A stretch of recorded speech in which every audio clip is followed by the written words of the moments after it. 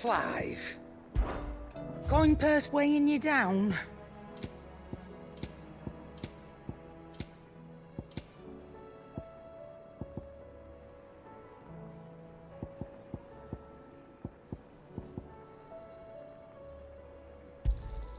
You're rubbing me blind, you know. It'd better all be here. You're rubbing me blind, you know. It'd better all be here. You'll not find a better price than that.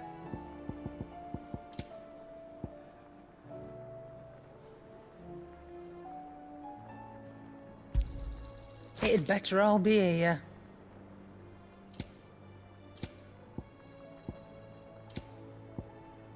Come again. Or don't. I'm not much bothered either way.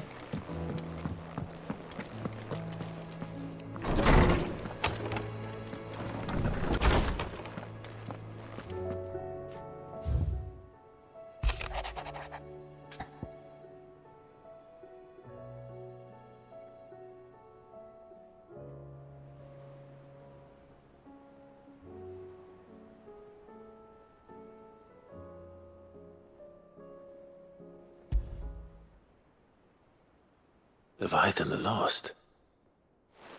But why now? After all this time? Why, what now? Oh, I'm not sure you'd believe me if I told you. After all we've been through. I doubt there's anything that could surprise me at this point. All right then. Rouse Joshua and meet me in the mess. We'll talk there.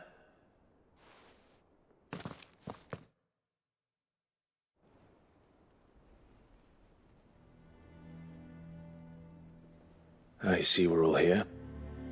So, what is it this time? I'm not sure yet. The letter delivered to my chambers omitted a few crucial details. Do we know its provenance? That was one of the details it omitted. But whoever the sender was, it seems the Dame held them in high enough regard to point them in our direction. The Dame? Well, she's not one to waste our time. It must be important. Important might be an understatement. If the letter is to be believed, Leviathan's dominant is in danger. And someone wants us to save him. Leviathan? So the Warden of Water has finally returned. What has it been? 100 years? More. The Lost moniker dates back at least that long. Even our venerable lawsman would not have been so much as a glint in his father's eye when last the mighty serpent brought his crushing waves to bear upon the realm. But why the gap? I know it can be a few years before a new dominant's born. But over a century? Should the dominant of Water's bloodline have been severed somehow, it could have prevented a new dominant from awakening. But if one has awakened now, he couldn't have chosen a worse time. Every nation in the realm has lost its dominant. If word gets out that there is still one to be had, they will stop at nothing to claim it for their own. And the twins will be at war again, just when humanity most needs to come together. Did the letter say anything else? Only that if I wish to know more, we must meet in person. And that the Veil can arrange a meeting. If nothing else, you can be certain it ain't a trap. Famous last words. I'm coming with you. As am I. Thank you. Both of you. And Otto? Yeah. I'll keep an eye on things here. Didn't fancy coming anyway. Thank you. I shall leave the Invincible in your capable hands.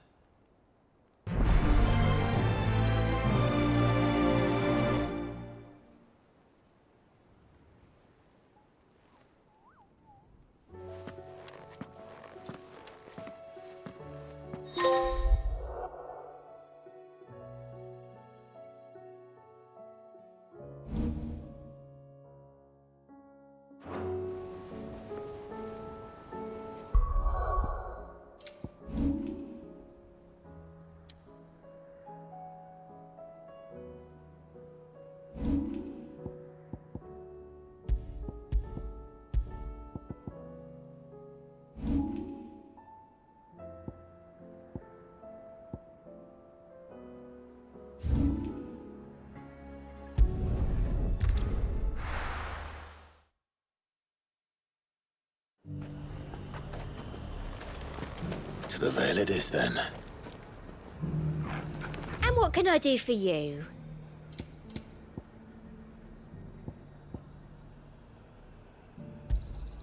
You've a keen eye. An excellent choice. I do like a customer who knows what he wants. You've a keen eye. I do like a customer who knows what he wants. An excellent choice.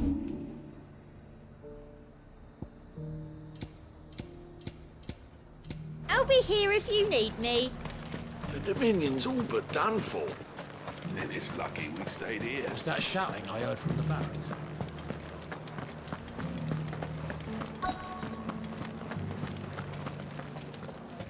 Do you think he was the only one who survived? Does it matter? He's the only one who came.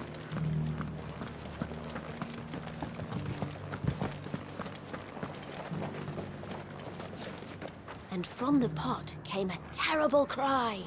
Give me an elixir! Give me an elixir! It's not only control of the garrison he wants, it's the whole of...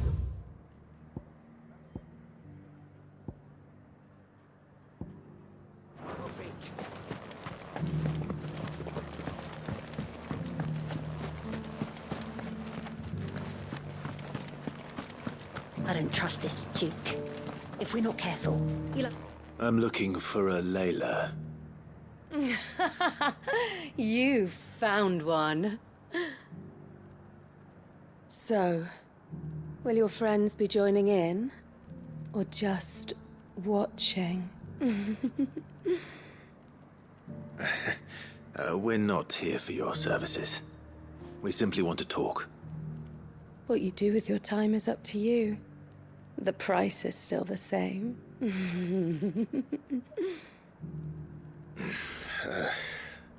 We're here about the letter.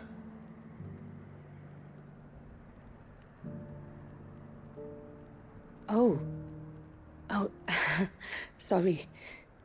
I suppose you'll be wanting to know who wrote it then. Among other things. Look, I'm just the messenger here. There's only so much I can tell you. Specifically? A location, north of town, on the shore of Isle of Feist Bay. There you'll find a tent, and the woman who can answer your questions. And that's all? Nothing else? Actually, one thing. There's more than flowers in the meadows these days. So keep that sword of yours to hand.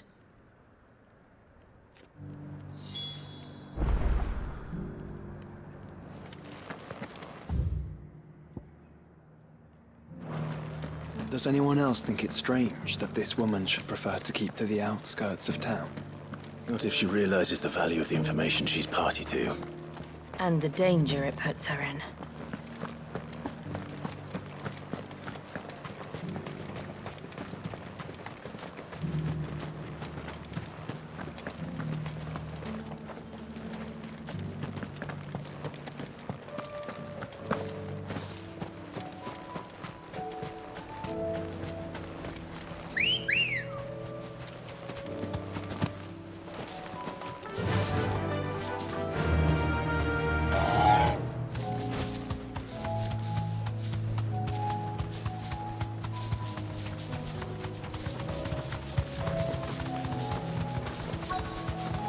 The tent is where Layla said it would be. Yes, but who awaits us inside?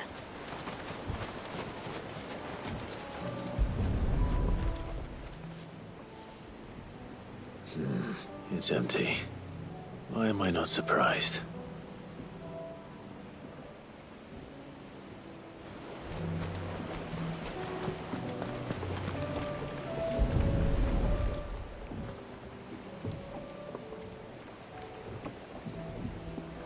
A boat. No prizes for guessing who that belongs to.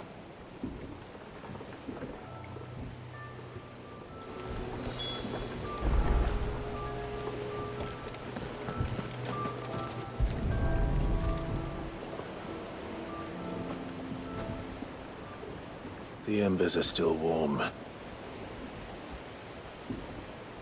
So you're Sid.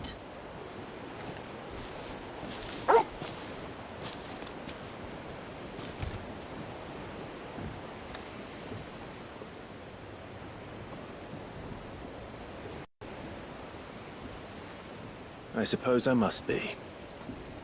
Which means you have me at a disadvantage. Apologies. I am Shula, tributary of Mysidia, final haven of the Moats of Water. The Moats of Water. The very tribe into which it was believed Leviathan's dominant was born. A people notable for their sapphire eyes and ivory hair.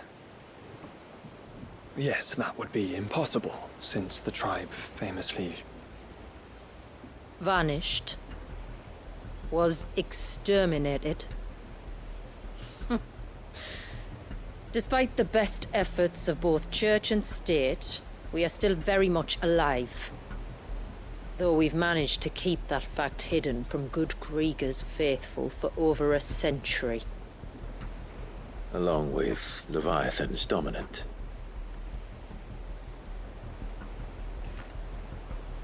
That wave out there. What do you know of it? The Surge. Only that it's been there a long time. Since the fall of Drake's Eye almost a century ago. Some claim the two are connected, but none can speak with any certainty. So in other words, you know nothing. Not that I'll hold it against you.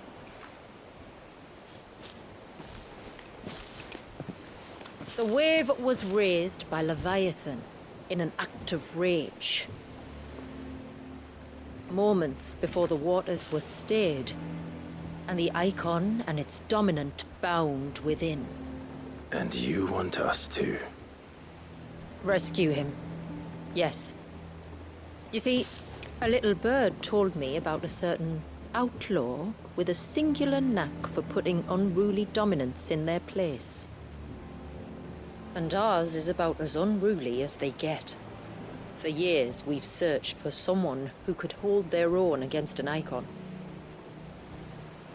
Someone just like you. So what do you say? Will you help us? What exactly did your dominant do to warrant this punishment? What did he do? He committed the greatest crime one of his kind can. He was born.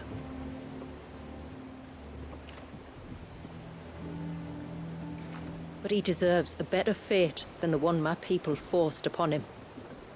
He deserves to be free. As do we all. Very well. Far-fetched though your tale may seem, something tells me you speak in earnest. So we will do what we can for your dominant. But first, you will tell us everything you know about him and the means of his imprisonment. I can do better than that. I can show you. Care to take a trip across the bay? My people await you there. Lead the way.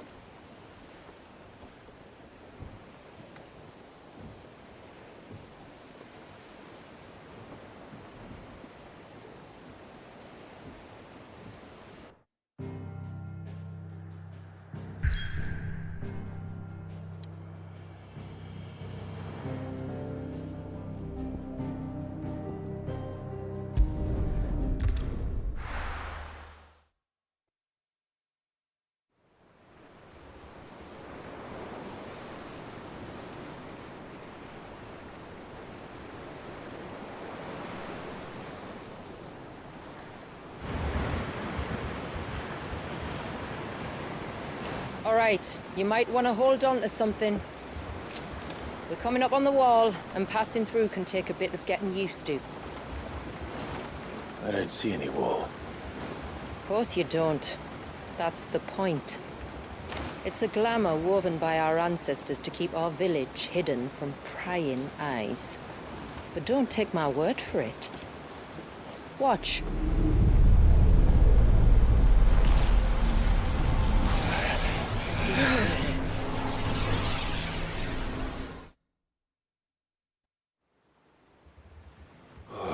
That was worse than a slug of Bacchus wine. Clive, the sky. It's blue, but how is that possible? You do know what a glamour is, don't you? Ours just happens to work both ways, and a good thing too. I wouldn't fancy staring at those sickly clouds every day.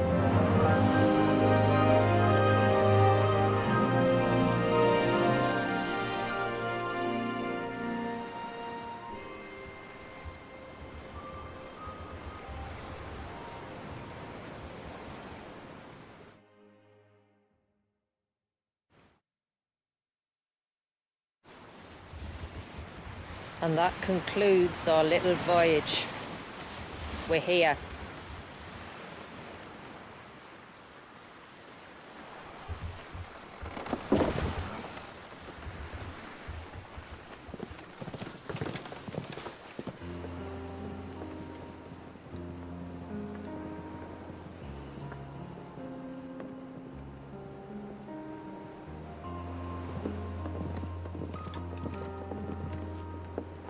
It's a long slog to the village, and a hard one.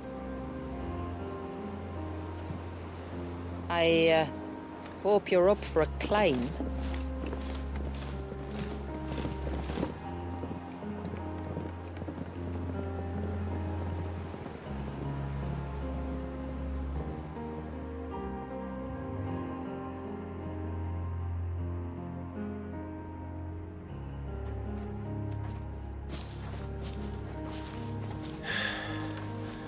Finally. What? You didn't think we'd arrived, did you? The village isn't up here. It's on the other side of the mountain. Of course it is.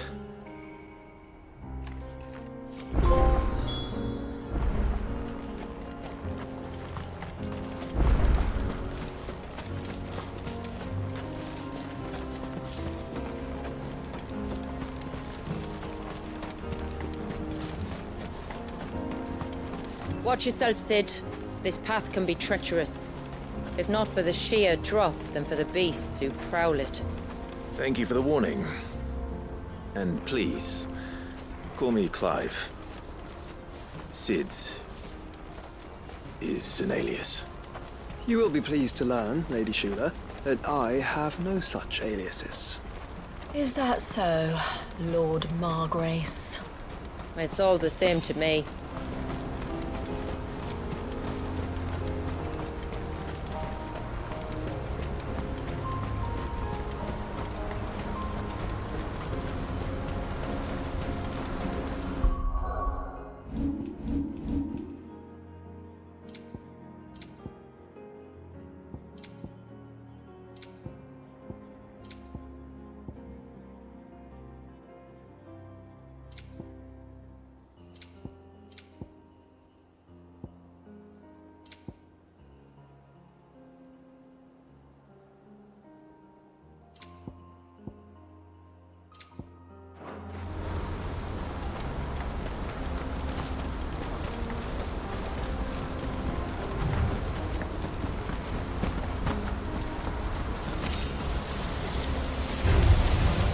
I was wondering when they'd pick up our scent.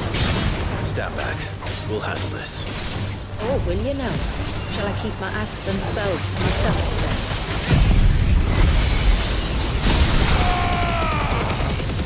It's over.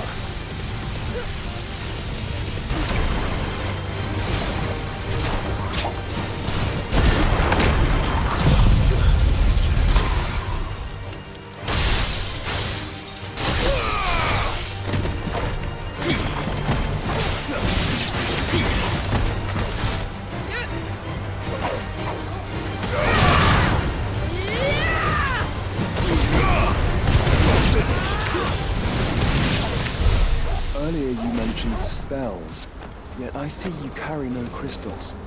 Since when did a bearer ever need crystals? But then, where is your brand? Waiting for me in Sunbreck, if I ever get careless. Then it's in for a long wait.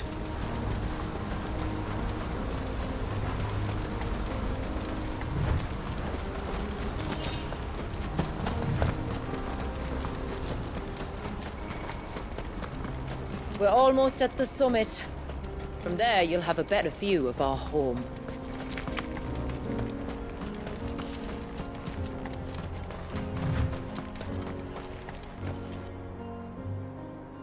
Few have ever set eyes on what I'm about to show you. Just so you know. This is not what I expected. Welcome, my friends, to Mysidia.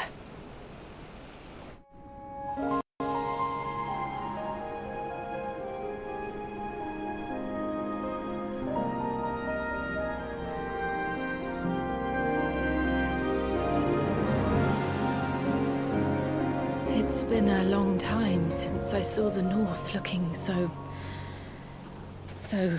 Alive. I'm sure you have plenty of questions, but it's been a long journey, and I expect we could all do with a rest. Our humble village is only a short way from here, if you'd care to accompany me. Let's get ourselves in front of a fire, and I'll tell you everything you need to know.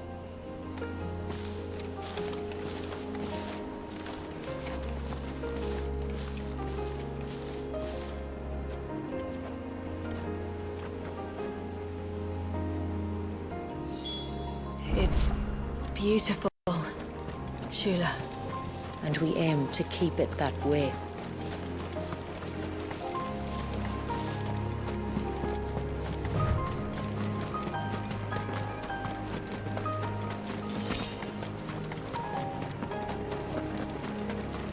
Are those stones glowing?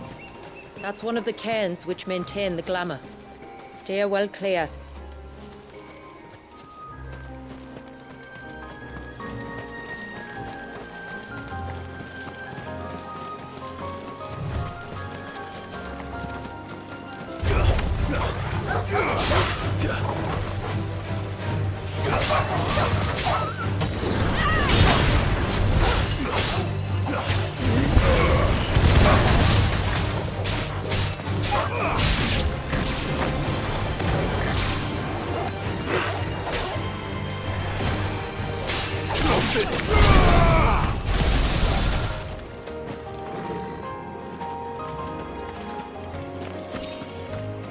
If the surge was an act of rage... One wonders what prompted it.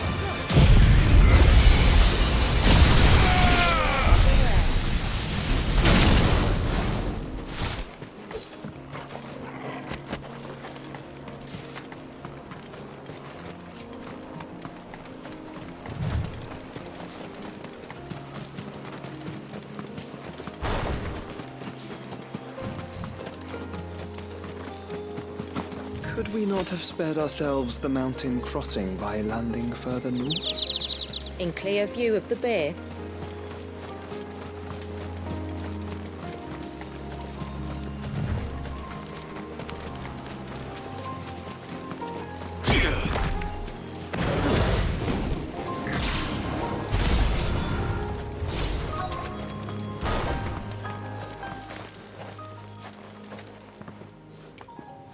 On evening tides. Does morning's light return? Open the gates! The tributary is home!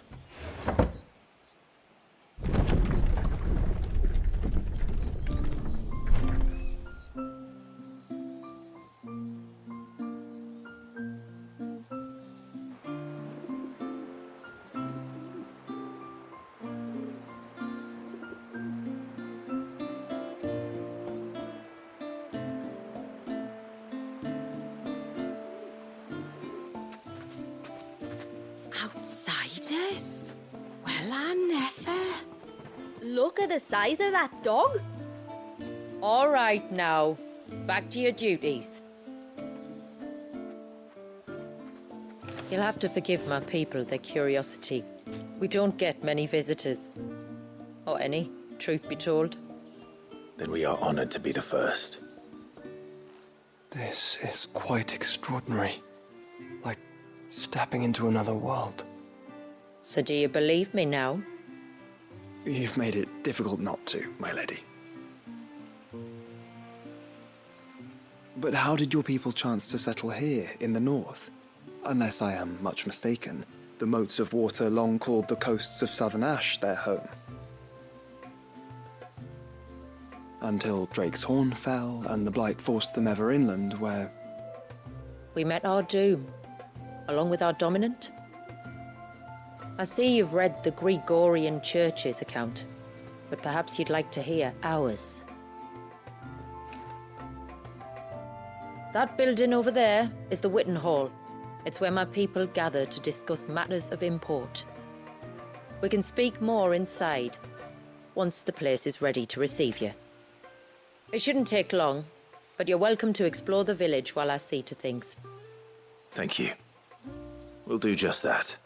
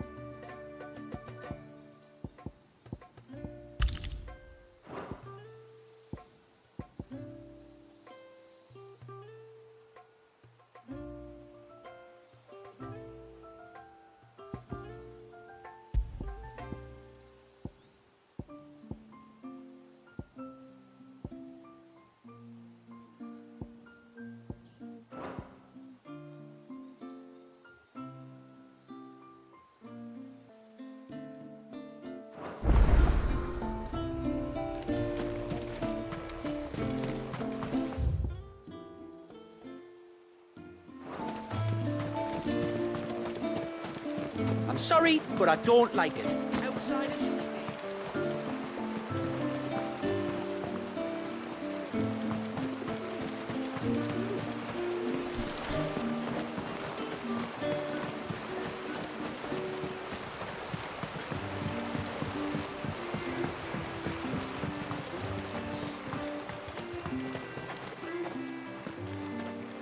Welcome to Haven. The tributary awaits you within the Witten Hall.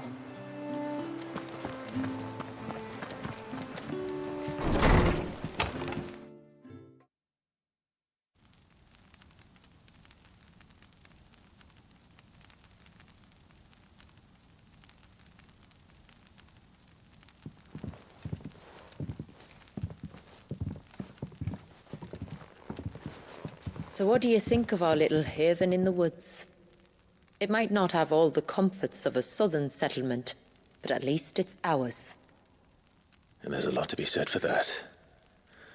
It can't have been easy keeping this place a secret. Not easy, no. We've dedicated our lives to maintaining the glamour that conceals us. Us and Walias. This man, Walias, is he Leviathan's dominant? That's right. Though he's no man, Walias is still a baby. A baby? Forgive me, but you said that the Dominant and his icon were bound inside the Surge almost a century ago. That would surely make him older still. It would, if he'd been allowed to age. But the spell robbed the poor bairn of even that. I'm sorry? Walias was the son of my great-grandfather. Leviathan awoke within him almost immediately. But instead of allowing the lad to live out his life as a valued member of the community, my ancestors sought to put his power to other uses. Sadly for them, the icons sensed their treachery and summoned a wave so large it would have swallowed the entire village if my ancestors hadn't stopped him. Then it is not the surge that binds the child, but time itself. Yes. Forgive me. I'm still not sure I understand. I'm not surprised. It isn't the easiest thing to explain. Which is why it might be better if I took you to see him. Show you exactly what he has to endure. That is why we came. Then let us be off. There's a road that leads north from the village. It'll take us right into the Surge.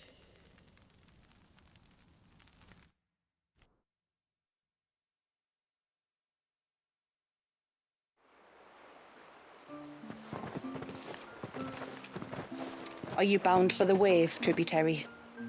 We are, Delina. Have you spread the word about our guests? I have. Everyone knows to treat them as family. You shouldn't have any trouble now, but just in case, I would have you accept this symbol of our people.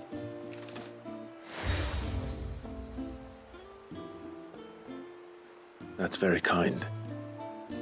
I look forward to meeting the family. The feeling's mutual. Should the tributary be indisposed, feel free to ask me any questions you might have regarding the village, and I'll do my best to answer. Thank you. We will. Then I bid you good tide.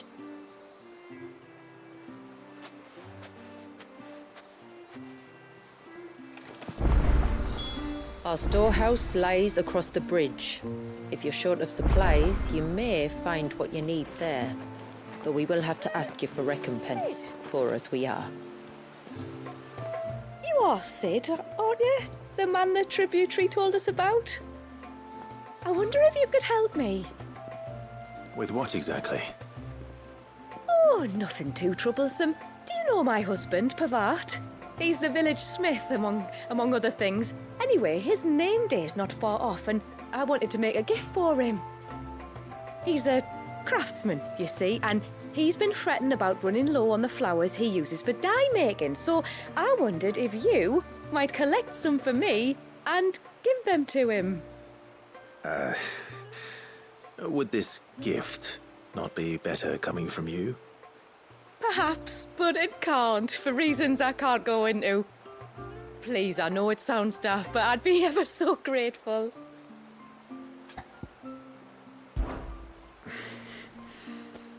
Fine. Which flowers does your husband need? The sweet little blue ones that grow around the fount. Elder's blessings, they're called. We use them to dye our fabrics so we always feel close to water like they are. You don't need to go to the trouble of picking them yourself, though. Just speak to the field hands and ask them to share their harvest with you. 2 basketfuls should be enough for my husband to be getting on with. 2 basketfuls it is.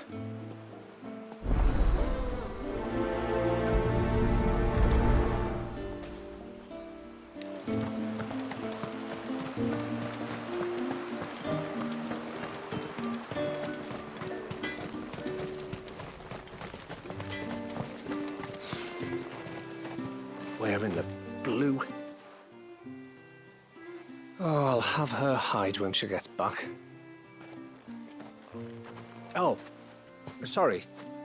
I was leagues away. How can I help you? If you're after something from the storehouse, it's actually my wife you'll want to talk to. She will have to charge you for the goods, though. Not that we'd fleece you or anything.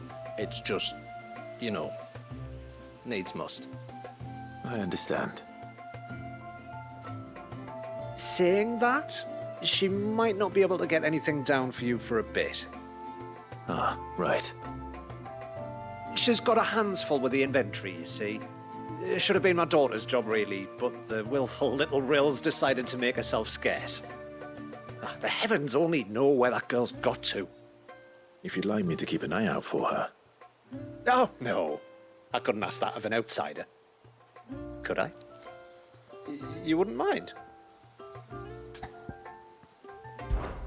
Of course not. She won't have gone far, will she? I hope not. But I've scoured the entire village for her and come up empty-handed. Can't help thinking she might have gone on another one of her little adventures. Ah, a free spirit, is she? Aye, that she is. Can't get her to sit still, especially once she heard you lot were on your way. Outsiders! You should have seen her little eyes light up. Oh, if she wanted to watch you arrive, she'd have made for the low gate where you first came in. The guard there might have spotted her. Maybe you could ask him. Ruka, her name is. All right. I'll let you know if I find her. Try not to worry.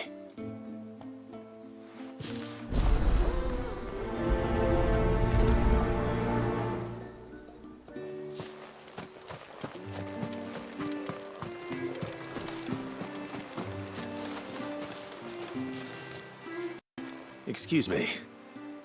I wonder, might you be able to spare a basket of Elder's blessings? Pavard's wife tasked me with collecting some for her husband, and suggested that I speak to you. Ah. Werda wants you to bless her better half with the fruits of our labour, does she? Go on then. Give the old fool something to squirm about. I'm sorry. Ah, don't worry about it. An old fool Pavard may be, but if you come bearing gifts, he's not fool enough to turn you away. I'm glad to hear it. Thank you.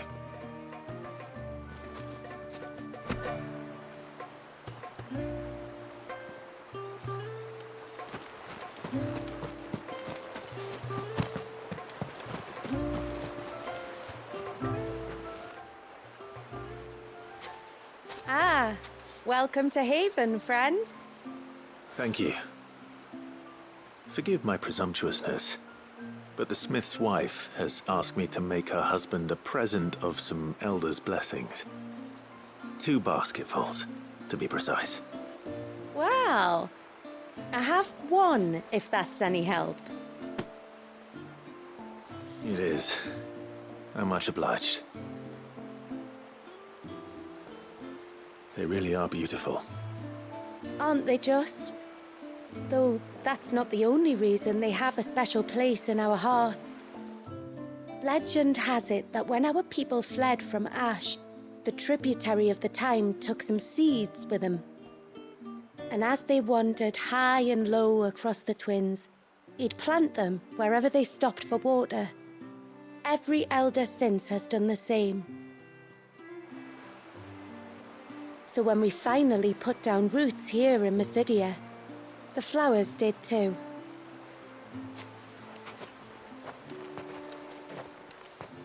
Well, that's 2 basketfuls.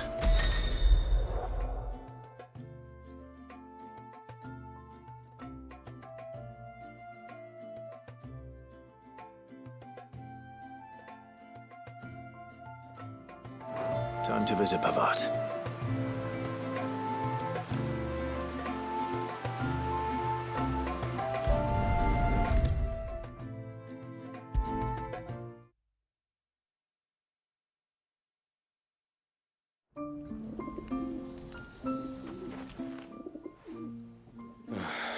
What do you want? Your wife asked me to bring you these flowers.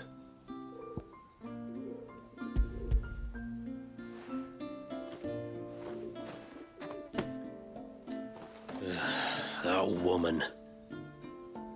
Come out. I know you're there. Who? Me?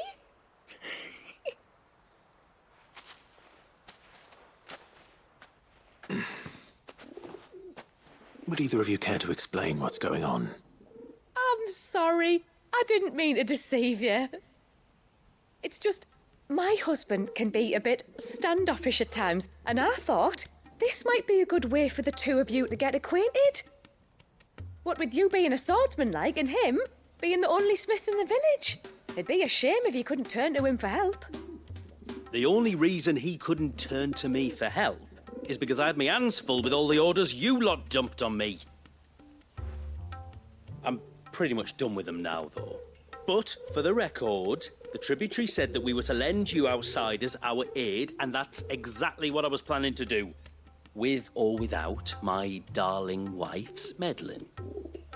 Still, here we are. Acquainted. So, if there's out you need, just bring us the materials, all right? All right. All right, then. And tar for the flowers. I was running low. You use them for dyeing, I hear. Aye. Crush the petals and it makes a fine and lasting blue. We use it to stain the cloth for our tunics and pennons. A reminder's where we come from, like. As modes of water. Children of the sea. That's right. The pattern, too, was left by our ancestors. The Ceaseless Rill, it's called. It symbolizes the river of our tribe, with the strength of Leviathan running through it. And no matter how that river has ebbed and flowed, changed its course, the flowers have always been with us, growing on our banks. I should get back to work. If you need something crafting, let me know. I will. It was a pleasure to meet you. Wasn't it just?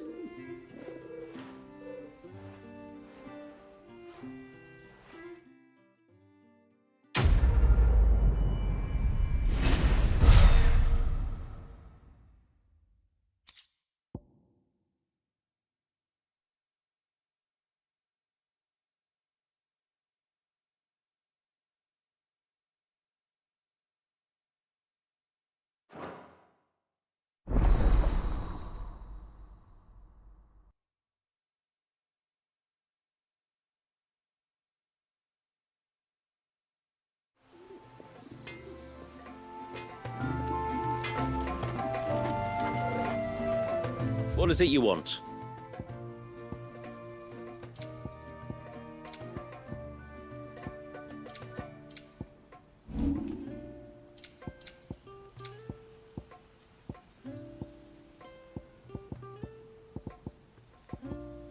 A good tide to you.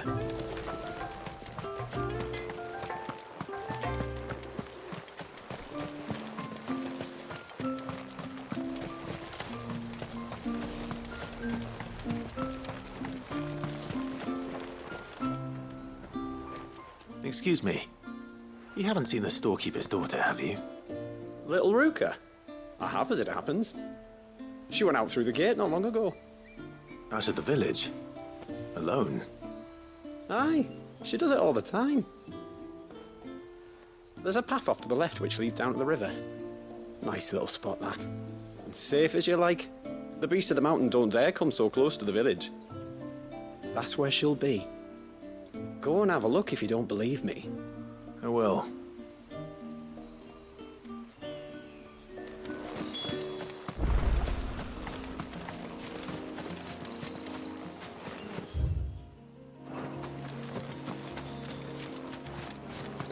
This must be the path.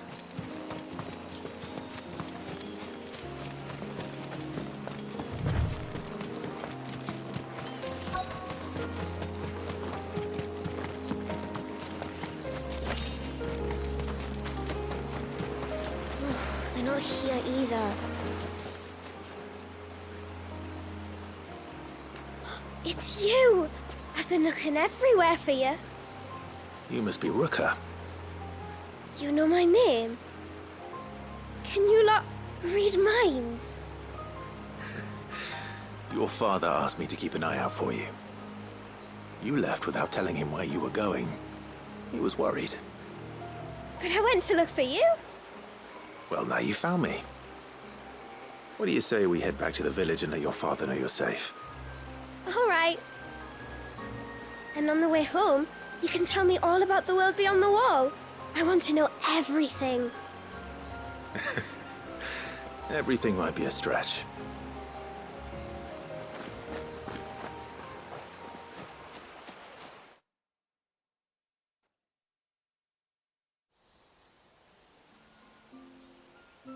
Thank you for bringing her home.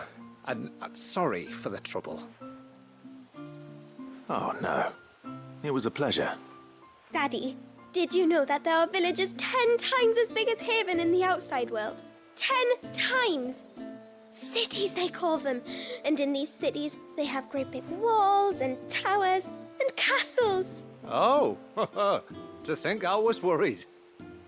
You can tell me all about the outside world later, Sweet Pea. Now go and help your mum with the stores.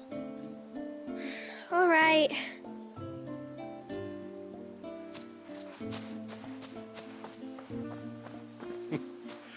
Thanks for putting up with her questions. She, has a lot of them. One of the big ones being, what are the people beyond the wall like? Reckon you've made a good first impression. Are we the only ones she's ever met? That you are. The rest of the world can't know we're here, so we'll have to be very careful who we're letting in and out. A few of us might make the occasional trip to shore for supplies, but for the most part, we'll make do with what we've got, including what the old Northerners left us. Yes. You built on top of the old ruins, didn't you? Well, they make for fine foundations. Their masons clearly knew what they were doing. That's one thing we don't have to worry about. Oh, it's everything else that's the problem. Medicines, metals for tool making, anything like that. We have to dress up as traveling merchants and make a trip to the outside and pray to every cloud in the heavens that nobody sees through us. Which explains why you need Gil. Aye. And now Ruka's back, my wife should be free to assist you with any potential purchases. So please, do make good use of our stores, because we fully intend to make good use of your coin. I'll be sure to keep my purse strings loose.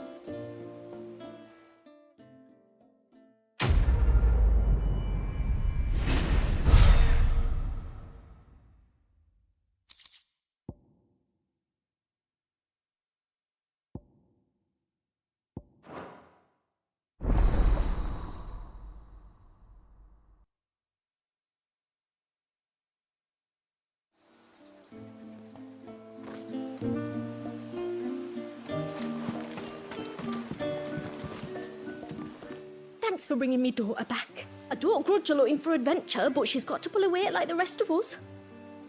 Anyway, Now we've got the inventory done, I can attend to my own tasks, like seeing to our visitors' needs. So, was the route you wanted? When you've decided what you want, just let me know. Here you are.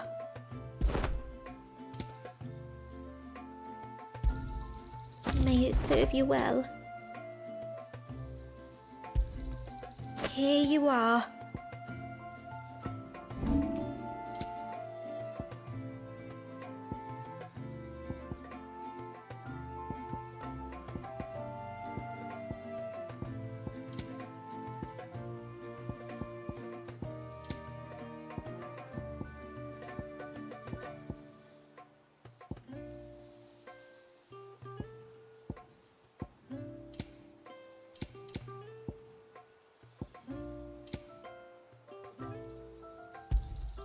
Anything else? Then I bid you good tide. What do you think the tributary sees in those outsiders?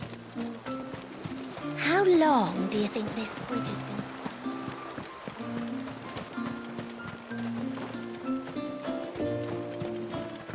stuck? Suddenly, there were curves everywhere.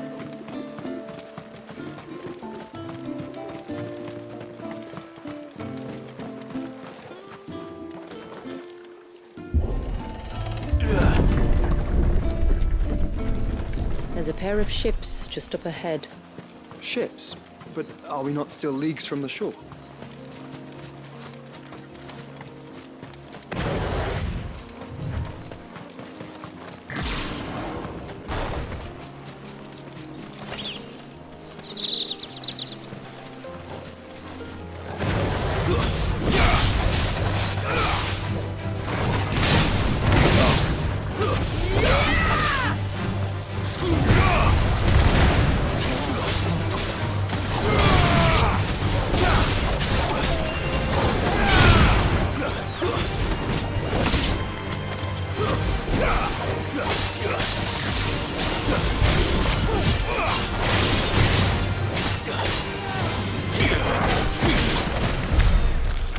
The quickest route to the surge is due east, past the second galley. Shula, how did these ships come to be here? What do you imagine happens when an icon of water gets angry? Brother, did you have to ask? Farewell!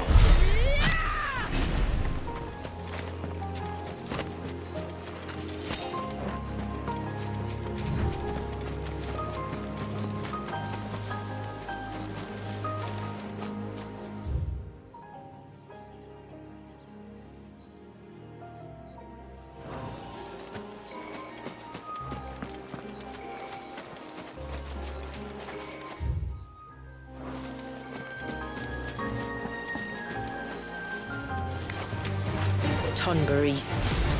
Foul creatures consumed by their hatred for everyone and everything.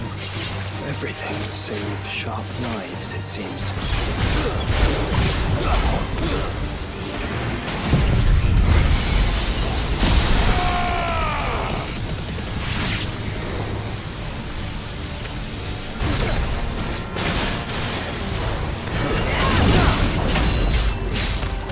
It's over!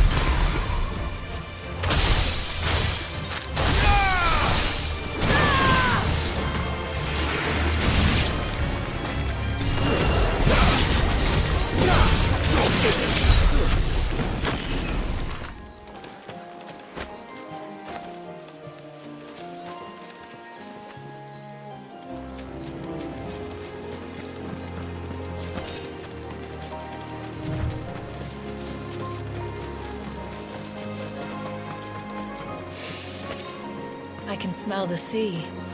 It's not far now.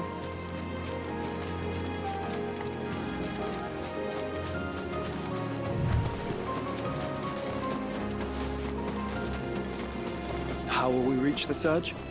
We'll follow the coastline north. There's a bridge that'll take us across to the cape.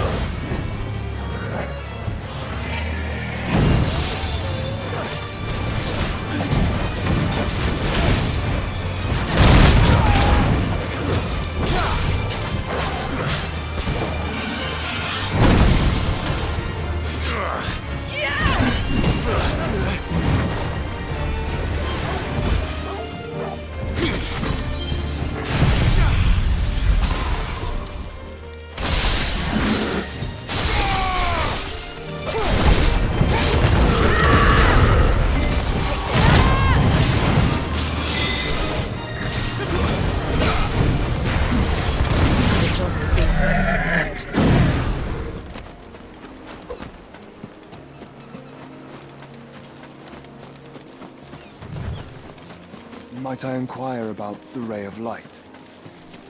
It's what prevents the surge from being reclaimed by the sea.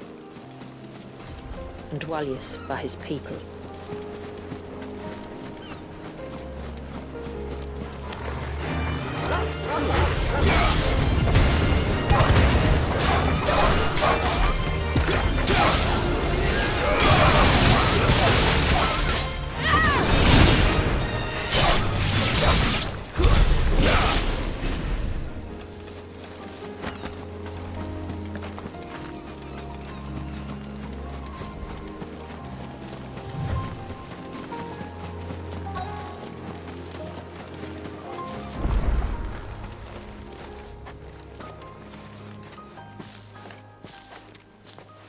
You said before that the child is bound within the surge. But you've yet to tell us how we're meant to reach him. I trust we won't have to hold our breath. No. The surge wraps around the cape without engulfing it. If we continue to its tip, there is a path down to the seabed. And the wave's origin. All right. It won't be the first dominant we've met at the bottom of the ocean.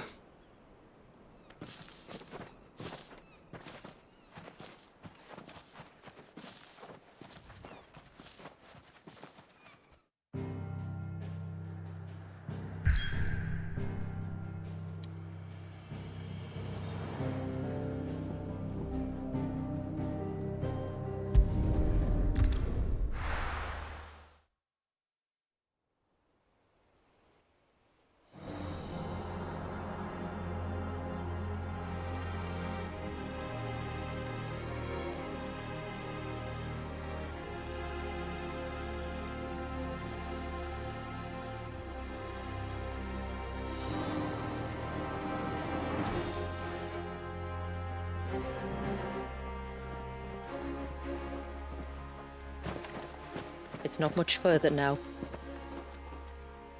The path seems well kept. Do you and the villagers often come this way? Only me. Once every new moon without fail. It is my duty both as village elder and Walius's descendant. But surely no one blames you for what happened. Why should you bear the responsibility alone? You misunderstand. I do it because I want to. To show him that he isn't alone, and that there are still some of us who would see an end to his suffering. Suffering you will soon witness with your own eyes.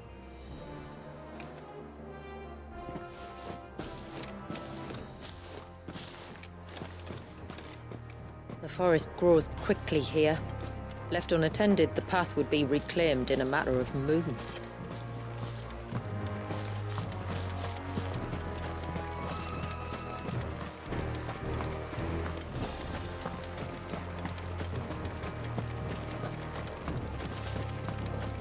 Does the light point the way to the child? It does indeed.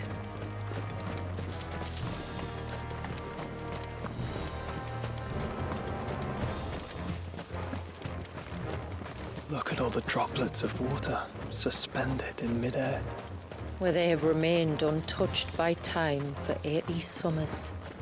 It's not right. No. It's not.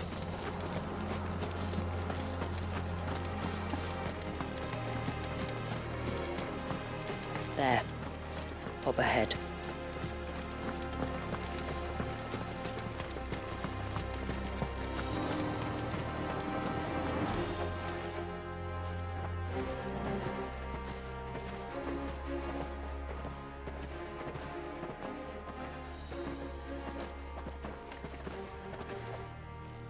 Down in the center. Follow me.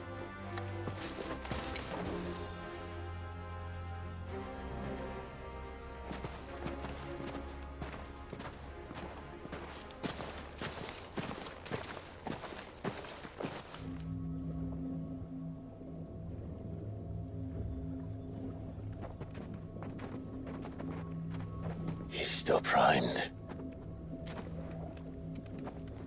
I'll never forget my first priming. The fear.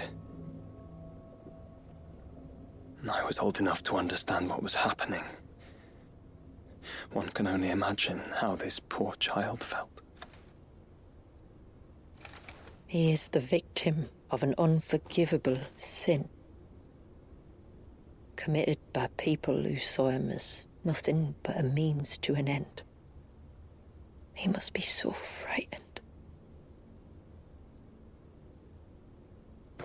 Then I'll ease his burden. You don't mean? I'm not going to hurt him. Contrary to the tales, I don't go around killing dominants for no reason. What if I told you there was a way to remove Walius's icon? I tell you, you were a madman. It's hard to believe, I know. But it can be done. Though, it isn't without its risks. Part of the icon remains no matter what. So, it might still come to violence. I don't know. It depends on the dominant. I've seen things end well, and I've seen things spiral out of control. But I do know one thing. If we turn our backs on this child, there will be no end to his suffering. And I think that a worse fate than the alternative. Don't you?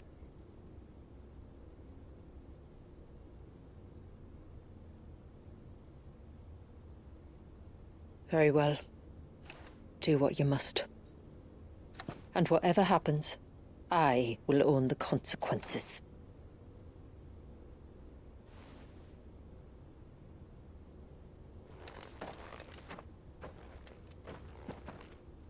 Don't be afraid, little one.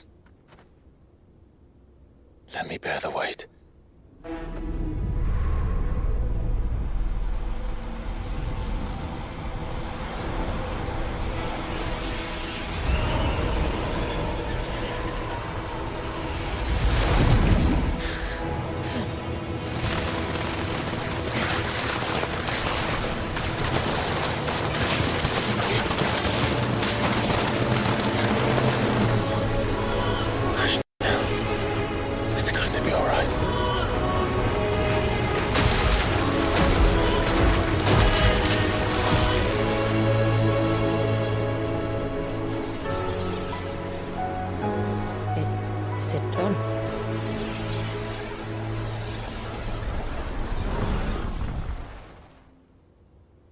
I think so. I can feel the icon inside me. But something's wrong.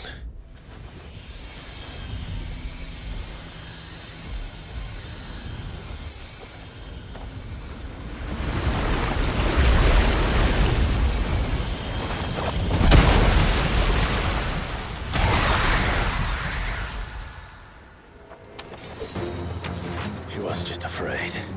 He was angry. All right. Let's see what you've given me.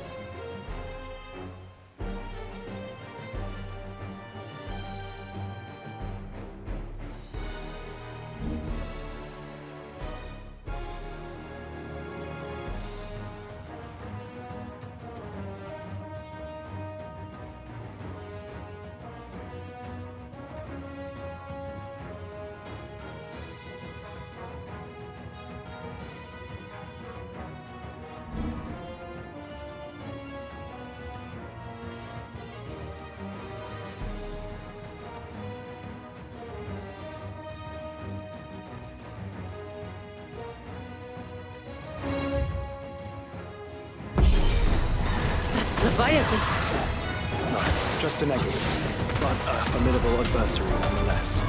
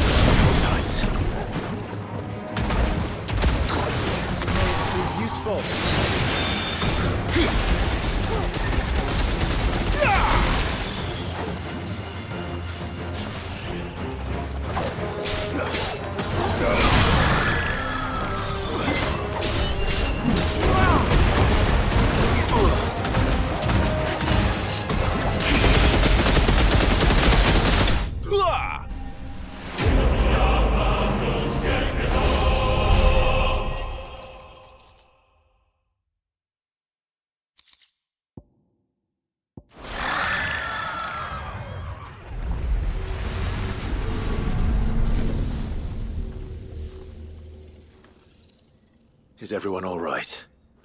He seems calmer now. You said Walius was frozen in time. But he knew we were here. How? I don't know. He's never reacted to anything or anyone. Until now. The child has been bound for nigh on a century. If he has been conscious from the first, we must remove the seal at once. It's not that simple. I wish it were, but... there's more to this tale. It would be better if I explained back at the village. I see. Then let's return before it gets dark.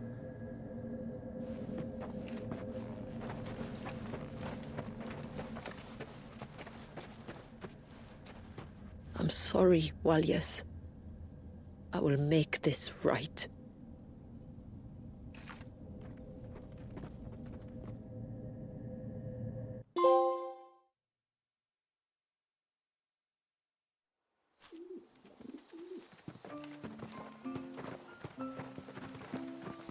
So, part of Leviathan is inside you now, is it? Does it hurt? No. Not anymore, anyway. Good. Because I still have need of your strength. If you want to know the rest, we should head to the Witten Hall. Of course.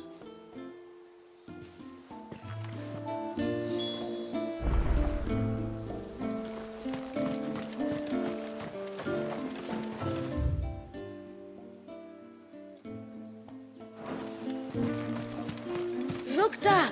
The tree's back. Do you think the same?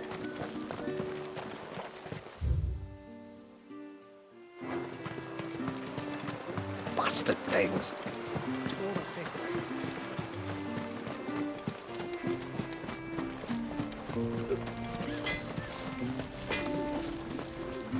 What is it you want?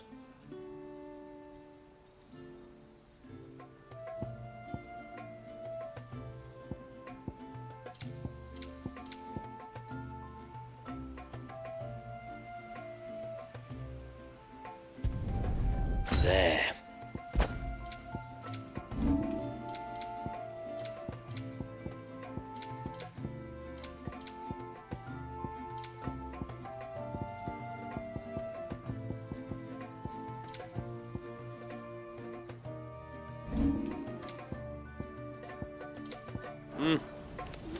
No sign of the child.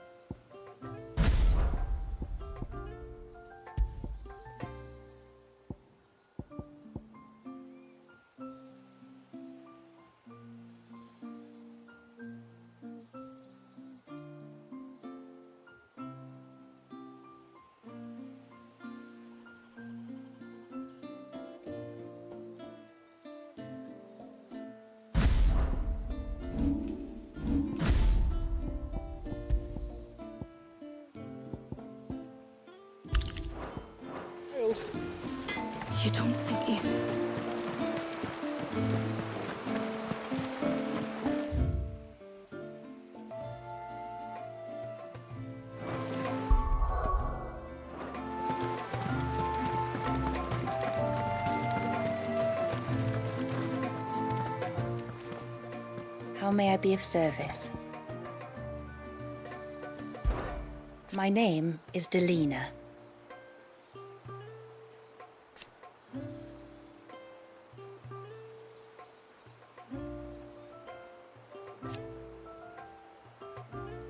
By way of example,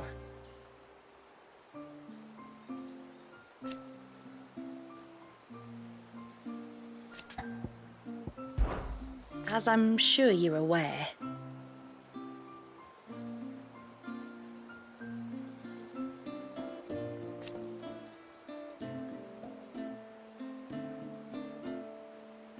the secret of the spell itself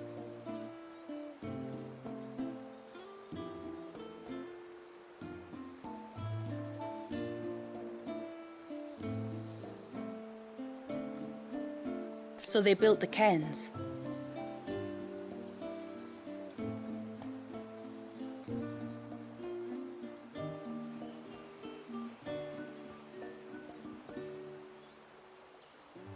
And thus we hid ourselves away.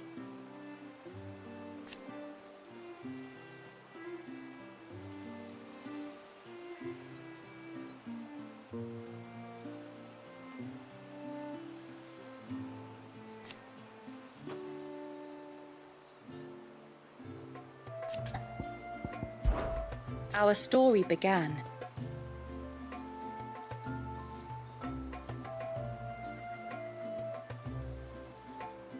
after the fall of Drake's Horn.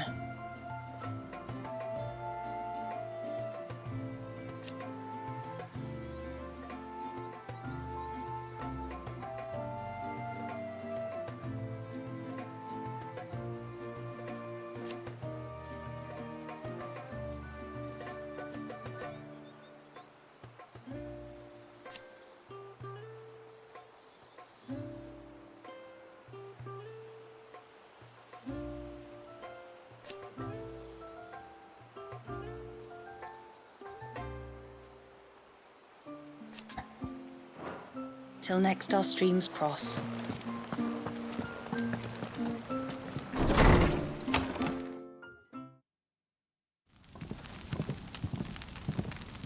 To understand the spell which binds Walyas, you must first know who we are, and what drove my forebears to commit such an atrocity. This tapestry is our story, the one that brought us here. After generations of wandering, my people sought refuge in northeastern Storm, some 170 years ago. But in exchange for our safety, the Gregorian Church demanded we renounce our faith and branded us heretics when we could not. To be exterminated, as a lesson to others. And so was it chronicled in the Imperial histories. For anything less would have made the Church seem weak. Yet a handful survived. The few who did fled north and west, and in doing so discovered two things that would forever shape our fates. The first was an old legend, revealing how to make your very own Mother Crystal. I've heard that one before. Yes, yet it gave them new hope, however false. Our ancestors convinced themselves that they could recreate the divine if they could only find a strong enough heart. A living being capable of channeling torrents of ether. And the heavens provided. A dominant Walyas. They'd stumbled across a nostrum in an ancient ruin, which they believed could provoke a sudden outpouring of a creature's ether. They meant to enrage his icon. Leviathan would have destroyed everything, had our people not made their second important discovery. A means to stop time itself. Where did they find that? The Northerners had no such magics, or they would have used them. When our ancestors first arrived, the land was uninhabited, save for an old witch who lived on the highest peak. Her body had been consumed by the curse, A cruel payment for her long years of service to the Northern Thanes. So desperate were they to prevent the fall of Drake's Eye, they'd forced her to devise a spell to stop time. But Drake's Eye did fall. It did. When she finally perfected the necessary magics, it was already too late. As punishment for her failure, the Thanes exiled her to this forsaken place to live out the few days she had left. Knowing her suffering, our ancestors cared for her as best they could, and in return, she gifted them her spell. That even though she should die, her legacy might live on.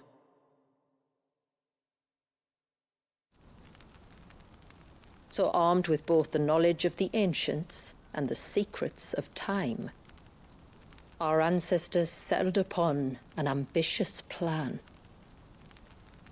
They would create a new Mother Crystal, and enchant it that it might endure for all eternity. Thus would our people's wandering, our suffering, finally end, and prosperity visit us once more. And all it would require was the sacrifice of a single child. A small price to pay, or so they believed. Another victim of man's blind reliance on the Mother Crystals. So we know the seal source. How do we break it and restore the flow of time? Do you recall the dome of light on top of the cliffs to the west? Inside lie the ruins of an old temple. It was there that the witch built the Vare, a conduit of sorts that channels her remaining ether into the surge. But it's been a long time since anyone set foot in the place. And now, there are others who claim it as their own. Then we shall go prepared for a fight. That said, it may be best if one of us stays behind. You think the village could be in danger? We saw the ether flow from Wallius in all directions, but only encountered a single familiar. There will be more. And should even one make its way here, I doubt the walls could hold it back for long. Then I shall stay. The Phoenix will see your people safe, tributary. You have my thanks. Very well. We should depart at once. I fear time may no longer be a luxury we can afford.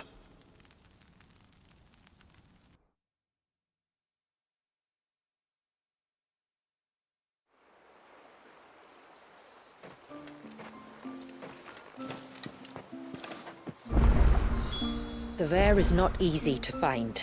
We must first head north, and then west, deeper into the forest.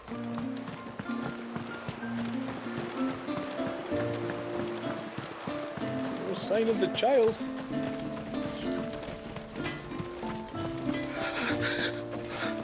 I can't. Just try to breathe. That's it. Is everything all right? Ah, you're the outsider. I'm Fannet, healer by trade. And this is Thalaos, one of my patients. He took ill not long after you arrived. Nothing too serious, I hope. I hope so too, but... But? This affliction, it's like nothing I've ever seen before. He complains of feeling chilled to the bone, but there's no fever to go with it. And my most powerful antalgic hasn't done a thing to ease the pain in his chest. I'm starting to wonder if his condition might require a different kind of treatment altogether. Shula said that you were here to help us. You couldn't help me, could you? I'd be happy to. If I can. You can, don't worry. All I need you to do is speak to Thalaos' son, Pavat, over at the forge, and ask if he knows what his father was up to before he came down sick. Something must have caused this, and I want to find out what. The trouble is, Thalaos' too weak to speak, and I can't leave his side for long. So while you talk to Pavat, I'll pay his wife word a quick visit, just in case she knows anything. All right.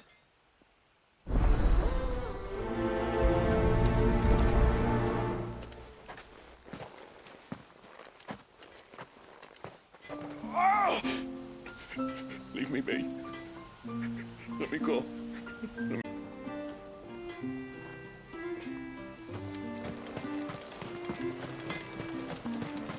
No sign of the child.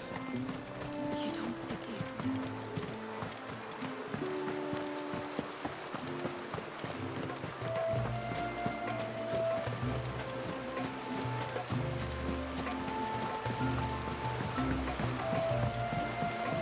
My lord, may I speak with you? There is a matter with which I would beg your aid. Of course, what is it? Please, not so loud. Something serious then? Yes. I think we might have company. I was passing by the low gate when I saw a figure moving among the trees up on the cloak. At first, I thought it must have been you or your brother, so I didn't say anything, but the more I think about it, the more certain I am that the figure looked familiar. And you're sure it wasn't one of the other villagers? Positive. I think it was someone from outside the wall who has found his way inside. Of course, it could just be my imagination playing tricks on me. I only caught a fleeting glimpse, and it might have been you or your brother. But if it is who I think it is, we cannot allow him to leave now that he knows we're here. Would you go and see? He won't try to hurt you, believe me. Given what lurks in the forest, the only one likely to get hurt is him. Very well. Whether the man you saw is who you believe him to be or not, we need to know. It may yet be someone else entirely. Someone who means your people, or my people, harm.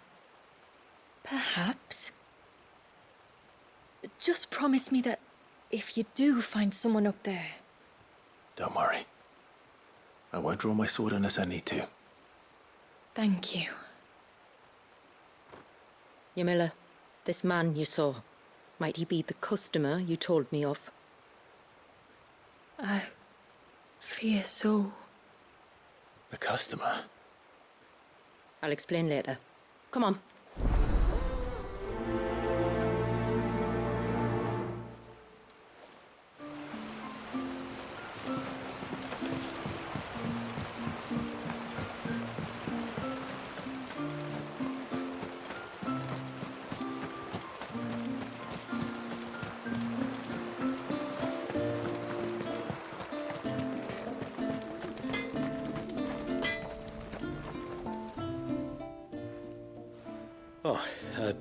Do you need something?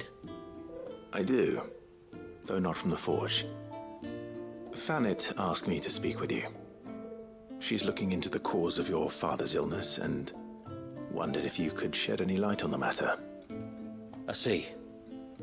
Sorry. She shouldn't have dragged you into this. It's no trouble, really. Tell me, did your father do anything out of the ordinary before he fell ill? Not that I know of. But then I hardly see him. He's always out and about, like. Well, at least he was. Suppose he might have been a bit more fidgety than usual, but apart from that... When you say out and about, where does he usually go? Just round the village. Wanders over to Blazier's place most days. He's a fisher who lives on the other side of the fount. They're old friends. Maybe he knows something I don't. Maybe. I'll go and speak with him. No sign of the child.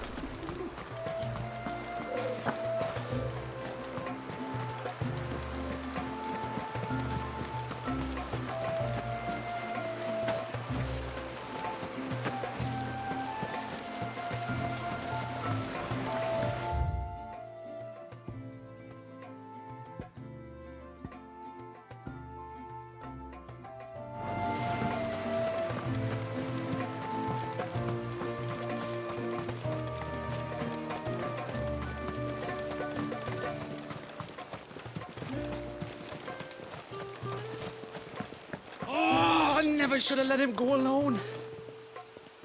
Ty, take me, what am I gonna do? You've got to help me. Shula said you were a force to be reckoned with, are you? Why do you ask? Hey? Oh, sorry, I should explain. My name's Kitav. I'm worried about a friend of mine. He went into the forest and he hasn't come back. Would you help me find him?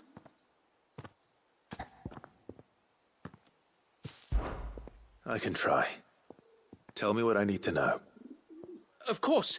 You know about the glamour our ancestors cast to keep this place hidden, right? Shula told us about it, yes. Right. So you know the cairns we use to maintain the spell? Well, it's me and my friend's job to maintain them. If it weren't for the likes of us, it would have faded years ago. So your friend went into the forest to visit one of these cairns? Aye, that's right. He said he was going down to Father's Fell.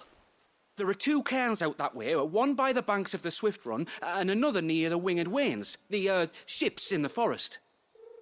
All right. How will I know this friend of yours? His name's Nassef. He's about my height, but clean-shaven. If you could track him down and see that he's come to no harm, I'd be much obliged. I'll search the village, just in case anyone's seen him, and meet you back here. Very well.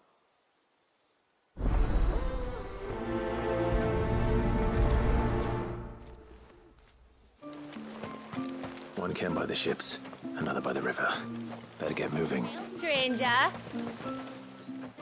you a rider by any chance? I am. What gave me away?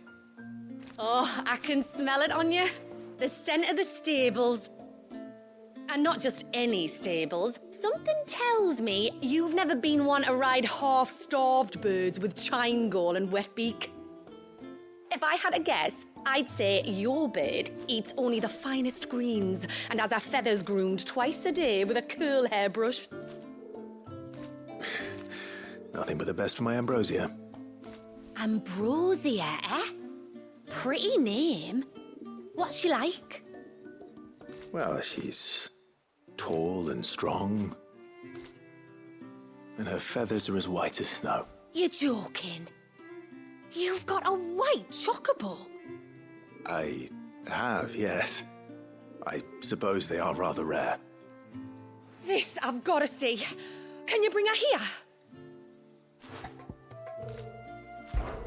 I would if I could, but I doubt Shula's skiff could hold her. Me dad's got a boat. And he's ferried chocobos before. You could get him to bring her. It'd be perfect timing and all. He's preparing for a trip beyond the wall as we speak. I'm sure he'd help you if you asked. He would. Well, I don't suppose it would hurt to have Ambrosia around. All right then. Where could I find your father? He'll be in the storehouse on the other side of the brook. Tell him Manda sent you.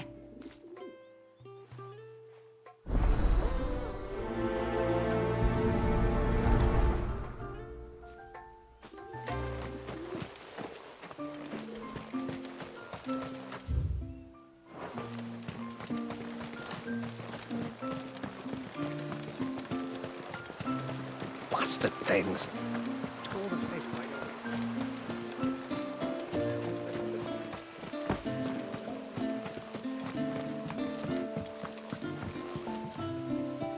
You one of the outsiders, then? I am. Shula invited me. Are you Manda's father? I am. Got you running errands for her already, has she? She's asked to see my chocobo, but I'd need your help and your boat to bring her here. Or you could just say no. Honestly, that girl and her birds, she'll be growing feathers soon enough. Well, truth be told, I didn't take the idea seriously at first. But thinking about it, it would make it easier to get around if I had Ambrosia here. Can you help? Well, if you're sure that's what you want. The tributary says we're to treat you lot as we would each other. So, if you need me to ferry your bird over, then that's what I'll do. Still, they don't take the water easily.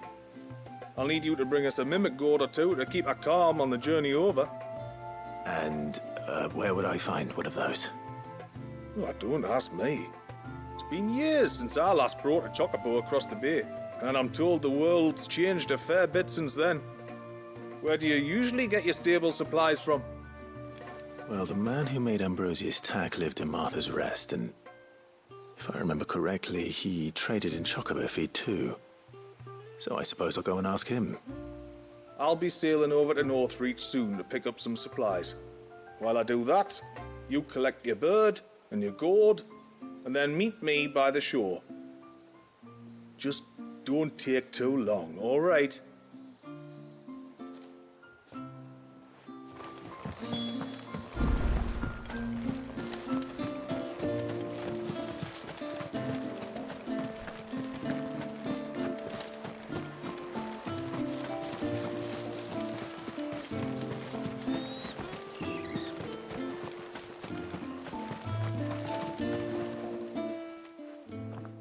Greetings, stranger. What can I do for you? Your name is Blazir, is it not? Pavad tells me you're a friend of his father's, and that the two of you may have spent some time together prior to his illness. His illness? Thalaos never been ill a day in his life. I don't know why he'd start now. Oh, Fanny doesn't know either. It was she who asked me to look into his recent behavior on the off chance it might explain how his condition arose. Oh, I suppose there was something that struck me as a bit odd. He kept asking about the woods. Did you see anything strange on your way back from the shore? Are you certain? Do you swear? That kind of thing. I didn't, of course. But he wouldn't let it go. It was like he was expecting something to happen. It was just a matter of when. Not that I know what, but he never told me anyway. Well, that certainly does sound unusual. And it might just be what Fanet is looking for. Thank you. I don't mention it. Oh, and when you say Thalaos, wish him the best from me, eh? Let's see what the healer makes of this. Almost time.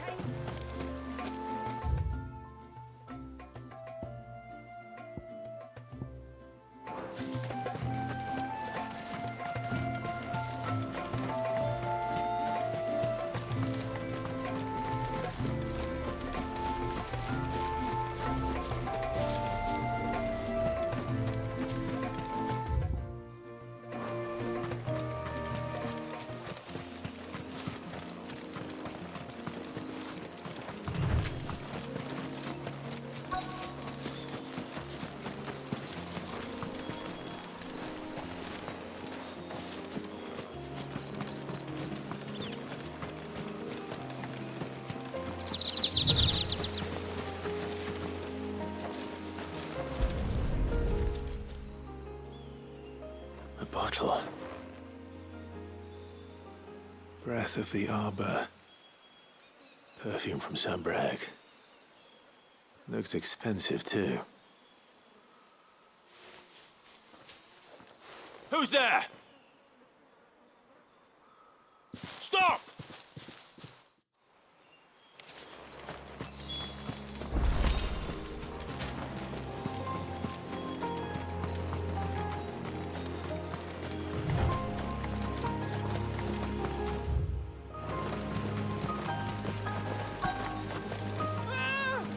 No! No! Hang on! I'm coming!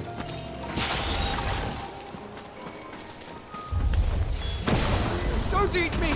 I'll give you gut rot, I swear! Stand back. I'll handle this.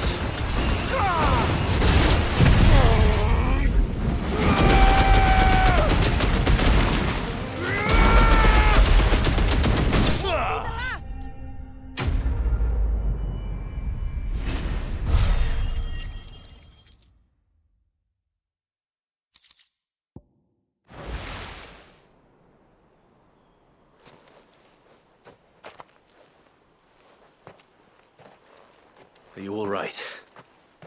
I'm more than all right. I'm saved! Oh, I could kiss you! Maybe you should introduce yourself first.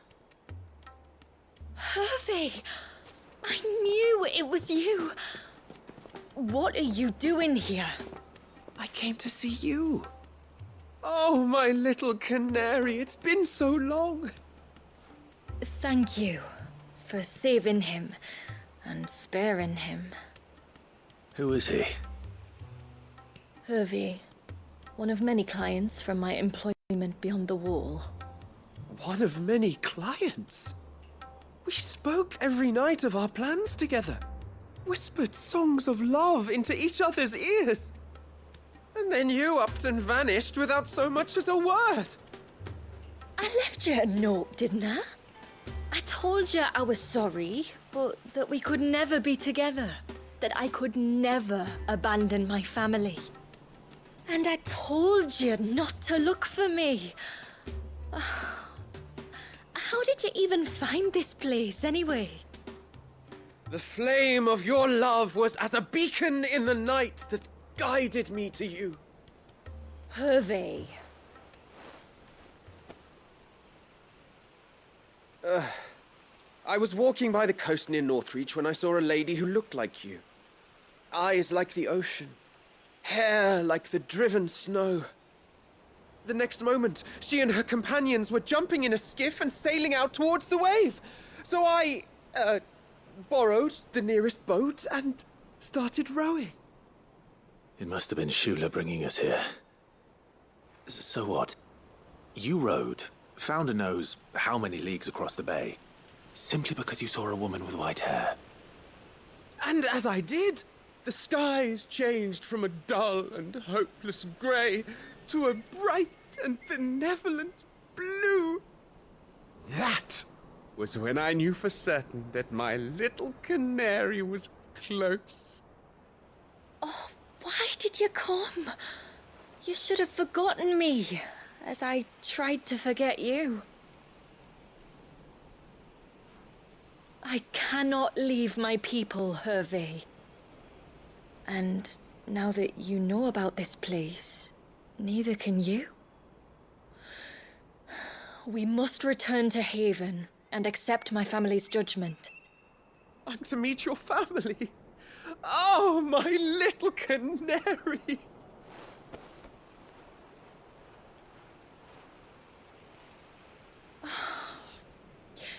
Please, come and see me later.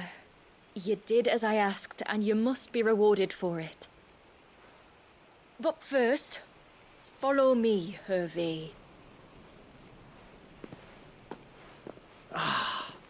To the end of the world and beyond.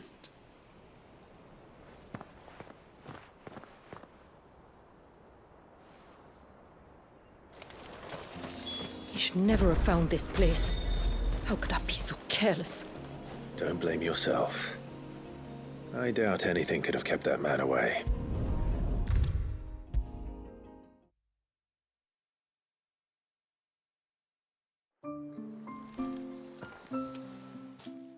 Forgive me. There's nothing to forgive. You two met at the Vale, I take it. When I worked there, yes. To earn the coin that my people need to survive. Though Mysidia is our sanctuary, there are certain necessities that it cannot provide. And for that reason, some of us seek employment beyond the wall. Yet few are the opportunities for followers of a strange faith in a strange land. And so you supported your family as best you could? I did. And I have never regretted it for a moment. I found a second family in the Vale. And in the Dame, a second mother. I also found Hervey. But our love could never be. I knew that if I revealed my secret to him, I would be putting my people in danger. But that if I did not, I would be living a lie, unable to return home. What will happen to him now? Since our people settled in Mysidia, uninvited visitors have been few and far between, but not unknown. Explorers, survivors of shipwrecks. None lasted long. I see. That was before my time, you understand? I've never had to make a decision like this before. Ymila, know that I do not blame you for any of this. It was me who decided to make the trip to shore. Me who exposed our secret. This was my mistake, and I shall bear the responsibility. Thank you, tributary. I only beg you to remember that Hervé means us no ill will. He's just a fool. A fool who loves me. I will take that into consideration. But yours is not the only voice I must listen to. The whole family must be consulted, and it may take time for me to arrive at my decision. I hope you understand. Of course, tributary. However long it takes. Come what may, I thank you, my lord, for bringing us back together.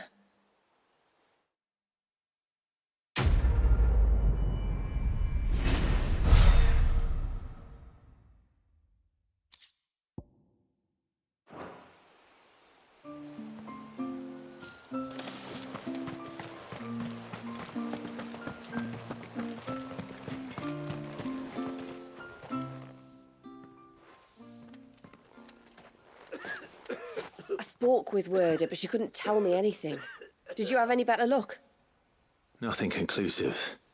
But there was one thing. Blazier, the fisherman, told me that Talor had taken a sudden interest in the forest of late. He kept asking him if he'd seen anything unusual there on his way back from the coast, but never let on what exactly he was expecting him to have seen.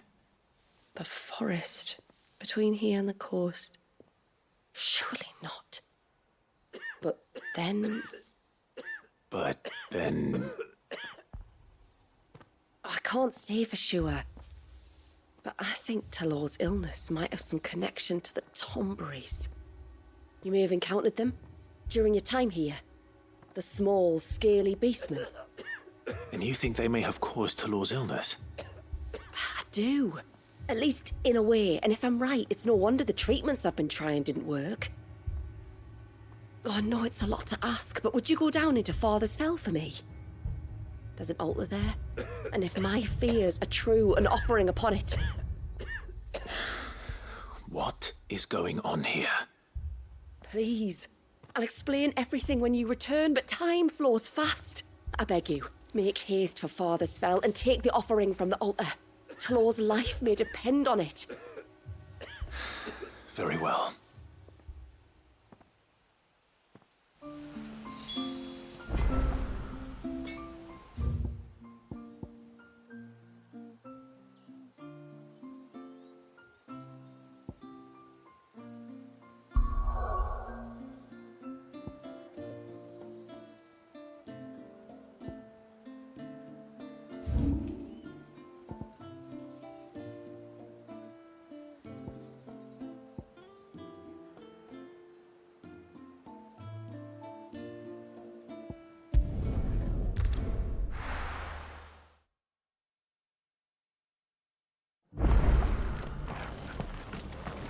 Inn's phone.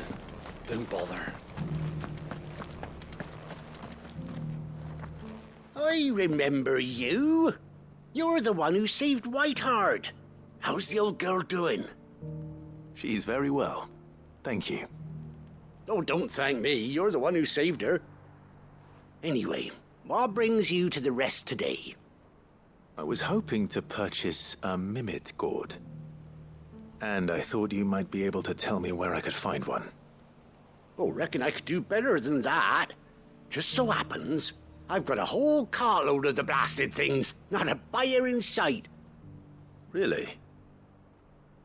Aye, you'd be doing me a favor taking a few off my hands before they turn to mush. But just be on the lookout for wild birds, eh? Don't want them chasing after you like they did me. I will. And thank you. Oh, you're very welcome. Any friend of Whiteheart is a friend of mine. And in times like these, friends have got to stick together. We certainly do. Northreach, then. Wouldn't want to keep Anders' father waiting.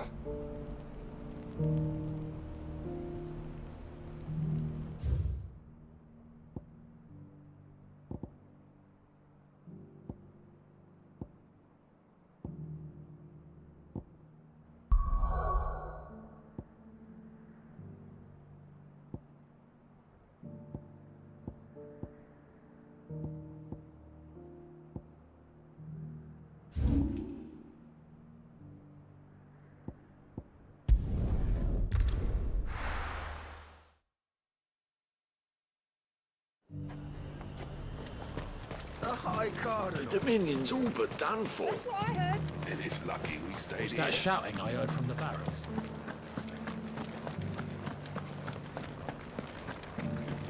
Do you think he was the only one who survived?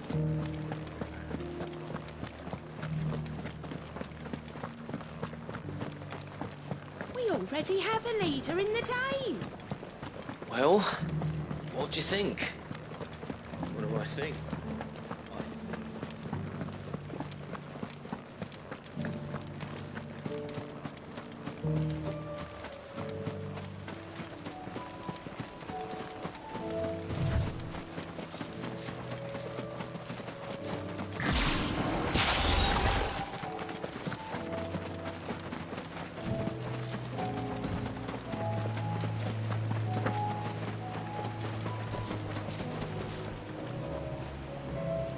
Ah, there you are.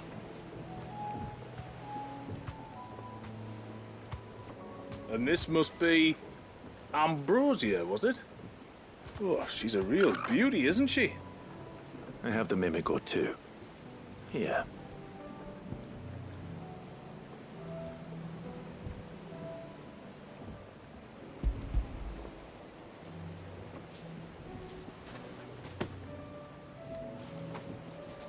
Thank you kindly.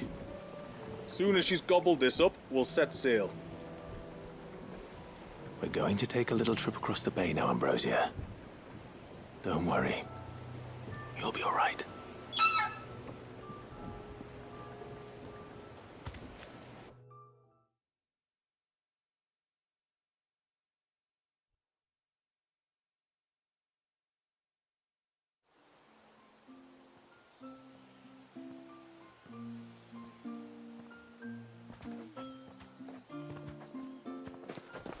Well, we made it. You didn't all? She is as white as snow. You're beautiful, aren't you, girl? Brave, too. She was calm as you like on the journey over. The mimic gourd will have played its part, of course, but passing through the walls enough to spook most birds even then. Not this one, though. Ambrosia's been through a lot.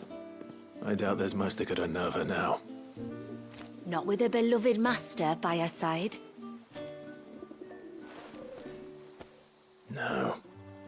It's you who looks after me, isn't it, girl?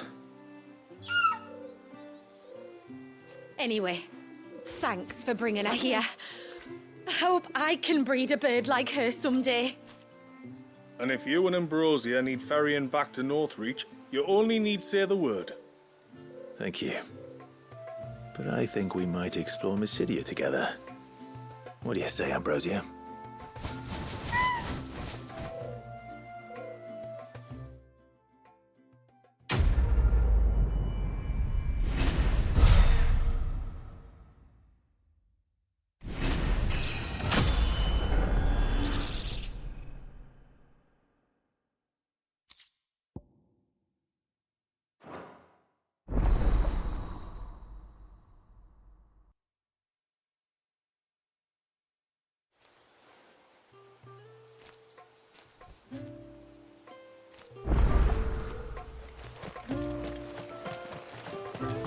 And once everyone left me in peace.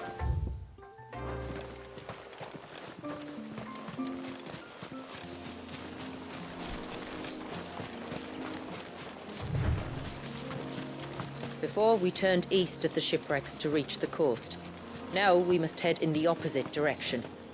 Left it is, then.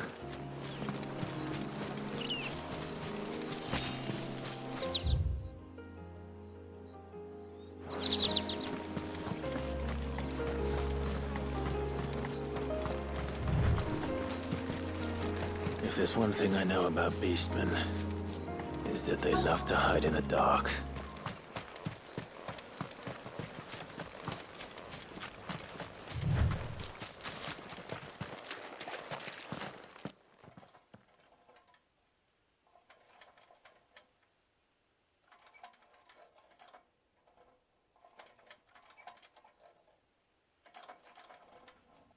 What are they up to? Some sort of ritual.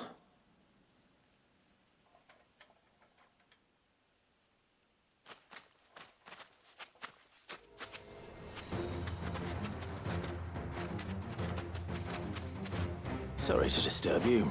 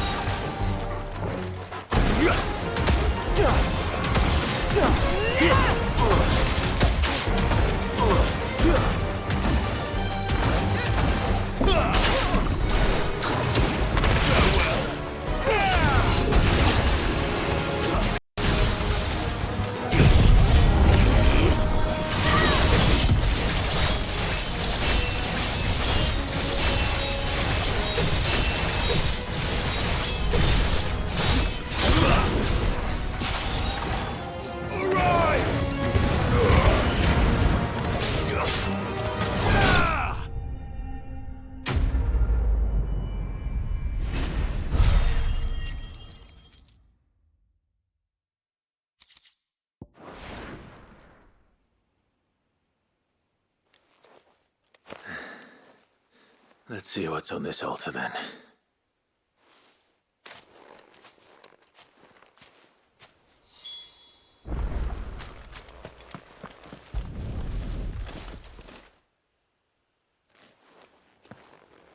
A silver chain. I doubt the Tonberry's made it. This must be what Fennec was talking about.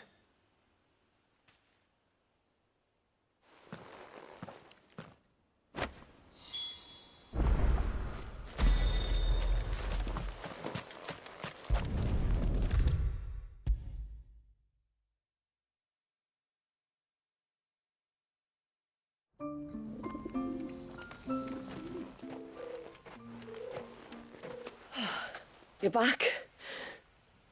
Well, did you find anything? I did. This silver chain. I knew it. Well, I'm still none the wiser. Forgive me. This chain. It's a Gregorian Maternoster.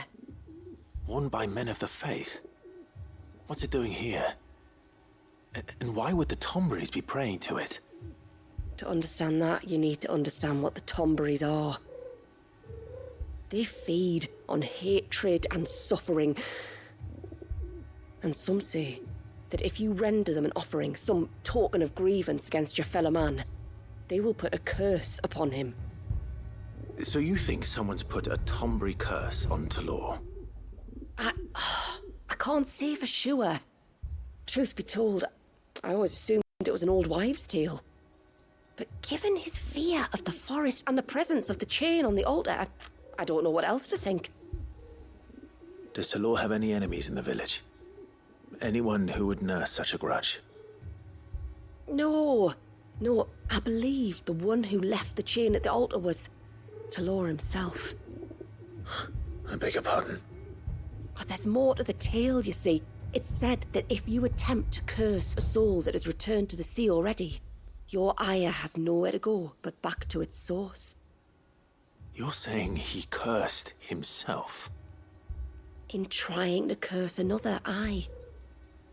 When my father was younger, he was one of the few permitted to venture beyond the wall on trading expeditions. He told us that when he journeyed to Sanbreque, he'd wear that chain to disguise his true beliefs, lest Grieger's faithful turn their cudgels on him. Did they ever catch him in his deception? Might that explain the ill will he bears someone? Not that he ever told me. Come now. Let's not waste time speculating about Thalaos' past. We need to focus on the present, and that means finding a way to break the curse. All right. If there's anything I can do to help, let me know. Thank you. I shall. Aye, and thanks for going to all this trouble. Here, it's not much, but I want you to have this. We call it an Adder Stone. It's a gatherer's charm. Reacts to certain rare minerals we use in crafting. Makes them ring out like a bell, stuff you'd have no chance of spotting otherwise. If you find anything, see that you bring it back to me. I can make you some decent gear with it. If you're interested, like. I am, thank you. And I'll be sure to pay you a visit. Until then, I wish your father a swift recovery.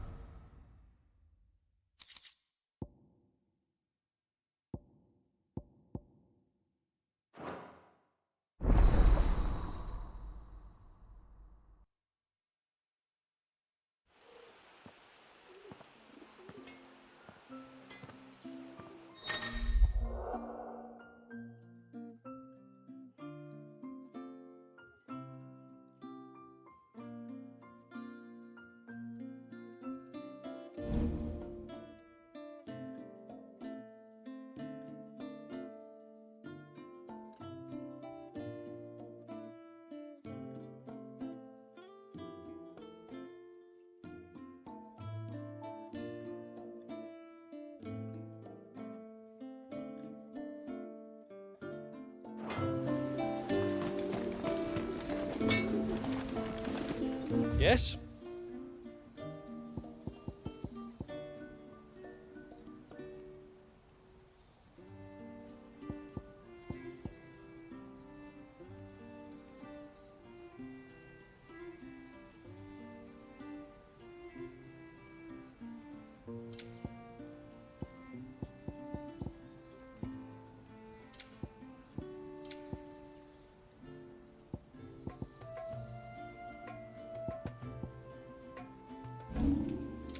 No sign of the child.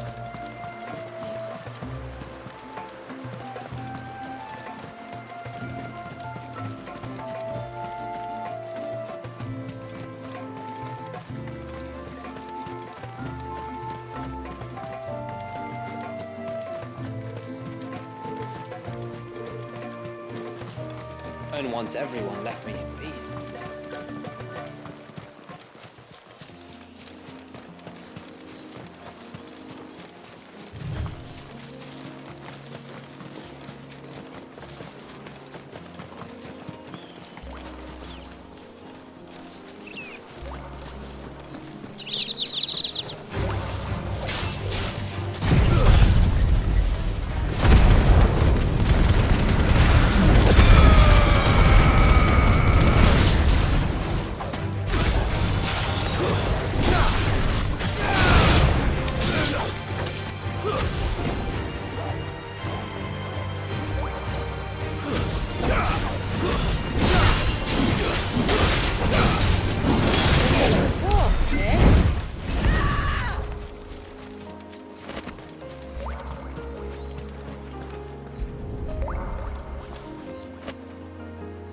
This is the mineral Pavar was talking about. The one that rings out like a bell.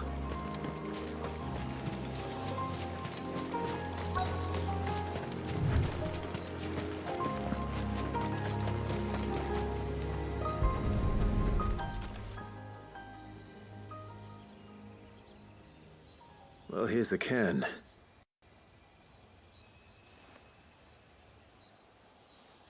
but no sign of Nasef. To the riverbank, then.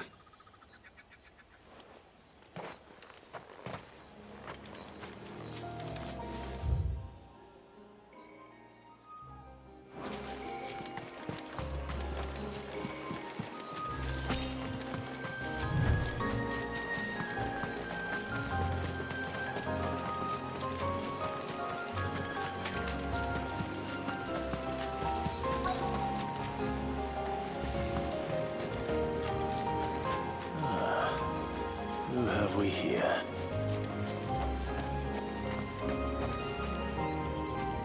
I'm looking for a man named Nasef. Aye, I know him. Takes care of the cans. Wait, you didn't think I was him, did you? Sorry, mate, I'm just out to gym myself a few ibexes. What do you want with the lad, anyway?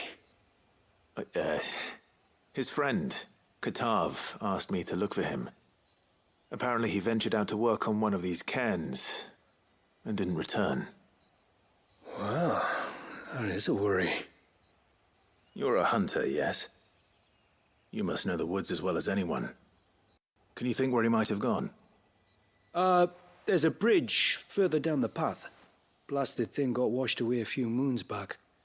Our carpenter only recently had time to rebuild it. But if I remember rightly, there is another cairn on the far side. Maybe he decided to visit that one while he was here. Maybe. It's worth a look, certainly. Thank you. Don't mention it. I'll keep an eye out too. Perhaps he just got delayed or something. Let's hope so.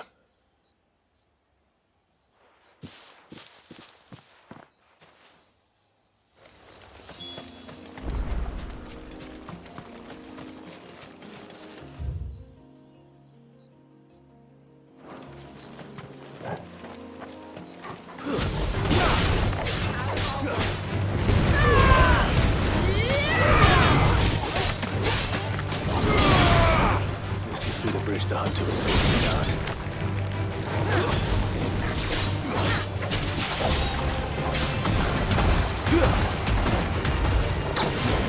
It's over.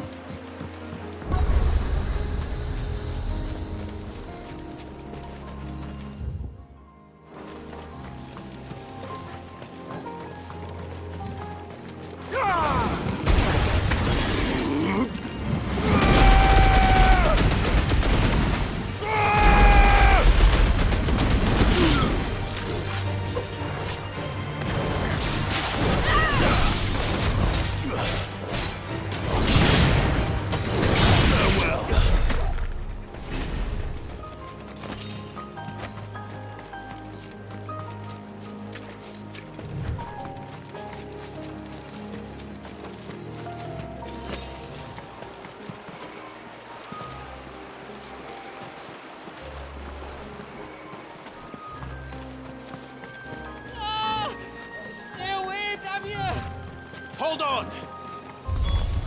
No mistakes.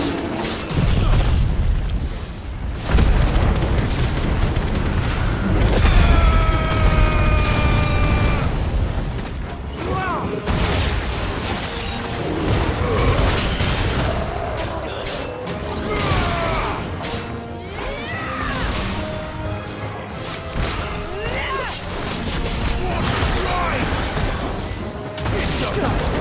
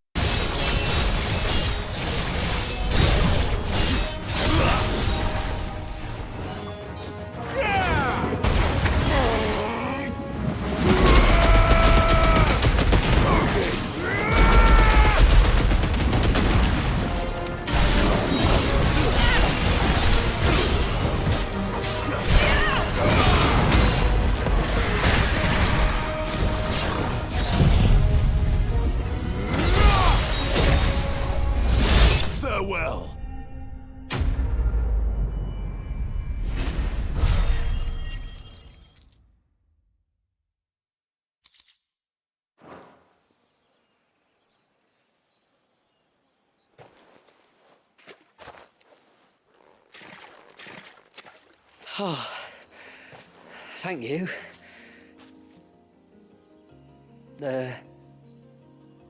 I'm the tributary's guest. And you must be Nassef. I am? But how do you know that? Your friend Katav asked me to look for you when you didn't return. Ah, I'm sorry. I was so focused on attuning the cairn, I didn't see those creatures coming till it was too late. How exactly do they work? Oh, there are crystals inside. They're what keeps the glamour going. Should the ether cease to flow through too many of them, our shroud would quickly unravel. It's my job to make sure that doesn't happen. And an important job it is. But you'll struggle to do it if you're dead. You need to take more care. Yeah, no arguments there. The truth is, me and Katav usually work together, watching each other's backs like. But when we heard outsiders were coming, we split up to get the job done faster so things would be perfect for your arrival. Stupid, I know. So you found him then? Not before the local fauna did. My arrival seemed to put them off their dinner.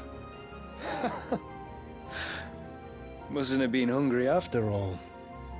Expect you'll be wanting someone to escort you back to the village then, Nassef. Woods are full of nasties today. When you're next in Haven, be sure to come and see us. You saved my life. It's only right I repay you. If you insist. Take care now.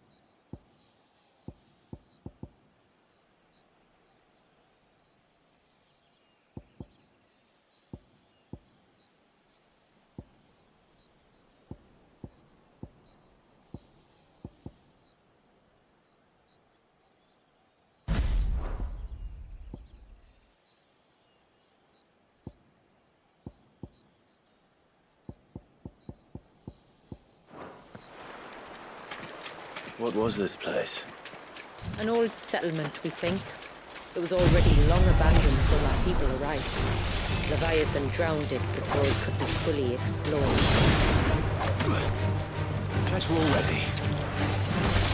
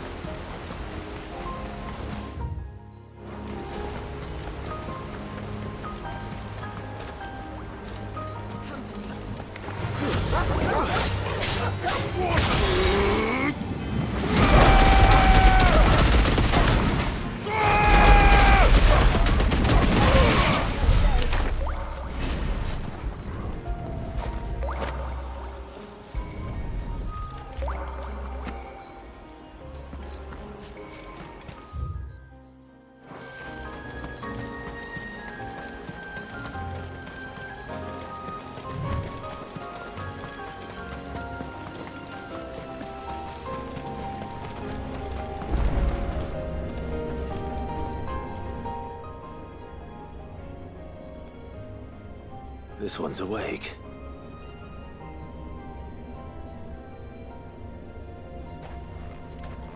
Let's see what's inside.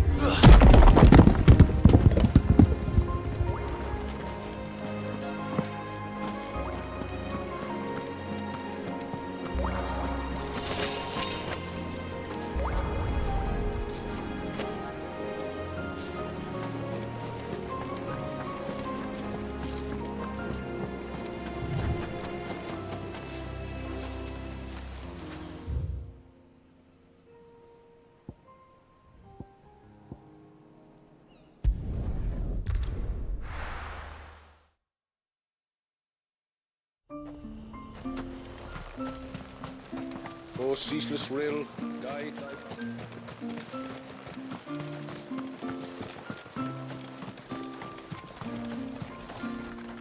Reckon my steel's just as good as any.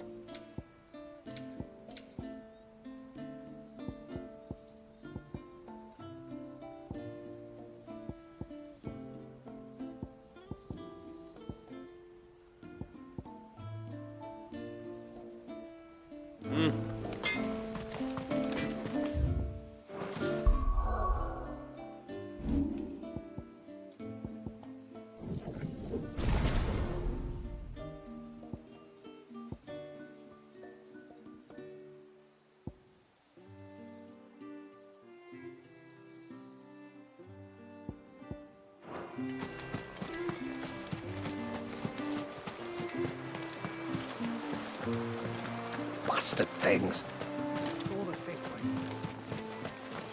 I thought I'd lost you. But yes. Thank you. Nassef told me everything. If you hadn't got there when you did. Oh, it doesn't bear thinking about. All that matters is that you're safe. Far be it from me to tell you how to do your jobs, but don't go alone again. Or if we have to, maybe we should think about casting the glamour on ourselves to keep the wildlife from spotting us. It'd take its toll, of course, but it'd beat letting the cairns fall and having to weave the entire spell from scratch. Imagine if we had to do that. I'd rather not. We'd only succeed in adding 2 new piles of stone to the collection. Your bearers? That we are, thank the tides. The others can't attune to the crystals in the cairns the same way we can. Reckon this place would be doomed without us.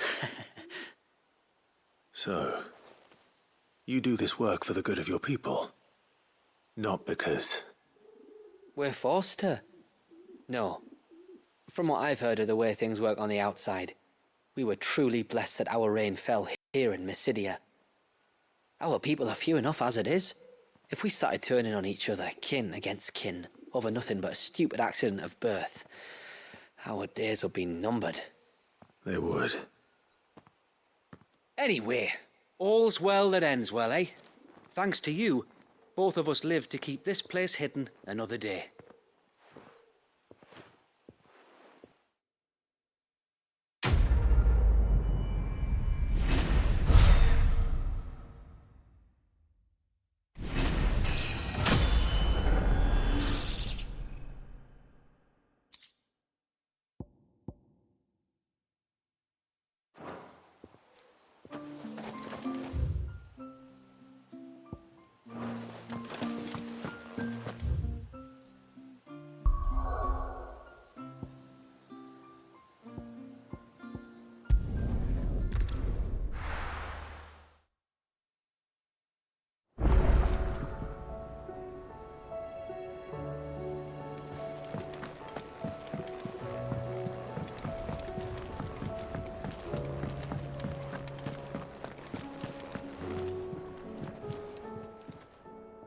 Aye, it's a dangerous world out there.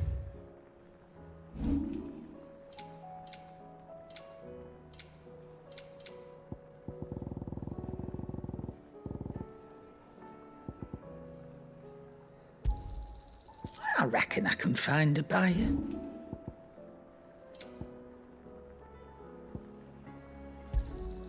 It'd better all be here. Maybe next time, eh?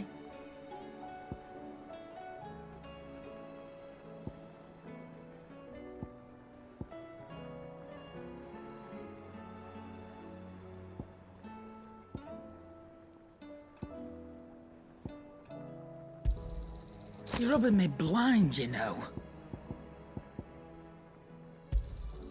It'd better all be here.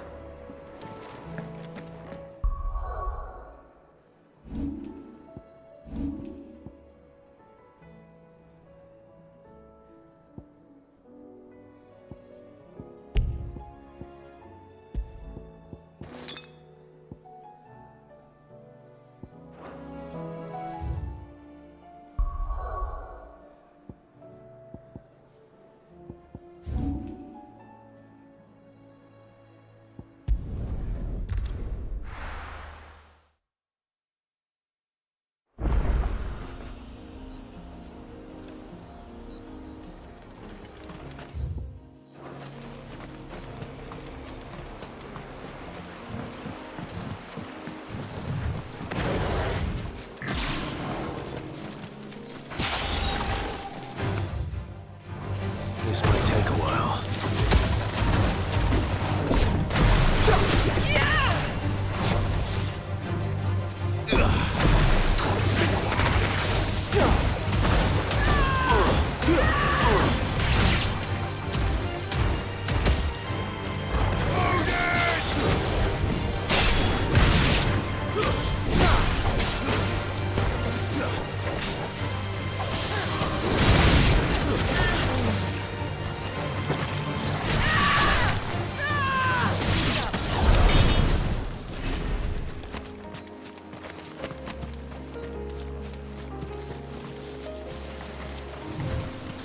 There's a large gate up ahead, and beyond it, a cluster of ancient ruins.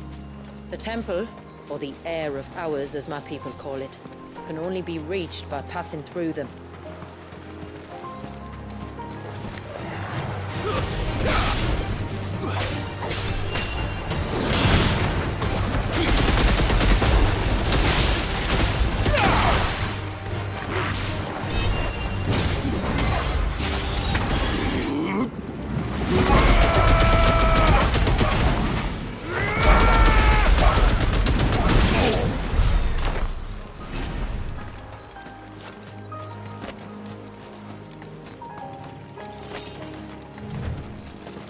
The forest is crawling with life, most of it hungry, which is why we make sure this gate stays shut.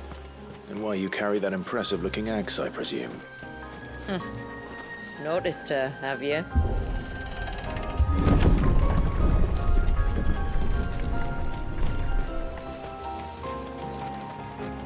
The temple is up there. Don't worry, those cliffs aren't the only way to the top.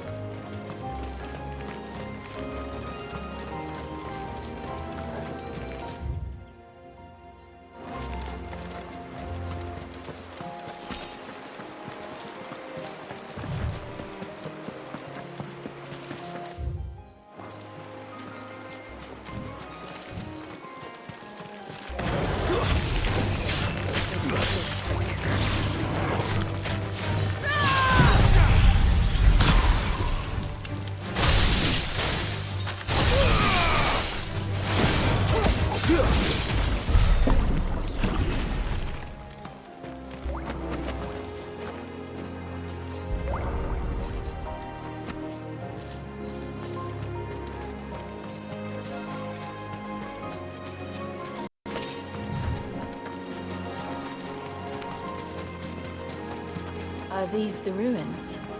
Yes. As far as we can tell, they're part of the same complex as the temple itself. To think of all the people who must once have lived here.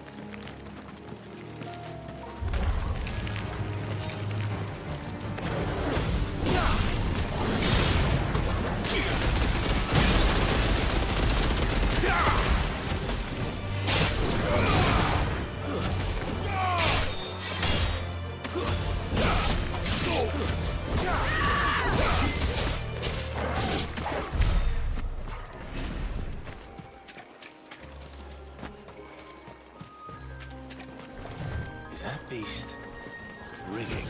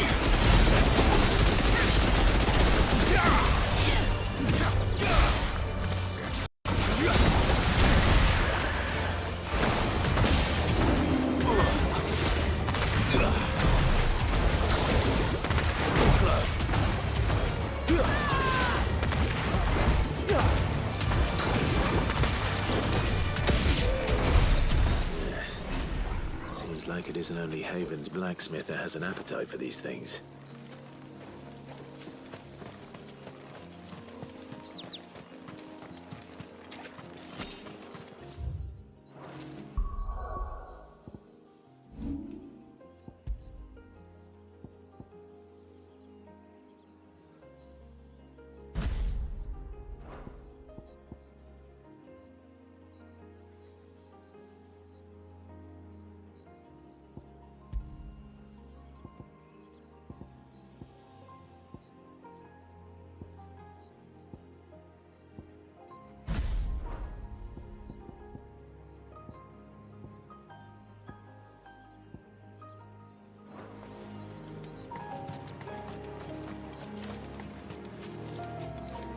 These remind me of home. You're from the north, then? Yes.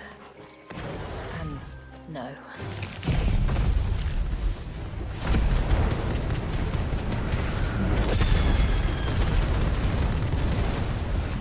I see.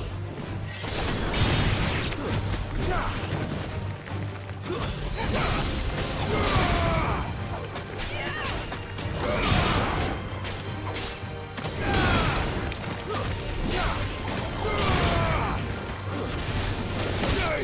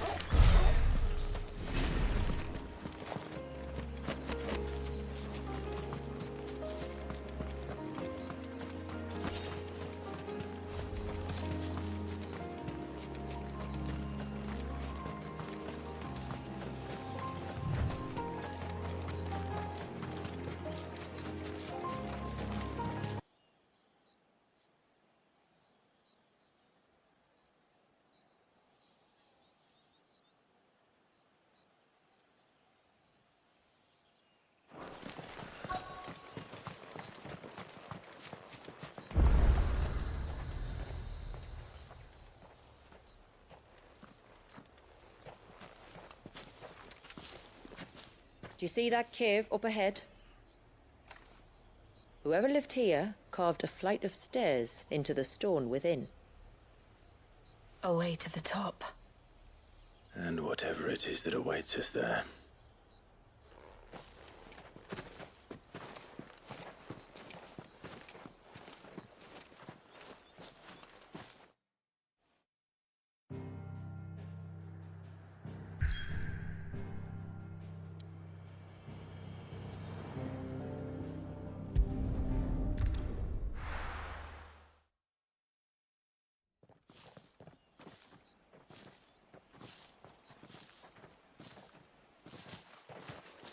There.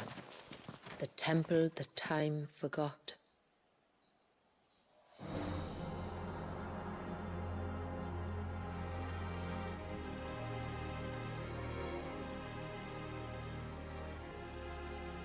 And the Varys inside. Yes. You can see the spell's path from the nave.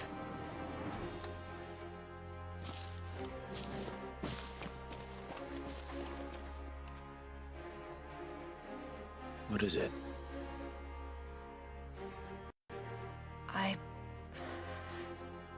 I don't know. It's probably nothing.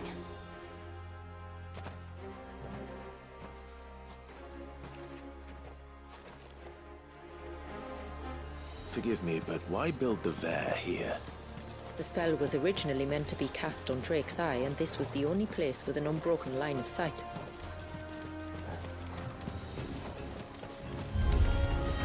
The Tonberries like to think these ruins are their own.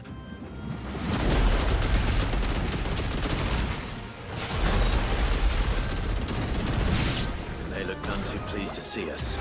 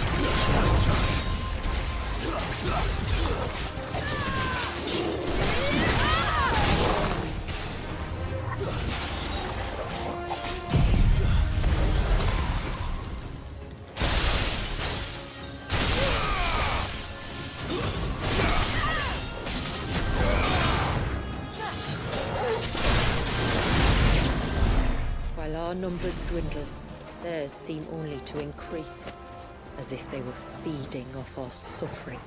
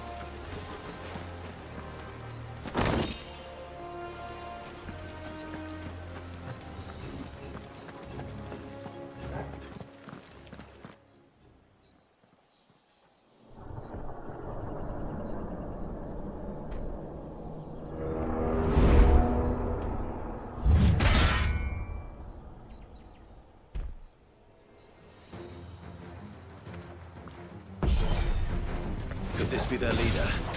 You're more than welcome to ask.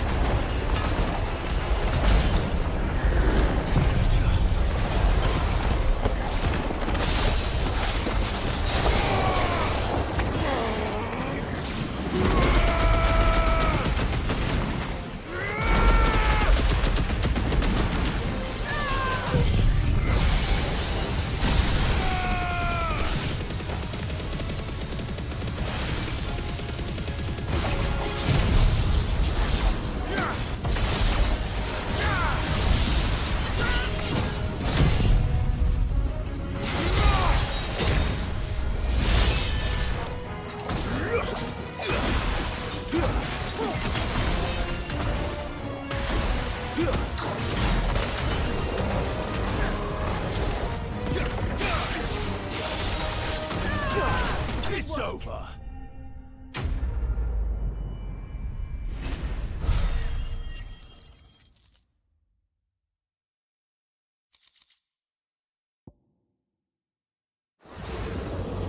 That could have been worse, I suppose.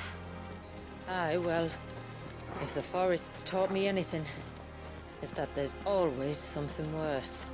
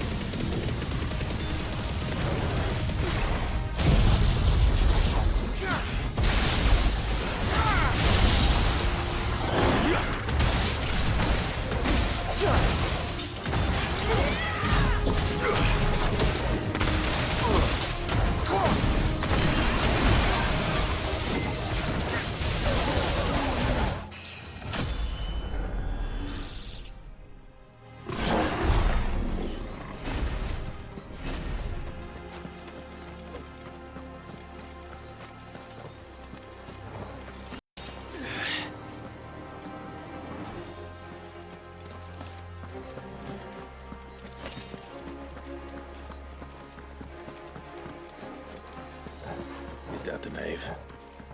Just inside the dome, yes. But it's what's out here that worries me.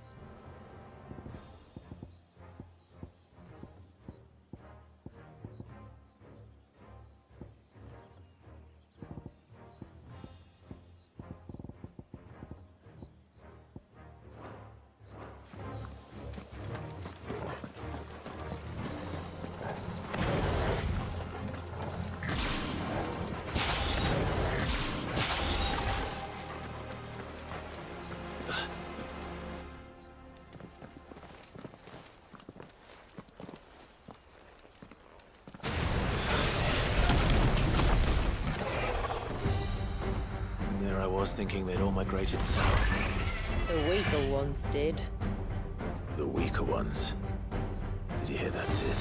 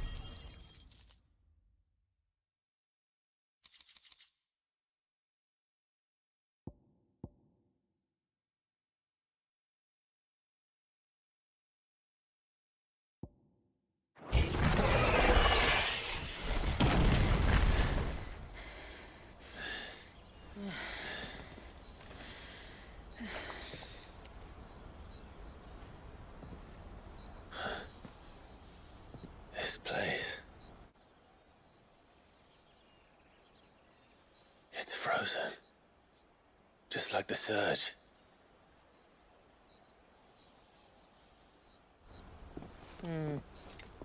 Another of my ancestors' sins. Shall we?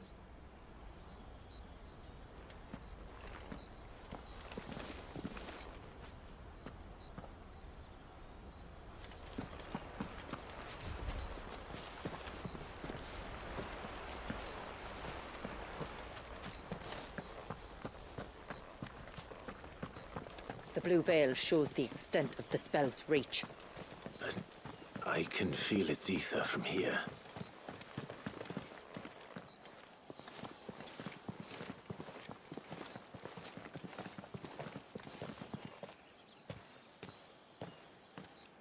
Shula, wait. Before we cross the threshold, I'd like to know a little more about how these magics work. I assume we'll be safe from their influence. We won't grind to a halt, if that's what you mean. The spell only affects the things that were present at the moment it was cast.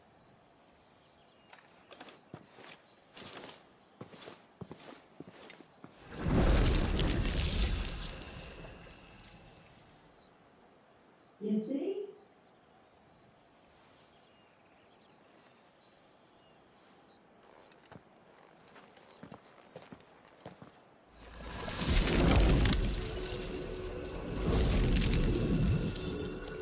But if we can enter, that means other things can as well. Like the ones we saw on the way here. And worse, probably.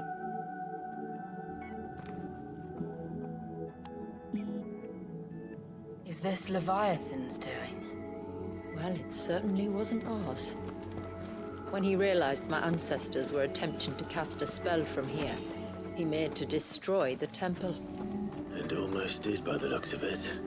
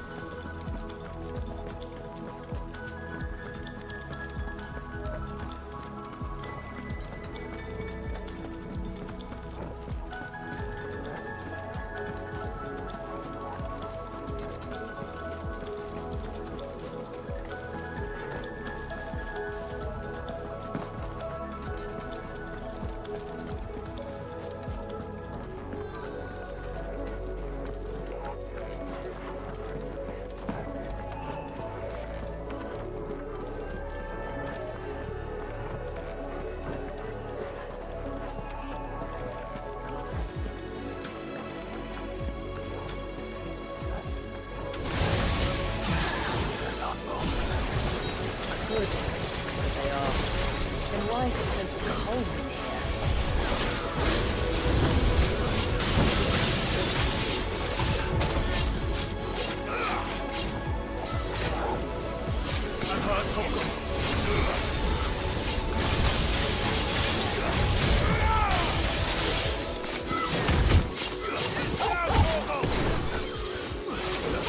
To me, boy. This one.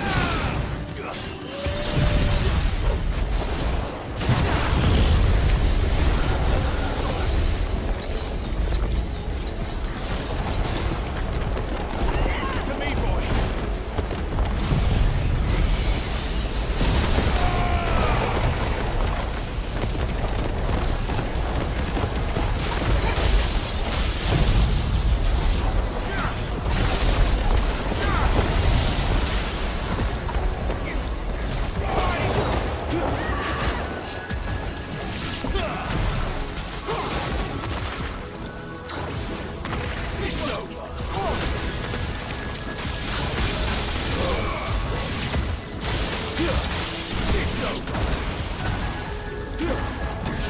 Forgive me.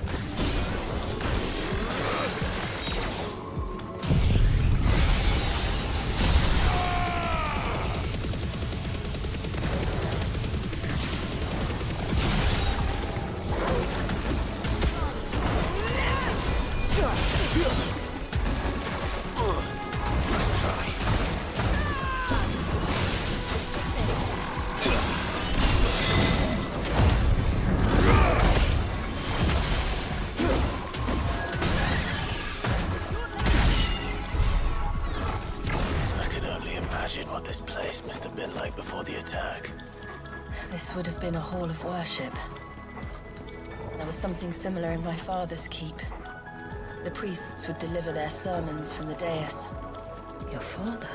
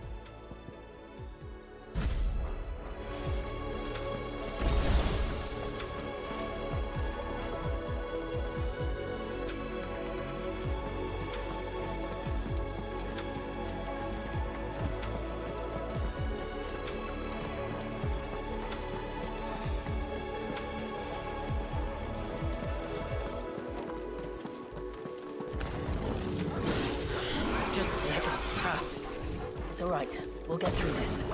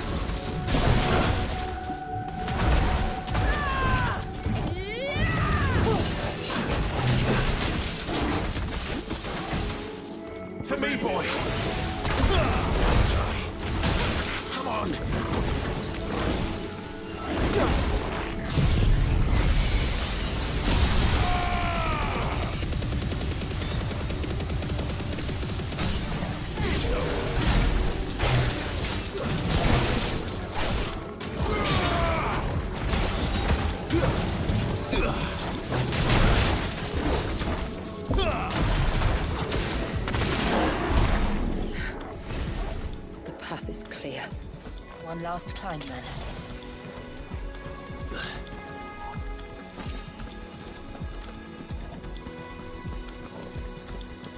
The fair.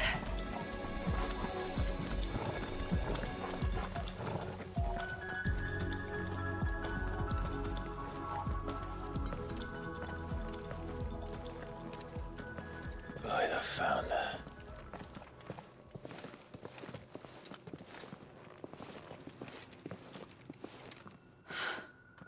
Just as I thought. Jill, does this ether not feel somehow? Familiar, yes. I sensed it the moment we arrived, though I wasn't sure until now. You can feel it too, can't you, Clive? She's calling us. You don't mean the witch? I do. Though she was more than that. Much more. She was a dominant. A dominant who once commanded the icon that now resides in both me and Clive. Of course. I don't know why I didn't see it. Who else would have the power to freeze time? None other than Shiva herself.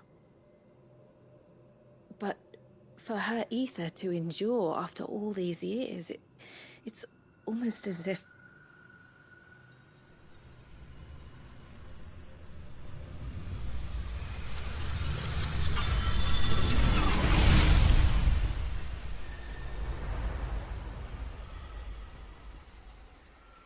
As if she shared it with another, just as Torgal shared in my ice.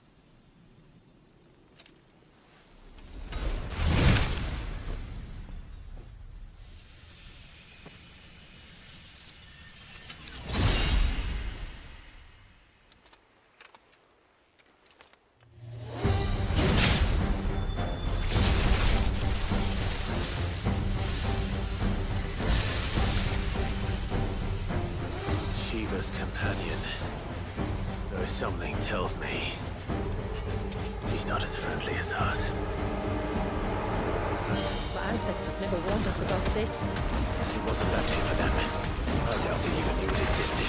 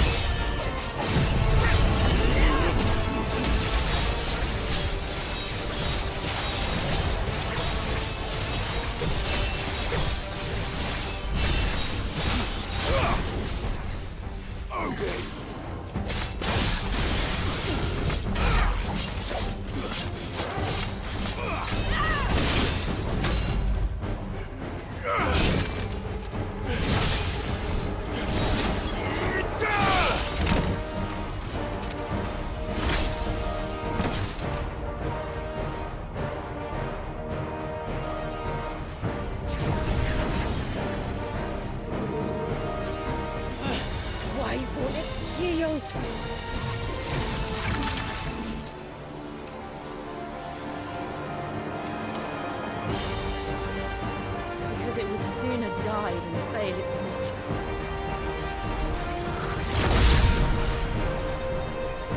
Then it leaves us no choice.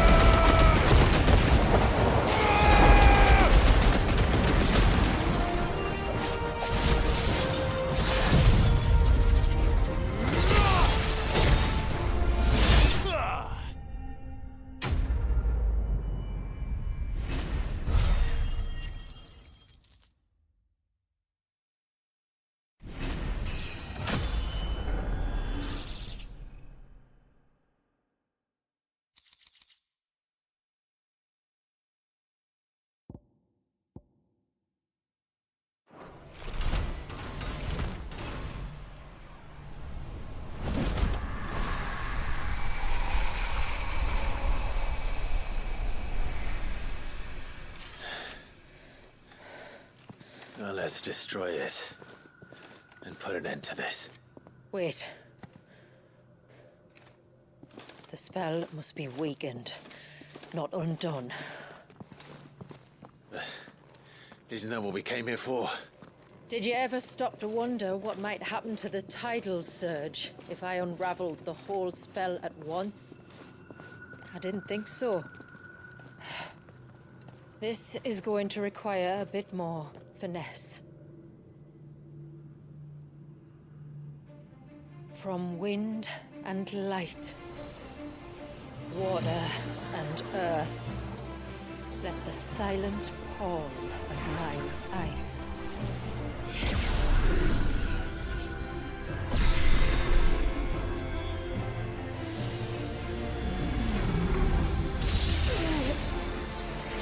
There's too much ether.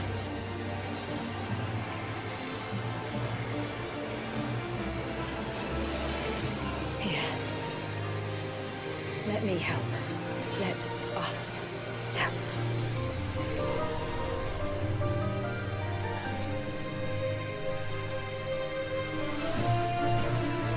Almost.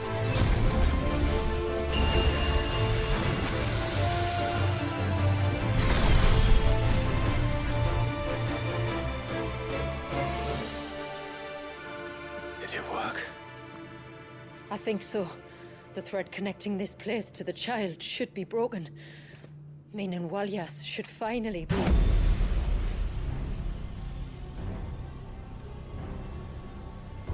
Free once more. Leviathan, our most profaned fragment, its divinity defiled by the hand of man, its spirit shackled by his hubris, till Mythos came, bringing release. Now, let the sins of man be redeemed by the hand of the servant of God.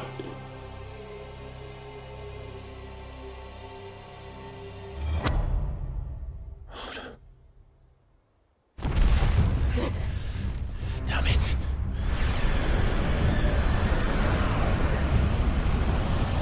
It's happening. Isn't it? It is. What is? What's going on? Precisely what we feared.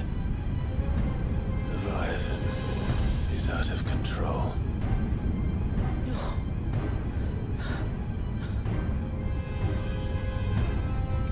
Don't despair. This isn't over yet. You should head back to the village and get everyone to higher ground. As for the rest,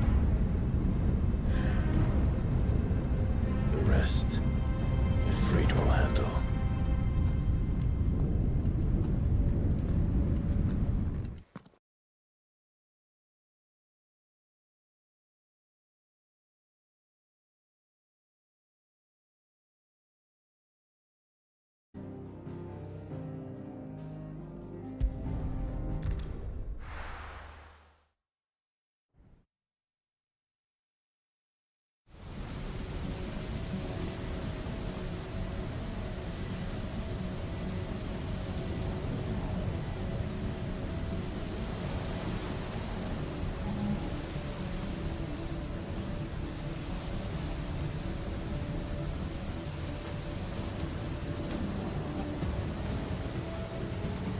After 80 years of imprisonment, I'd be angry too.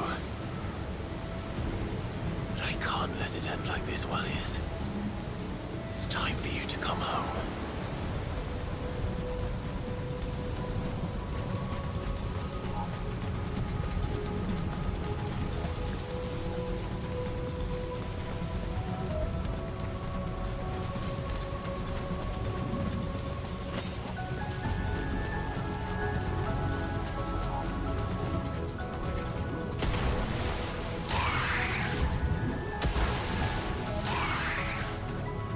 More of your playthings.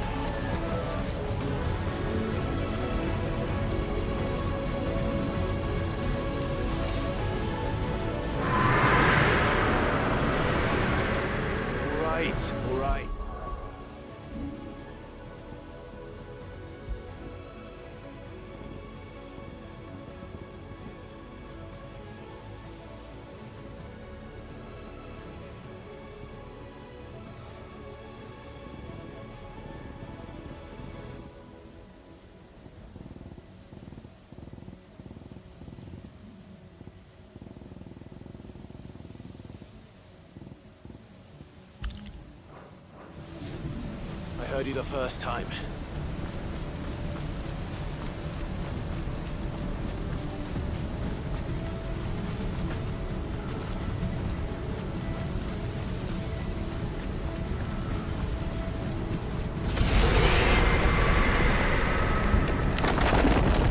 I'm not here to hurt you, Wallius!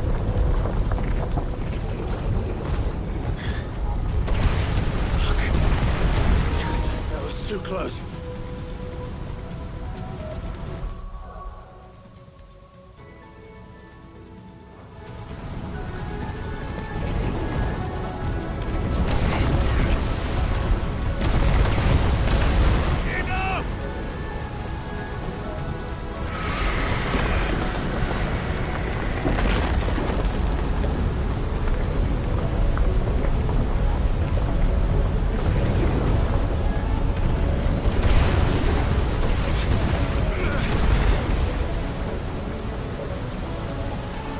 Come on then. No more hiding.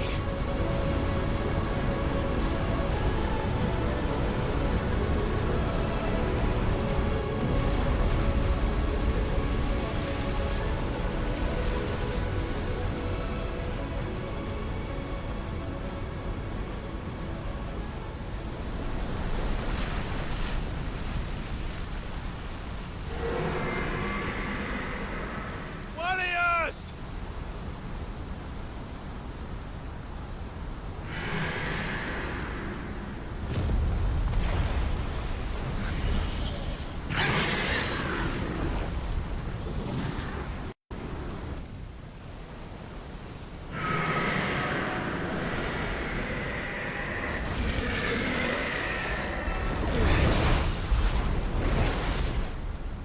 This isn't what I wanted! I only hope you can forgive me.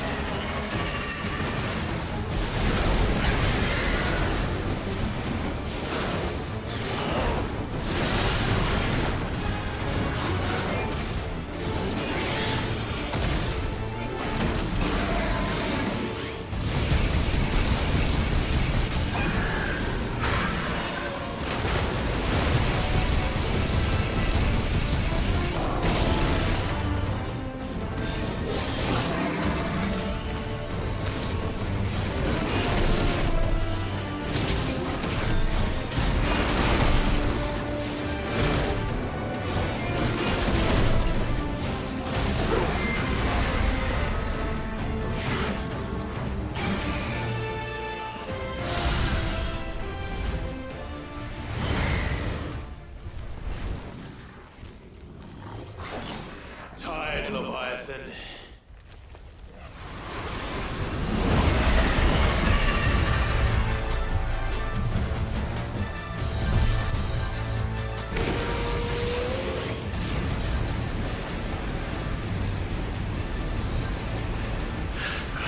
Stop this! I'm not here to play!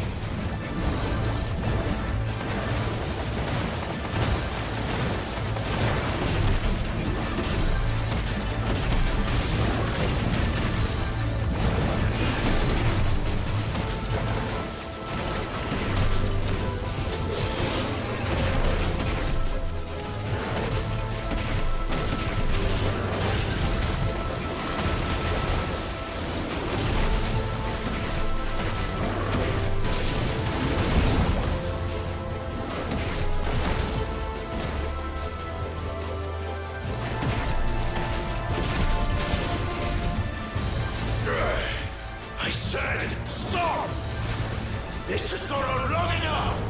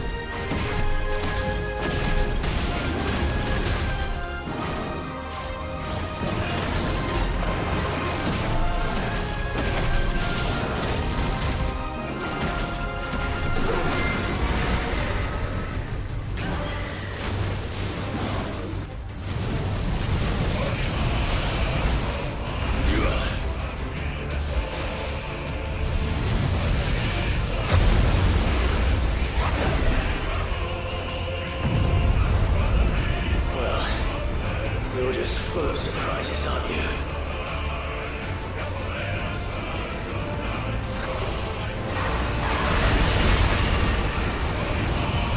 Garuda will be proud.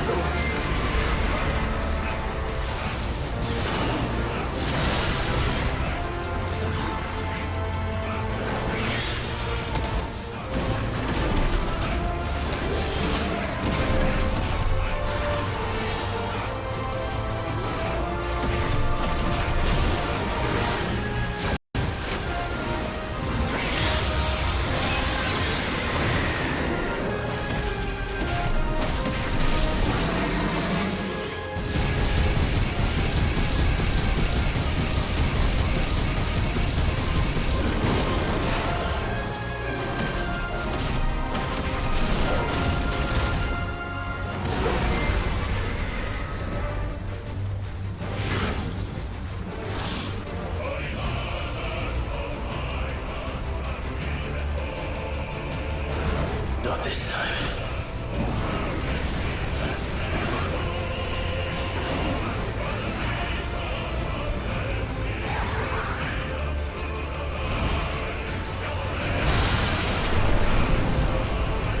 If that's what you want.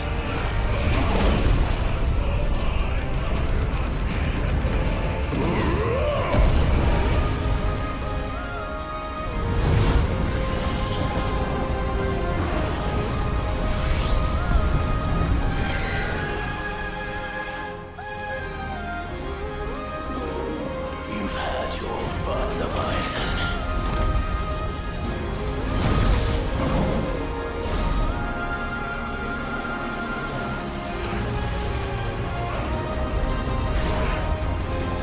This time, you went back to sleep!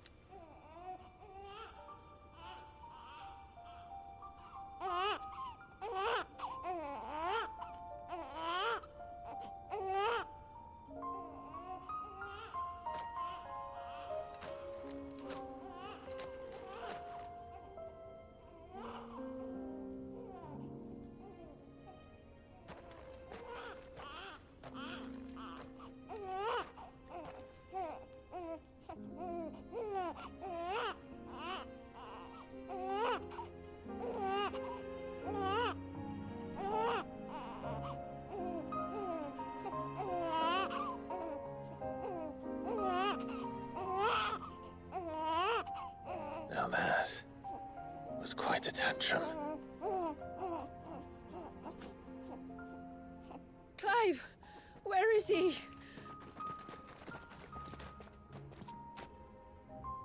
Well, yes.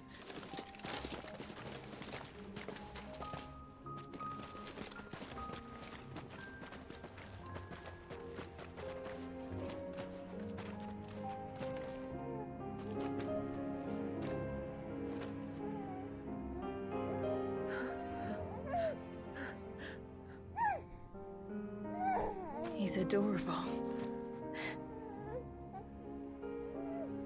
He is now. But did you see him a few moments ago? Clive, I don't know how to thank you.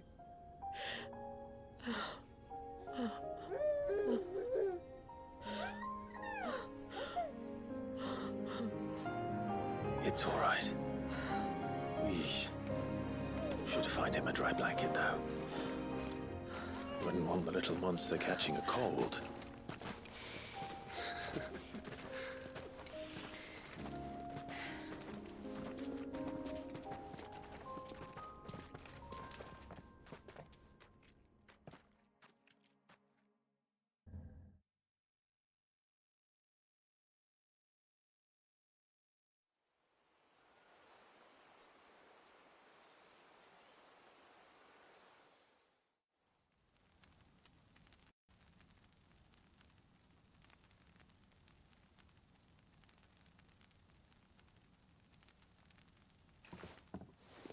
There. He's finally asleep. The poor thing had a long day. That makes two of us.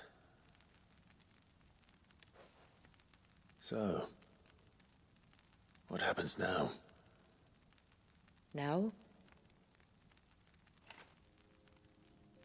Now, we make things right. How?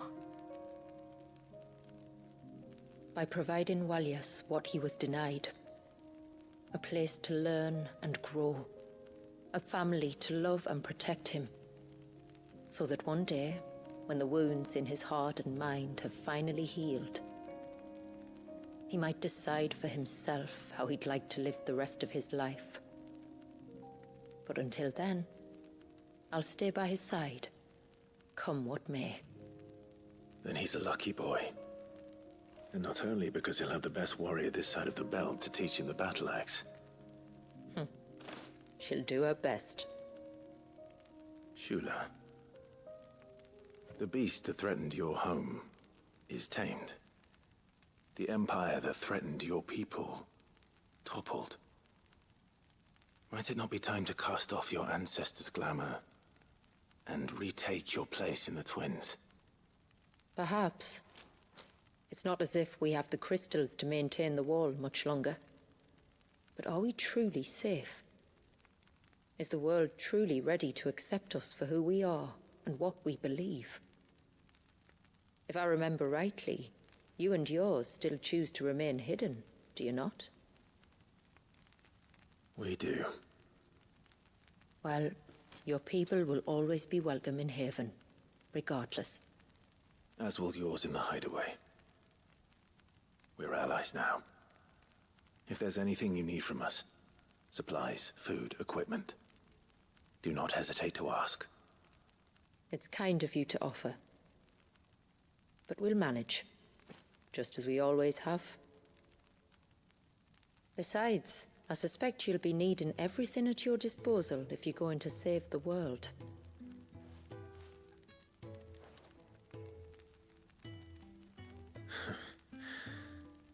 I fear much of it is past saving. The best we can do is strive to turn what's left into a world where we can all live as equals. A noble endeavor. And there'll be a place in this world for us, will there? For Walyas. For everyone. I swear it. Then we shall be waiting. Until the tides bear you back to shore.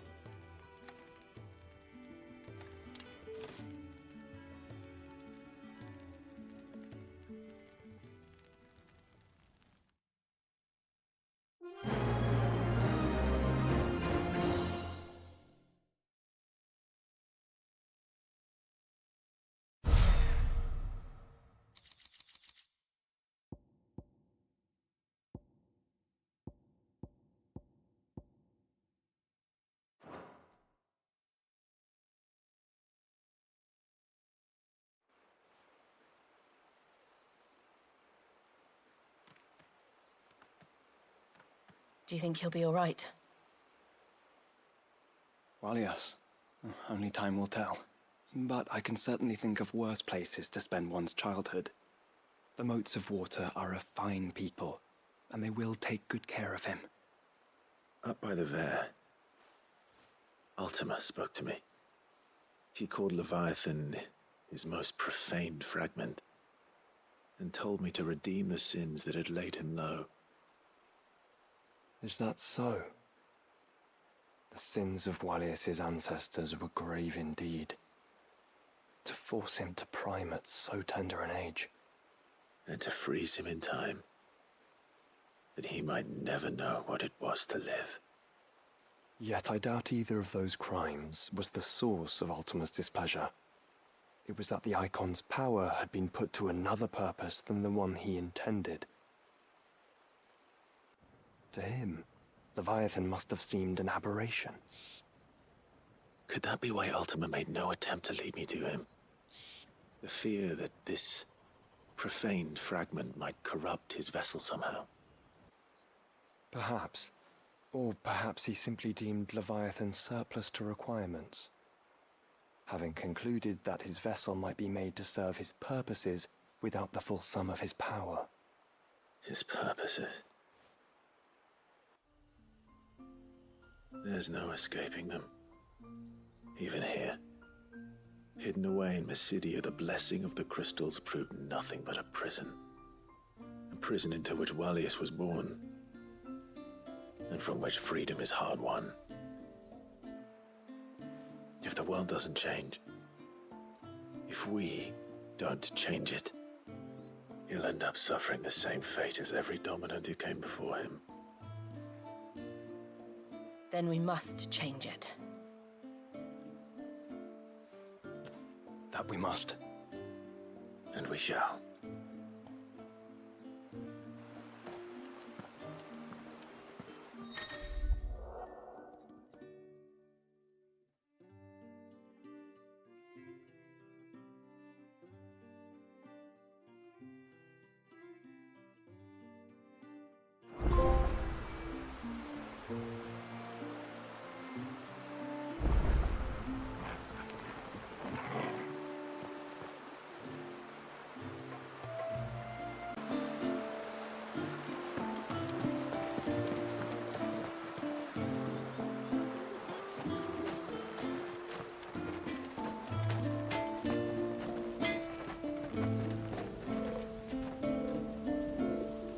What is it you want?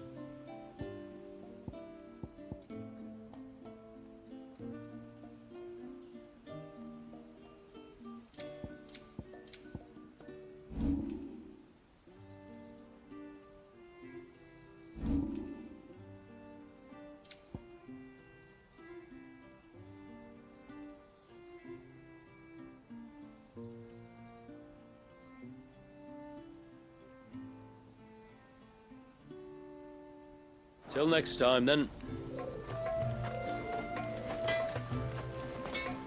My friend, I have news. I think I might have found a way to break Thalaos' curse. Go on.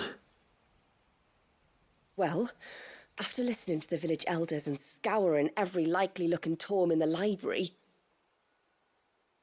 I learned that not all Tonberries are the same little green menaces we know and loathe. Apparently, a chosen few live to incredible ages and grow to many times the size of their counterparts. The folktales hold that it's the very eldest of these, the Tonberry Kings, who weave the curses, and that their magics bind their victims to them, that they might continue to feed on their pain. So if we slay the one that cast the curse, the feeding will cease. But that was my thinking, yes. Though I doubt it'll be easy. These kings are not just bigger, they're stronger too. And if the tales are true, their followers will defend them to the death. It is a perilous proposition, in short. But it may also be Thalaos' only hope. What say you?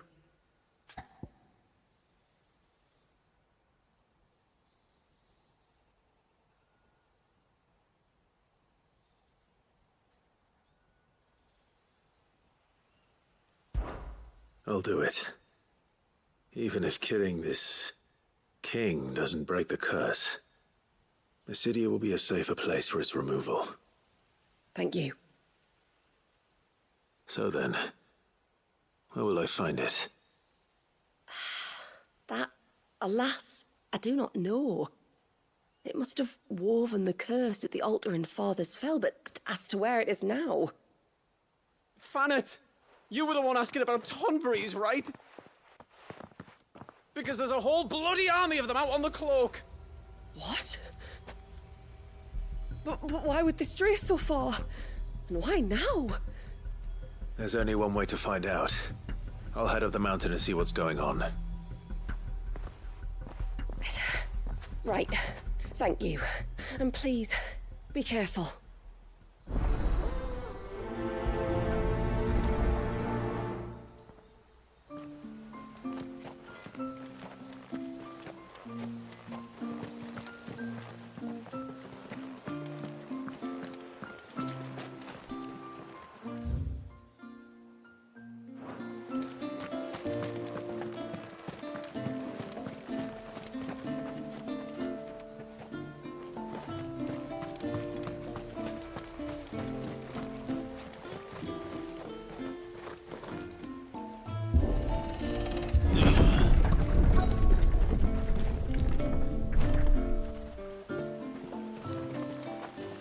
Found her. They're almost at the gate. But they won't be coming any closer.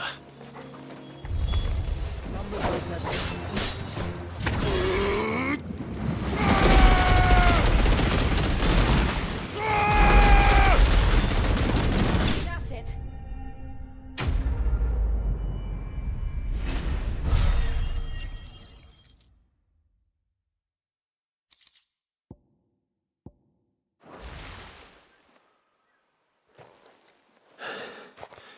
That should buy Haven some time at least. Clive, are you all right? Fine. We've taken care of the immediate threat. Thank the tides. I was worried I was going to lose you both. Thalaos, he took a sudden turn for the worse just after you left. What? Is he? No, he's hanging on. I fear the Tonberry King may have begun the cursing ritual again. In earnest this time. And I can't imagine their being here as a coincidence. I think it might be happening on this very mountain.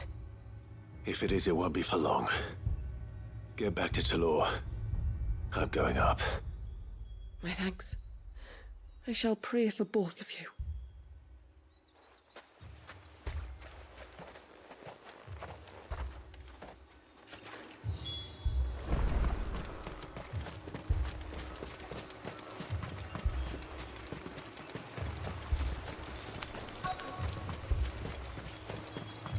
More of them. Come on then. I crave an audience with your king.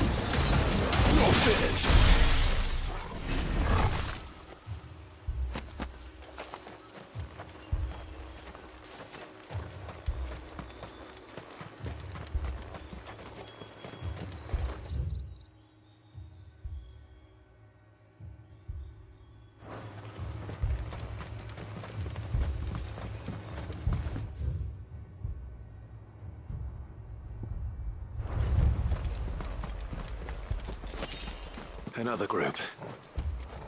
They don't look very regal.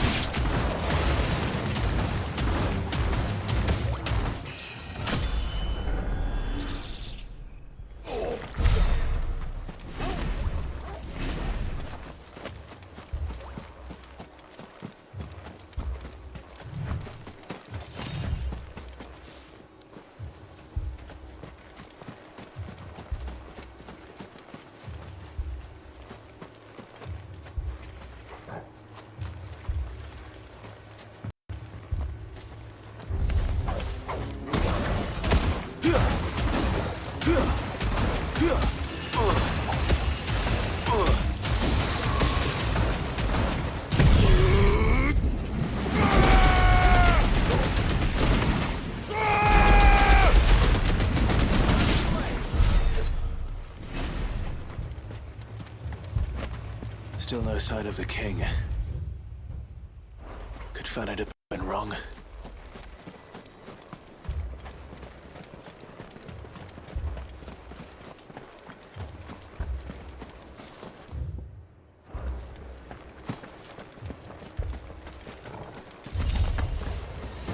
There's dozens of them. The king must be close.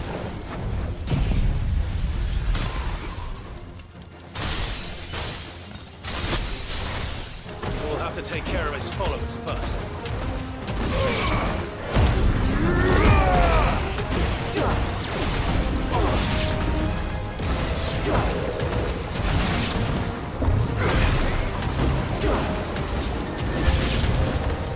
That's a lot of Tonberries.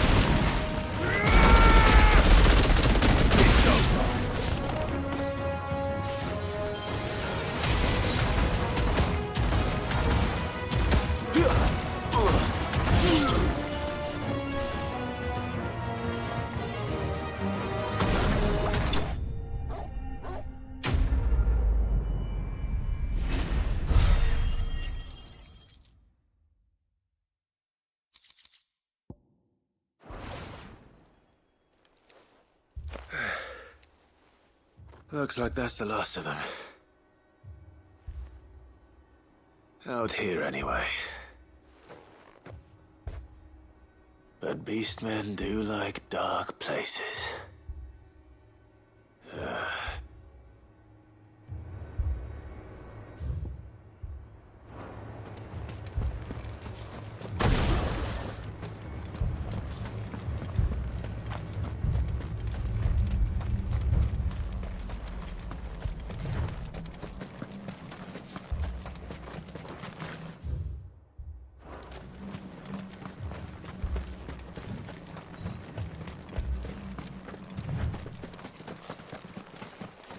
Well, I'll be damned.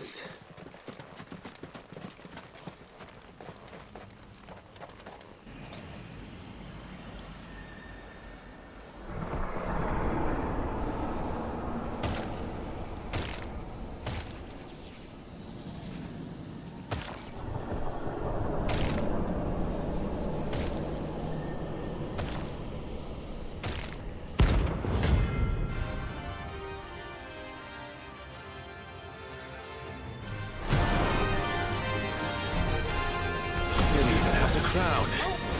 Sorry, Your Majesty, but your reign ends here.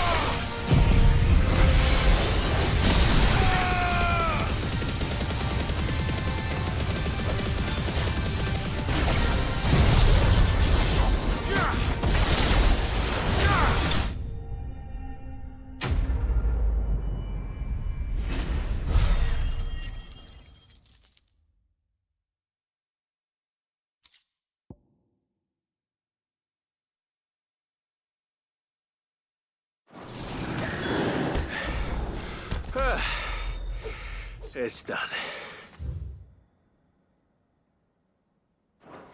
Which means the curse should be broken. Let's see how Thalaos doing.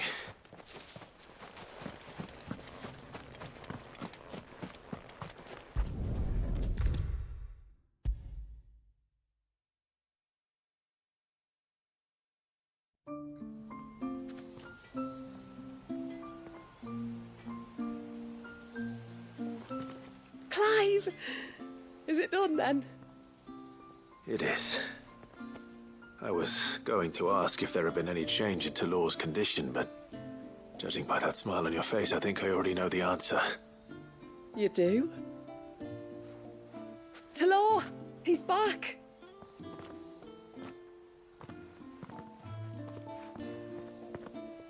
Thank you, my lord. I can never repay you for everything you've done for me. I owe you my life. I'm just glad the curse is lifted. There is one thing I'd like to know, though. If you don't mind my asking. What made you seek the Tonberry's help in the first place? Oh, that... well, you deserve to know. It was years ago now, back in my trading days. The Sons of Greek arrested me in Oriflamme, chained me up in a lightless cell with a great sword hung over my head, ready to fall if I didn't confess. Nothing ever said to what. I didn't, of course. So eventually they just let me go. And I never told a soul. Tried to forget it ever happened. But then you came along and the sight of your sword brought it all flooding back. I couldn't sleep, couldn't eat, couldn't hardly breathe, and I thought that if I gave my old chain to the Tonberrys, maybe they could take all that pain away. All that anger. But it only made it worse. Oriflamme has fallen. And the men who tortured you likely fell with it. If only I'd known, I might have spared everyone a lot of trouble. I'd convinced myself that you were like them, that all outsiders were the same, but you're not. Far from it. Thank you, son. Thank you.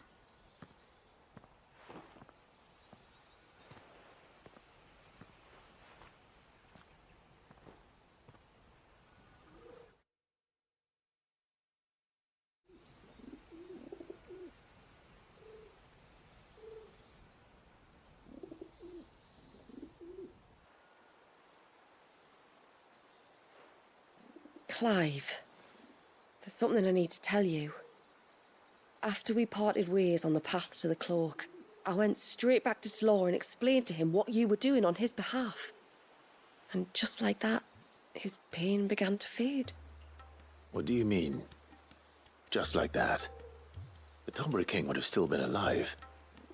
I had to contend with dozens of his minions before I found him. Then, perhaps one of them warned him of your coming and he broke off his ritual. Or, perhaps knowing that an outsider was fighting for him was what lifted the weight from Thalaos' heart. I know, from experience, that many illnesses are not wholly physical, but of the spirit, at least in part. Was there ever really a curse, then? Or was Thalaos simply suffering from the pain of his memories? And the guilt of what he'd done? For all the difference it makes. I suppose we'll never know. Maybe not. But this much I do know. It was your strength and your selflessness that healed his heart in the end. I'll be sure to tell my healer friend when I get home.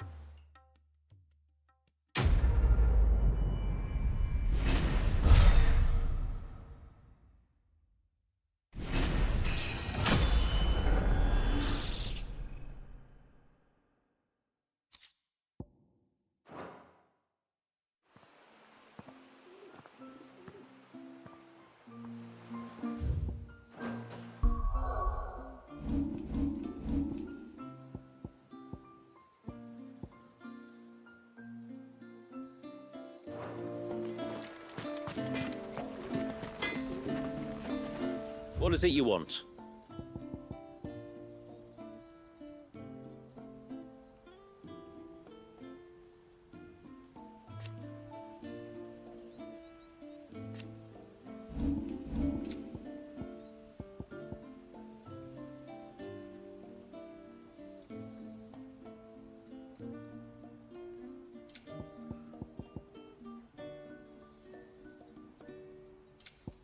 good tide to you.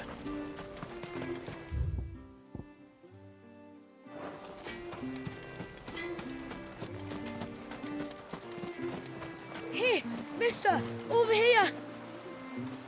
Please, mister, you've got to help us. The village is in danger, and if someone doesn't do something...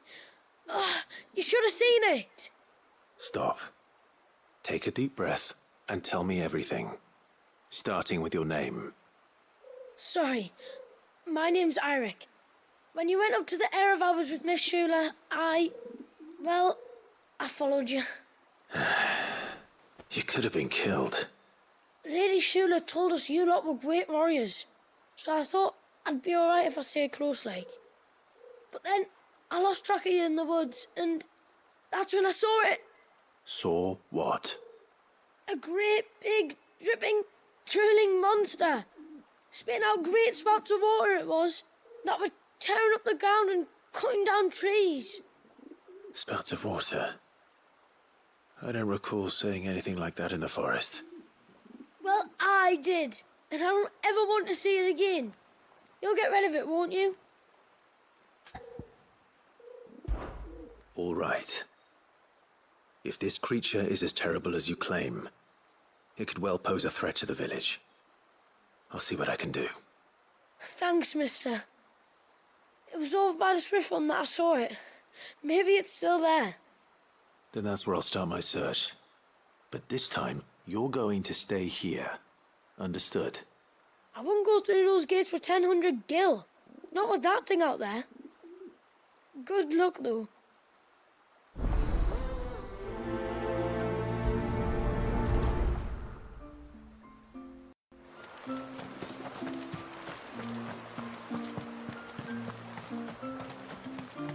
I heard the tributary can fell an ibex from 100 feet. And then I dreamed. My lord, might I have a moment of your time? I would beg of you a service. Certainly. What is it? It's a long story. But before we get to that, would I be right in thinking Lady Shula told you about the witch from the north? Yes. She said that your ancestors found her here, and that it was she who taught them the spell to stop time. She was like Wallius, you know. A dominant.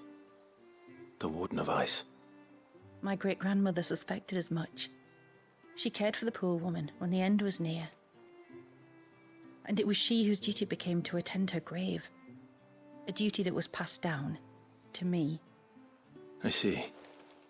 And the service you would beg of me?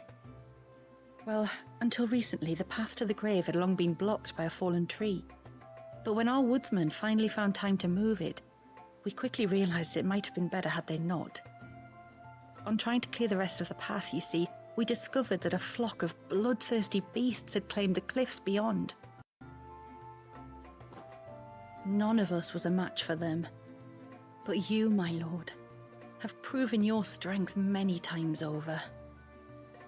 Would you drive them away for us? Of course.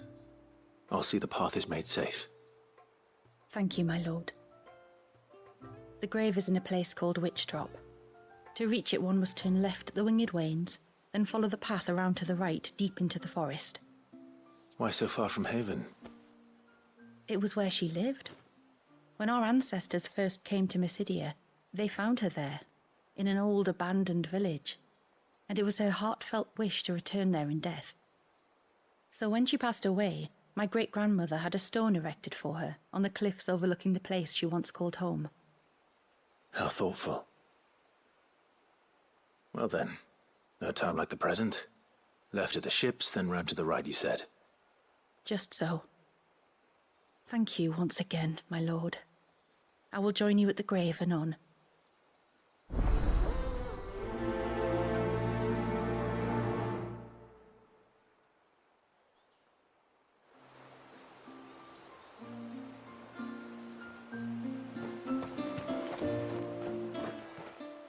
You wouldn't happen to have some time on your hands, would you, Clive? Only I was wondering if you might help me with something else. Don't tell me. Another unruly dominant. Not quite, but a dangerous foe nonetheless. It promises to be quite a hunt. Care to join me?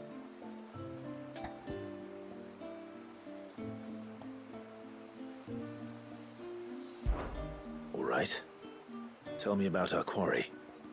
A fiendish, cold-blooded beast known as a Givra. Normally, we leave such animals well alone, and for good reason. But I have an even better reason to want its tongue. Its tongue? If you'll permit me, tributary, I can explain. Certainly, Yamila. It's been over a week since me sister gave birth to her first child, yet she still isn't back on her feet. We've tried everything to restore her spirits. Physics and nostrums, the laying on of hands and of leeches, but all to no avail. The healers tell me there's only one hope left. A broth as potent as its ingredients are perilous to procure. It isn't only Yamila's sister who stands to benefit from this, by the way. There's her baby to think of, and Walias, too. She'd agreed to be his wet nurse, you see. I'd be glad to help. Thank you. Our hunters have no shortage of skill, but this task calls for more than that. And it won't be achieved through weight of numbers either. The Givra is as wary a foe as it is a deadly one. 2 hunters might catch it unawares, but any more than that, and it would pick up our scent a league away. Then it is decided. The 2 of you will go, while Jill and I occupy ourselves here. Perhaps we might help prepare the broth. That would be most kind of you. Come then, Clive. The river of time flows fast, and so must we.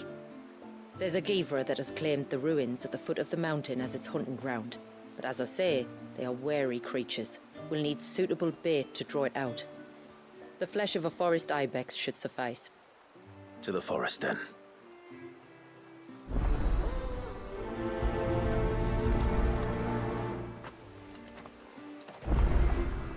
There's nothing a Givra loves more than a fat haunch of ibex. There speaks the voice of experience. Do you hunt often? Since I was a girl, my father would take me. Then after he returned to the sea, Yamila's father. Our families have always been close. Even if her sister wasn't Walias's wet nurse, I couldn't stand by and watch her suffer.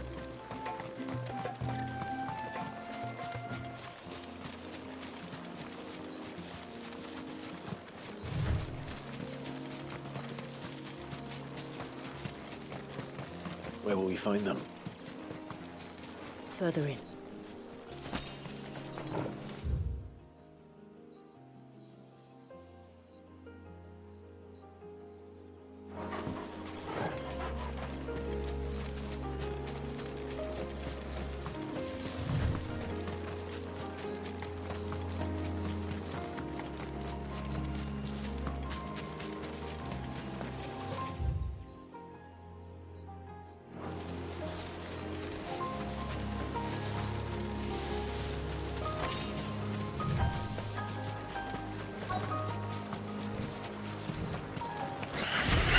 These will do nicely.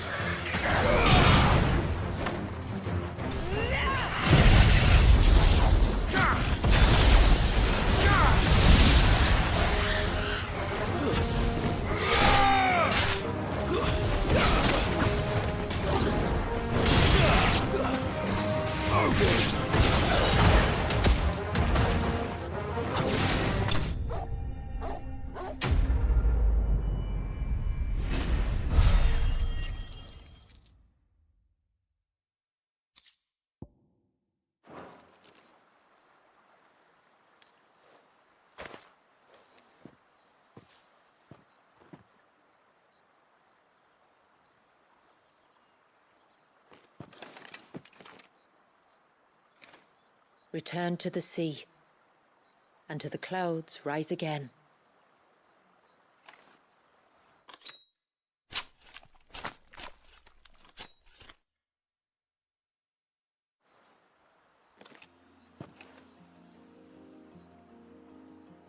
We have our bait then. What next? Next, we pay a visit to the Dark Gate to pick some local weed. It'll help disguise our scent.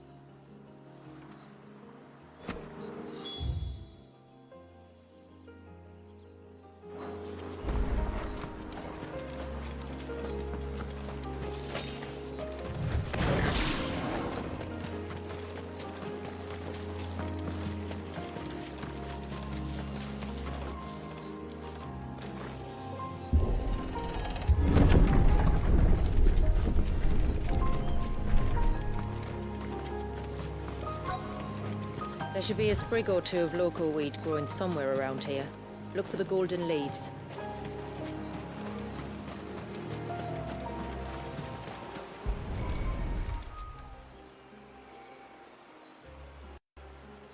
Is this it? Aye, that's the stuff. Crush the leaves between your fingertips and rub them on your clothes. If you insist.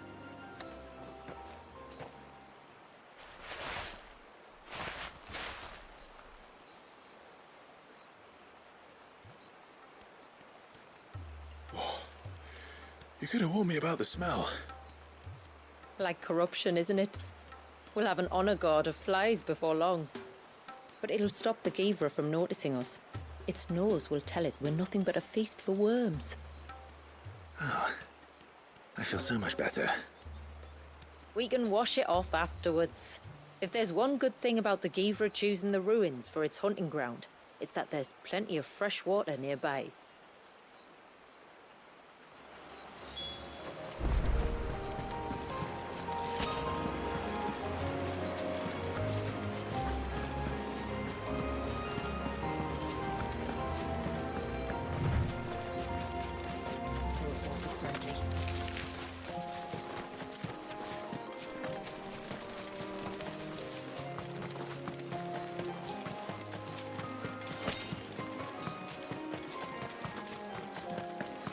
Where should we lay the bait?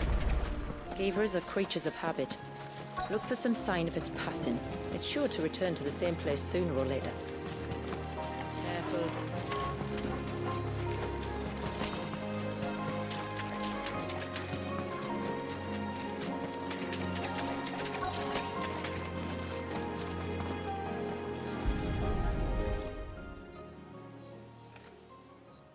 A fresh kill. But not a Givras. The wounds are too clean, too small.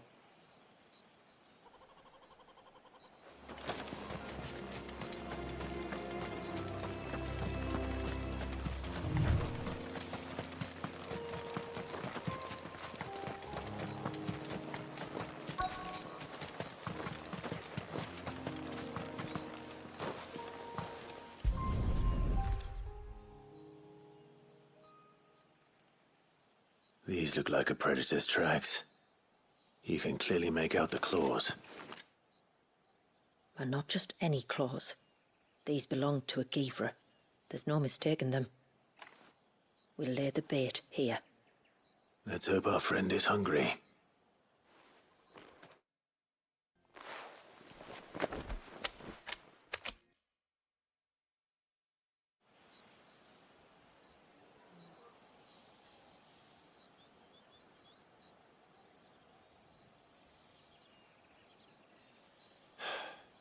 Still no sign.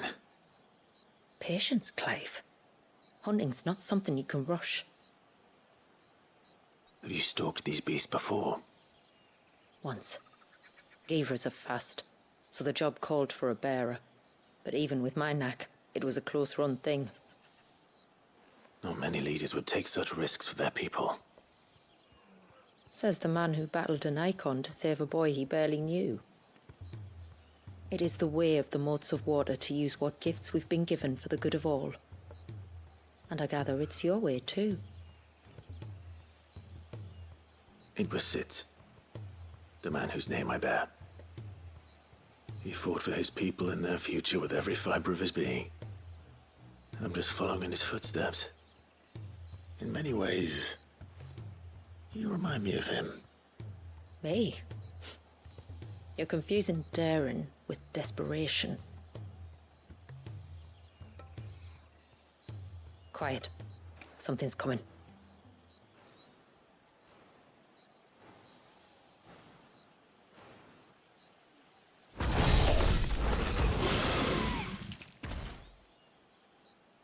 Our guest has finally arrived. Shall we greet him? It'd be rude not to.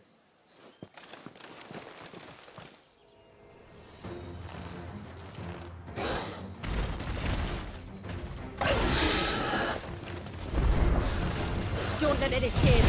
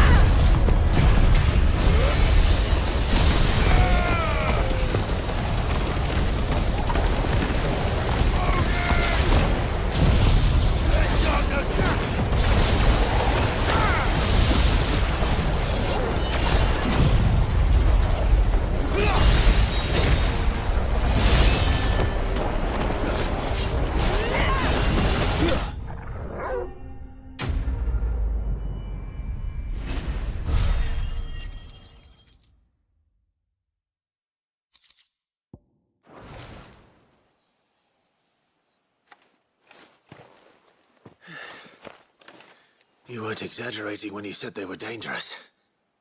They're forces of nature, all right. And with this one's passing, the river of life has calmed.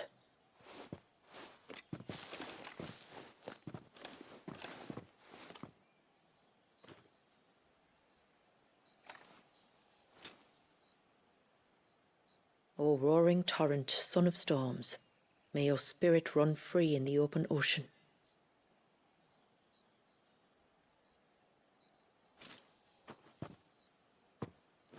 This flesh I claim, that your gifts might rain down upon us this day, and our river flow in spate once more.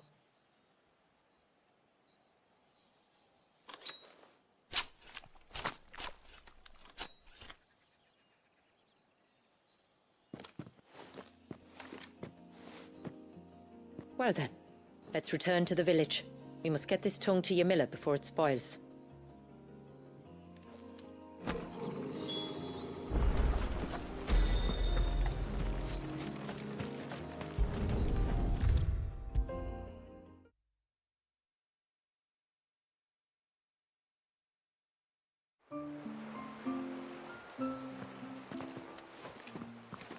Tributary, my lord.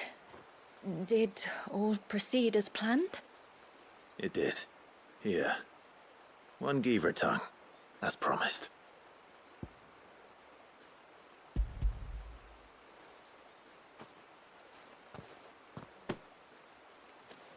Oh, thank you. I shall add it to the broth at once. By your leave, tributary. If there is anything else that we can do to help, you need only ask. No, no. You've already done more for my family than I can ever repay.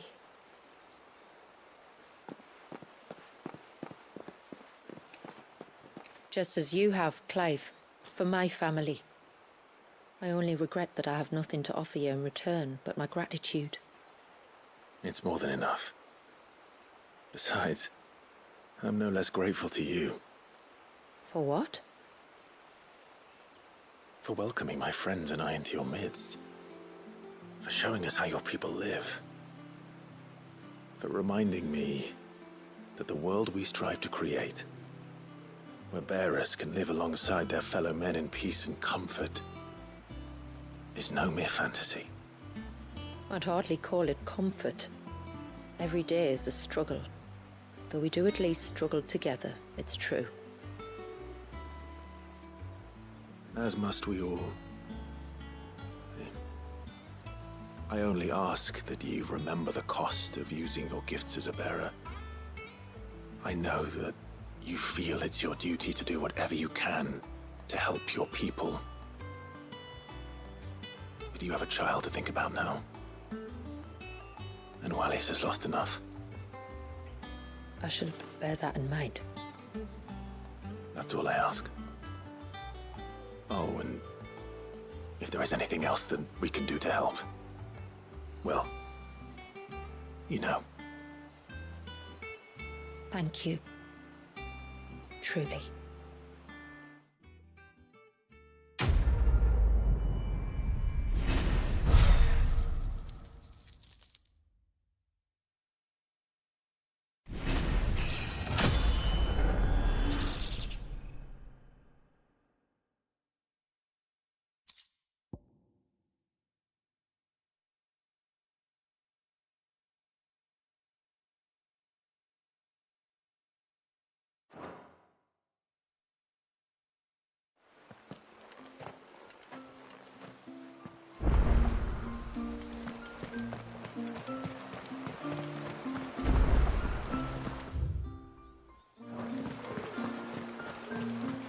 It is good to have him back.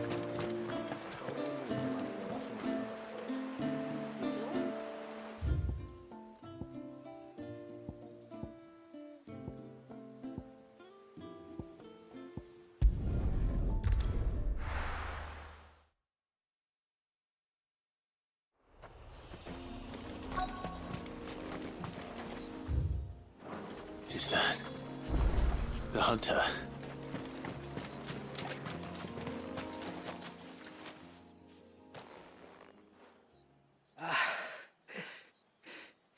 It's you. Nassef's savior. Are you all right? What happened? I was tracking an ibex when a great spout of water struck me square in the back. Sent me flying all the way across the clearing. Did you see what made it? No. All I heard was a noise. An ear-splitting din.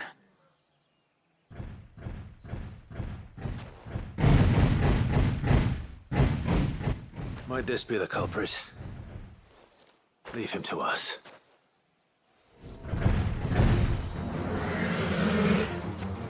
You've caused enough trouble.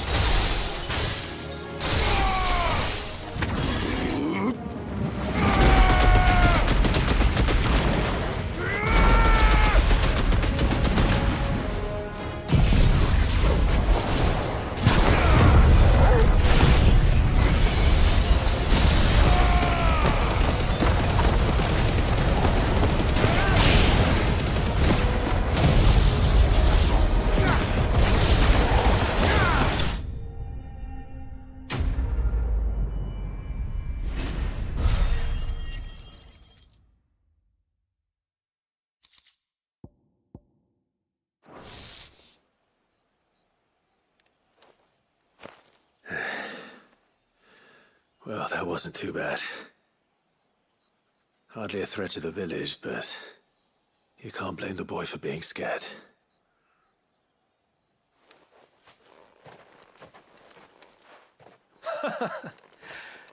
You made that look a lot easier than it was. Do you think that was the beast which attacked you? That thing? Not a chance. Would have heard it coming a league away. And the blast of water that hit me was beyond anything an Archelon can manage. Oh. A boy from the village sent me in search of a beast that could conjure such things, but...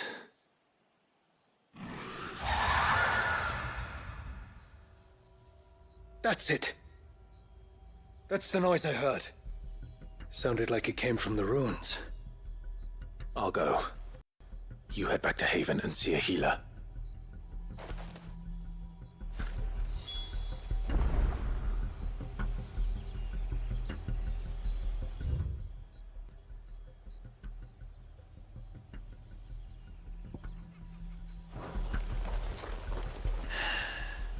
You keep your wits about you, all right?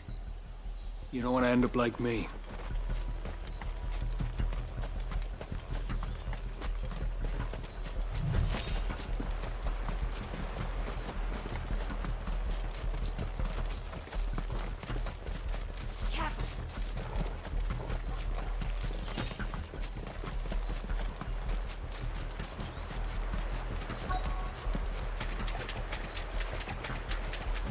What do we have here?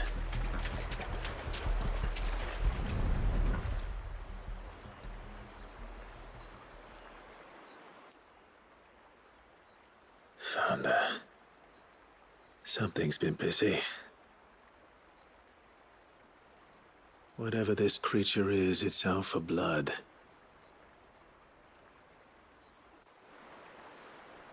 But it's not having ours. Stay close, Torgal. Where are you?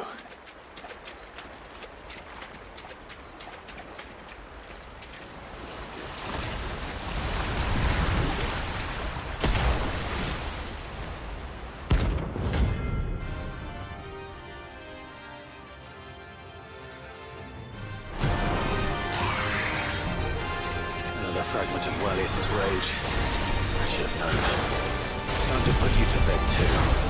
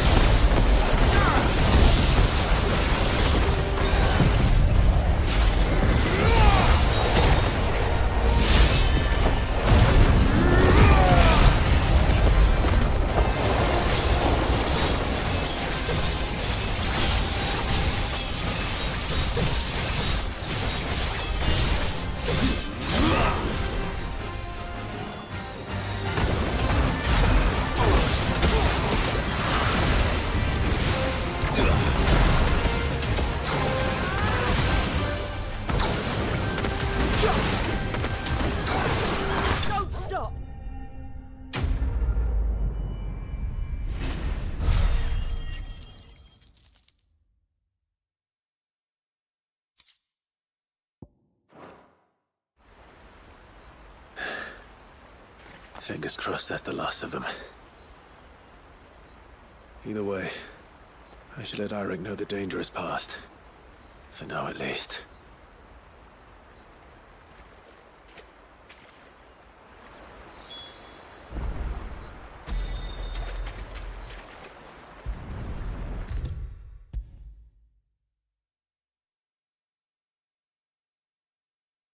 How many times do we have to tell you?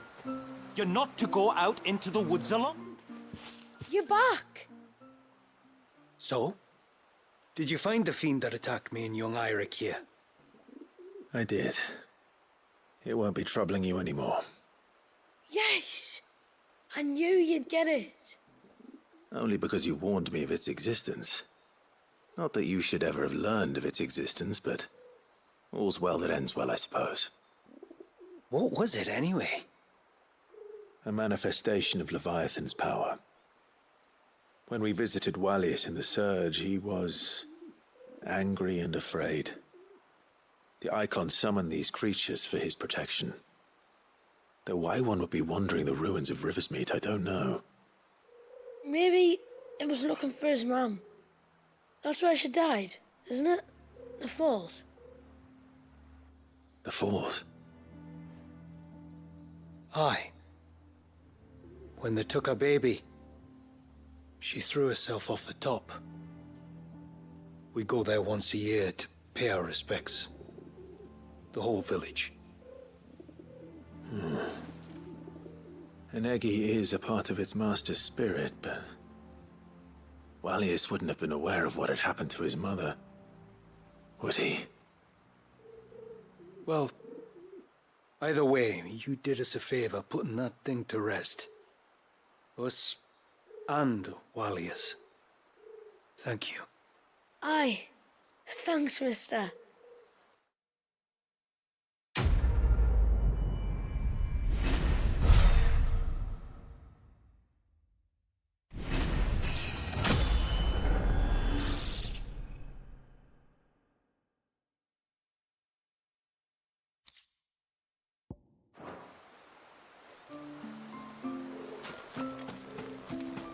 I'm so sorry for all the trouble. Yes?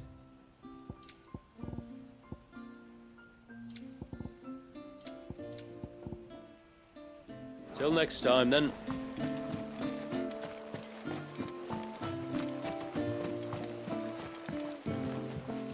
This is all we have.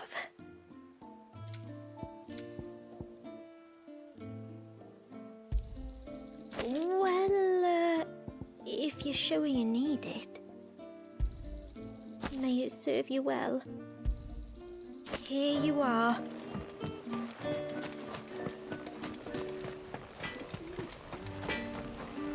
Reckon my steel's just as good as any.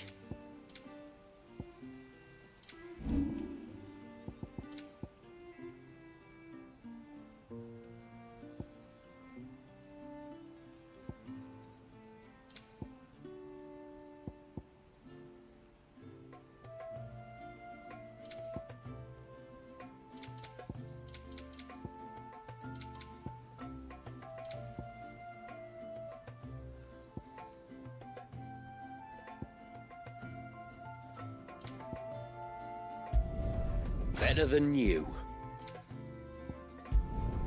Done.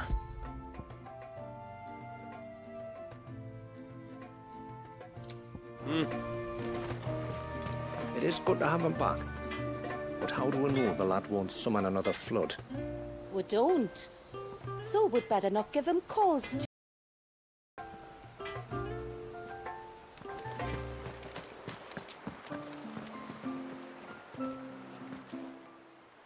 No, it has to be him. What has to be who? If you, don't mind my asking. It's not your asking, I mind. It's my explaining. But I don't see any other way around it. You see, when a baby is born here, we hold a ceremony to welcome them. The rite of immersion, we call it. but I don't know whether Walius was ever afforded that courtesy. What is abundantly clear, though, is that my ancestors never welcomed him as one of us. And I want to change that. The problem is, the ceremony requires 3 ministrators, the baby's parents, and a witness. As tributary, the role of witness would normally fall to me, but being Walius's closest living relative, I must play the role of mother. So you want me to serve as witness in your stead? That's right. A witness must be a trusty guardian, ready to steer the child through the stormy waters of life and on to tranquility. Which is why I thought of you.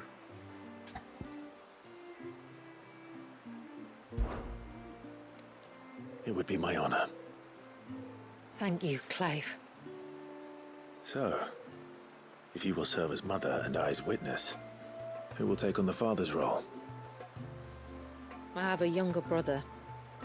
He should be making ready for the rite as we speak, though whether he is or not. Let me introduce you. Please do. If he's anything like his sister, I'm sure we'll get on famously. I'll bid him come to the Witten Hall. Will you wait for us there? Gladly.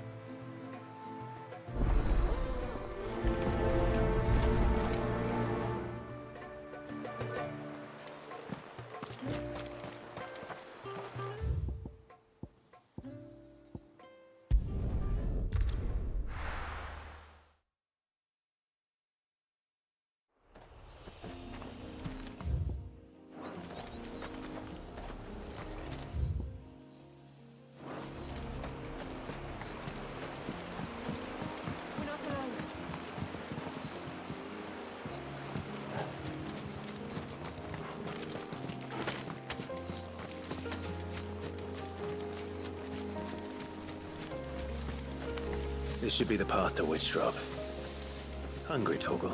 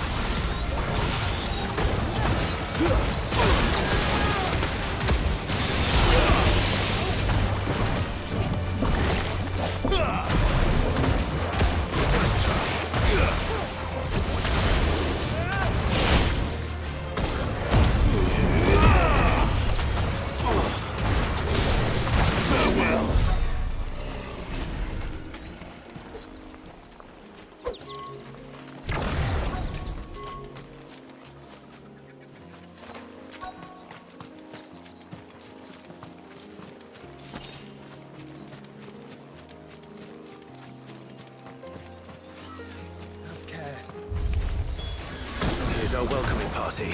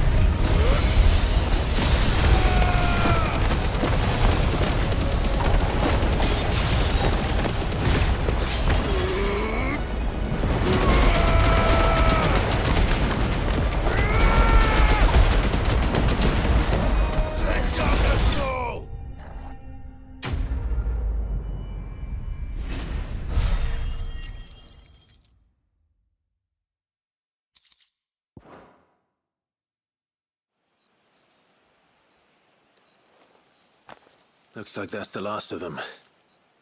Now, where's the grave?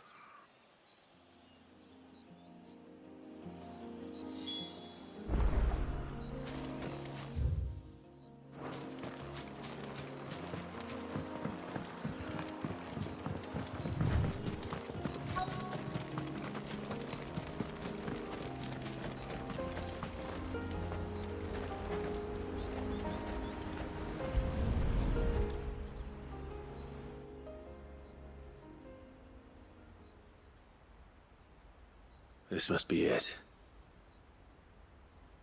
My lord, thank you for making the path safe again. Ise. Was that her name? Yes. Hardly the most fitting tribute for a dominant, is it? A rough-hewn stone with naught but a given name engraved on it. But my ancestors had only been here a matter of weeks when she passed. Every day was a struggle to survive. They had neither the time nor the energy to devote to a more elaborate memorial.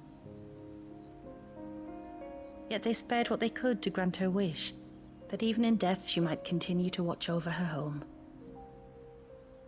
She lived down there then? In the ruins? That's right. They were once the living quarters for those who served up in the temple.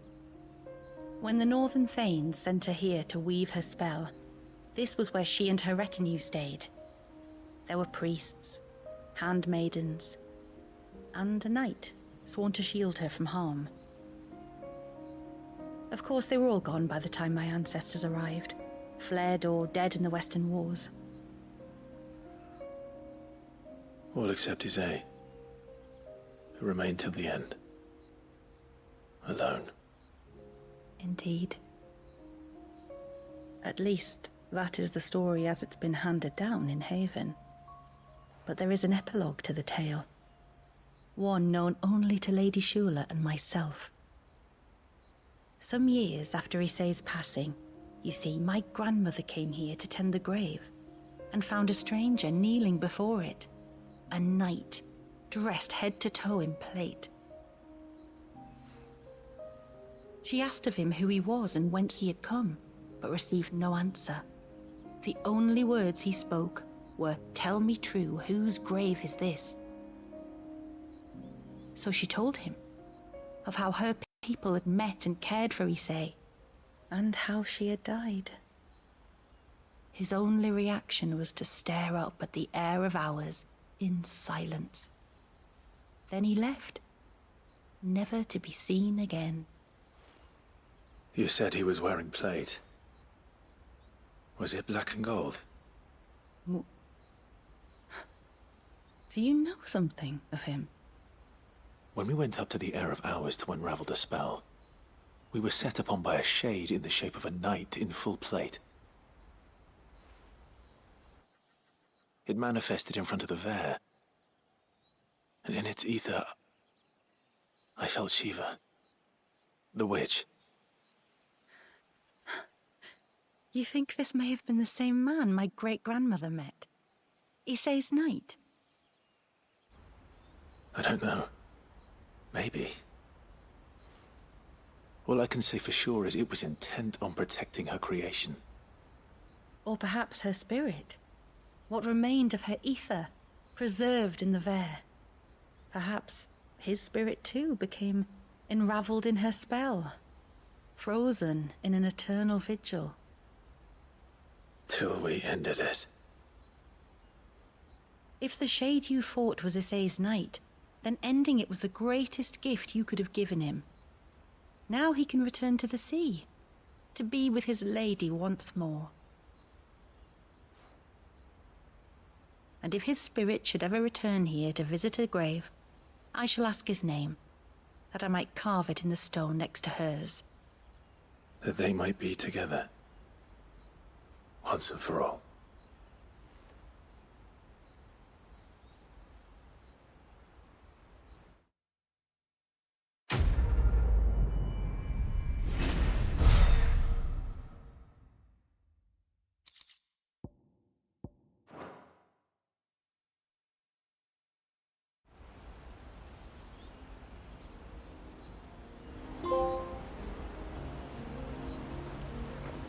Thank you, my lord, for reuniting them.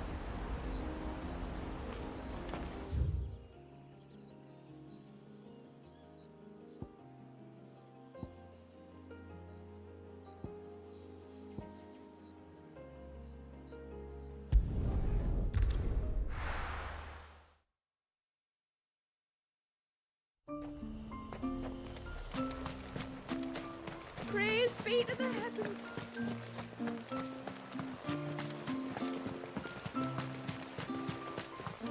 It is good to have him back.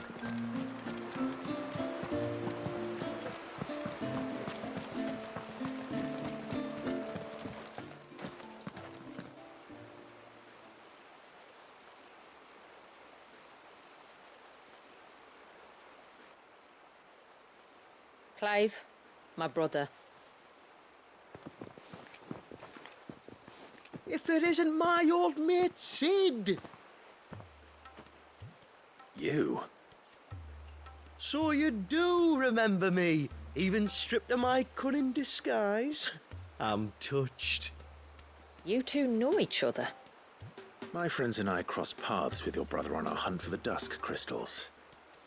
During which we saved his life. 3 times, was it? 3, 4, who's counting? All I know is when Shula mentioned she'd called in Sid the Outlaw to help young Walyas, I could be sure that the little rascal was in safe hands. I mean, having seen you in action back at the tower, I know exactly what you're capable of. So the mercenary you met in the Sage Spire, that was Clive. And he saved your life? That's a rather different story from the one you told me. And a far likelier one at that. It would appear my family owe you twice over. Whether they admit it or not. Honestly, Fammy, would it kill you to tell the truth once in a while? What? I said sorry, didn't I? How about we save the, recriminations until after the ceremony, eh? Speaking of which, what does this ceremony involve exactly? It's simple, really. We each say a short prayer and anoint the child's head with holy water. Nothing too onerous, then? Not about the rite itself, no. But it does call for some preparation. One of the witnesses' responsibilities is to collect the holy water, you see. 3 phials for the 3 ministrators, each taken from a particular place. Don't worry, though. It's not as if you have to go alone. I can show you the way. I'd appreciate that. Famiel, you stay here and ready the Witten Hall. Leave it to me. If there's anything Jill and I can do to assist you... We'd be glad to help. Thank you both.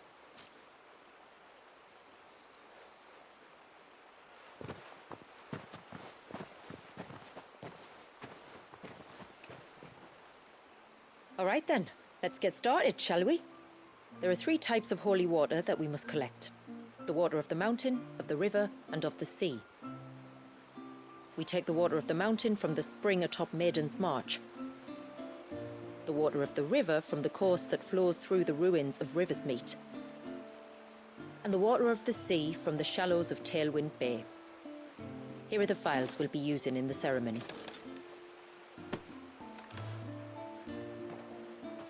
I'm ready to leave whenever you are.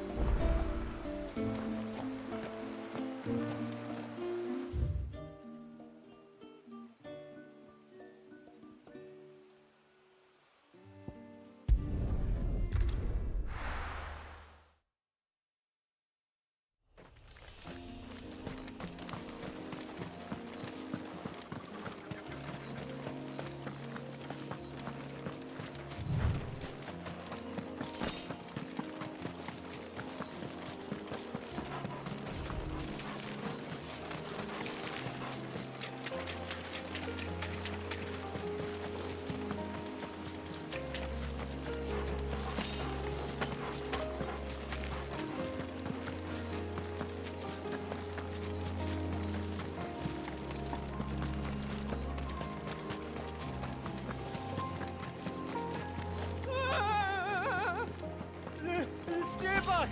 I'm warning you! Someone's in trouble. Come on.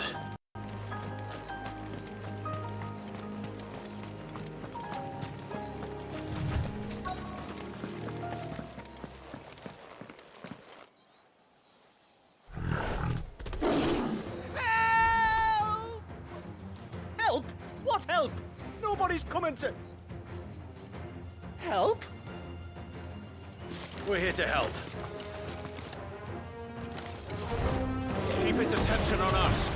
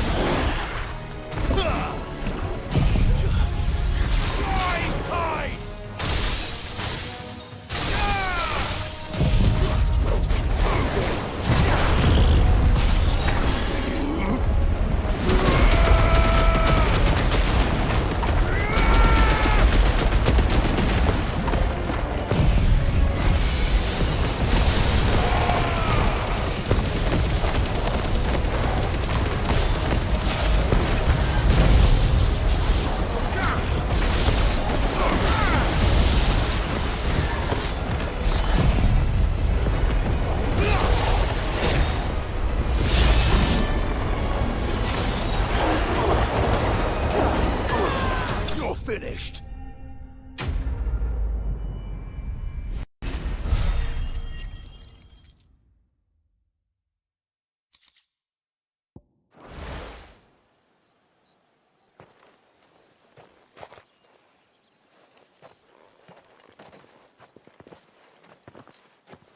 Is anyone hurt? Oh, Sid! Thank all the clouds in the heavens you came. You saved us. Again! Would you 2 care to explain what you're doing up here? The chief sent us to fetch incense for the ceremony. So the Witten Hall smells nice. For the little Ben. You mean to tell me you braved this den of deadly beasts for some tree sap? You don't have to do everything he says, you know. Or if you must, at least have the good sense to ask one of our hunters to accompany you. We're sorry. It's fine. Just go back to the village before you get yourselves into any more trouble. Right you are. Oh, and thanks and that.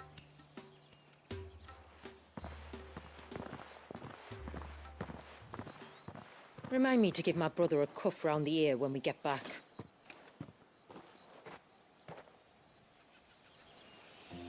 Right then. Let's collect this water, shall we?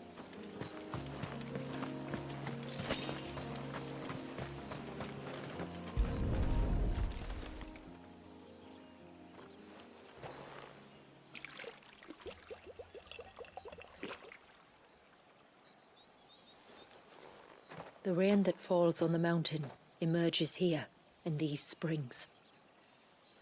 The source of the river. The source of life. Precisely.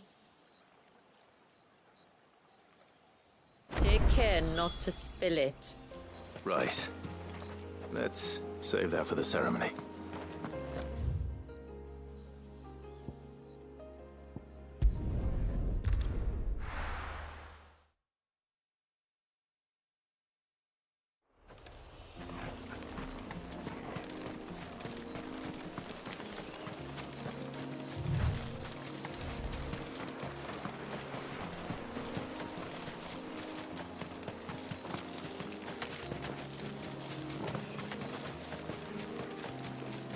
We can collect the water of the river from here. All right.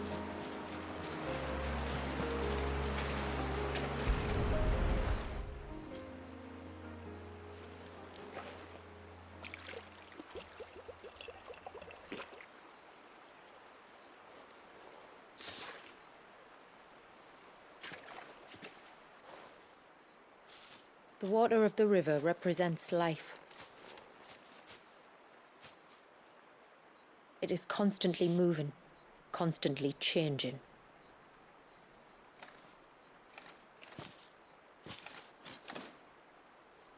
And though its course may twist and turn or branch into 1,000 separate streams, it always flows in the same direction, from source to sea, beginning to end. Like time. What of Wallius then? When your ancestors froze him, did they remove him from the River of Life? They did. Like an ice-bound pool that didn't thaw for 80 summers. But now he's free to flow again, to live.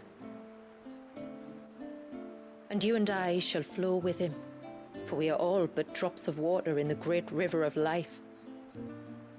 I find that thought oddly reassuring. Go on. A drop of water might seem insignificant on its own, but as a part of a torrent, it can cleave a path through the hardest rock.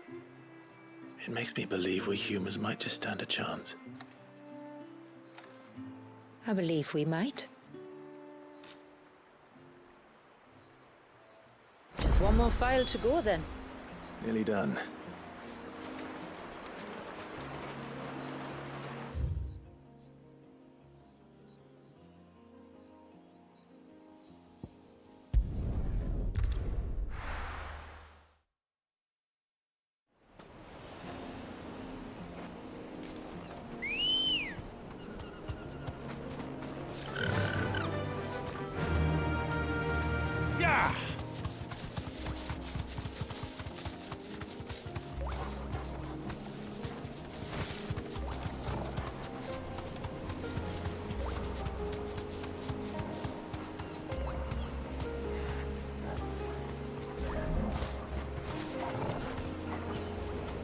Straight home now.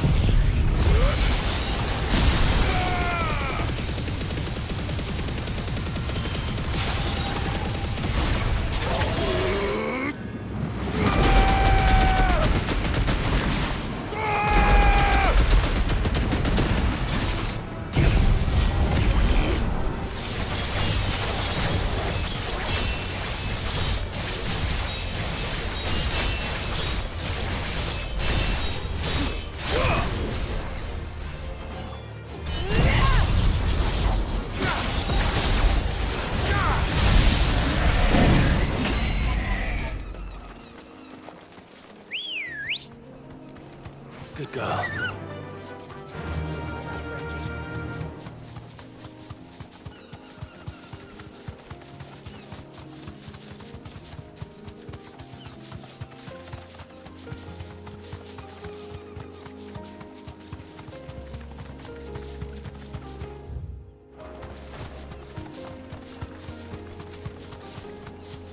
This path leads down to the coast. Usually we keep this gate shut tight, but since this is a special occasion...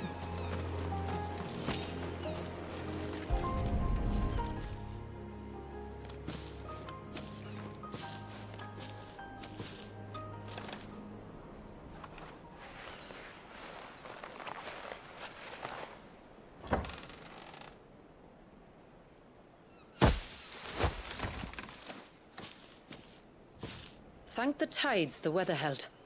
This place can be treacherous when the waves are high. If it weren't for the holy water, no one would ever come down here. I'll be sure to watch my step.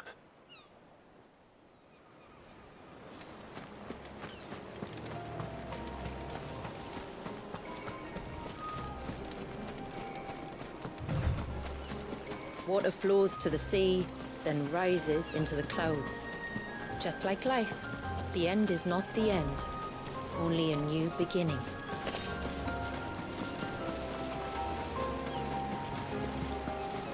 My ancestors chose this place because it was where the first boat landed. And it's a good thing they didn't land closer to the surge. Quite.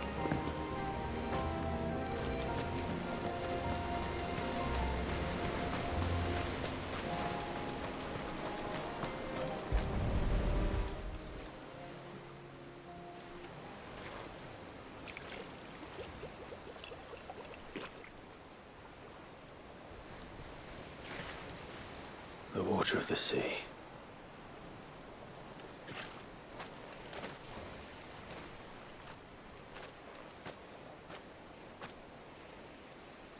I still can't help but be awed by it. Oh? All that wave ever made me feel was pity and sorrow for the innocent life trapped inside it. The child my great-grandfather sacrificed to try to change his people's fate. It was wrong, an unforgivable sin. But I often wonder, will my descendants ever forgive me for what I have done? As tributary, I've faced many difficult choices. And though I've always striven to do what's best for my people, here we live in poverty, hidden away from the world. So have my choices denied them a better life, just as my ancestors denied Walyas his? No. You would not forcibly sacrifice one of your people to save the others. You do the best you can for all of them, as do I. We share in their woes, just as we share in their joys. And the most we can do is try to bring them more of the latter. Aye, you're right. And try I shall, to bring all of my people a better tomorrow. Walyas included.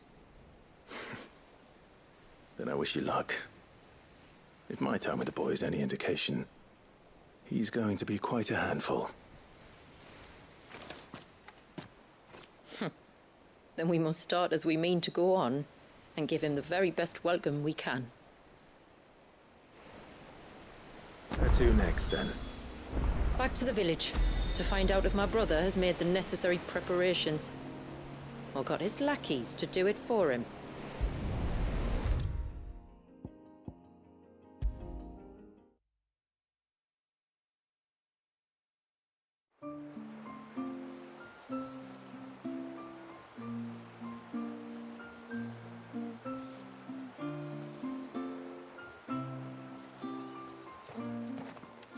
We have the holy water.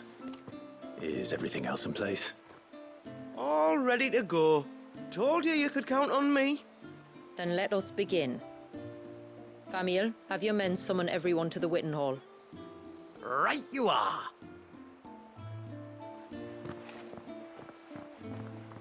Shula, wait. I don't know the words. Don't worry. There aren't many of them. We'll have time enough to practice before people arrive.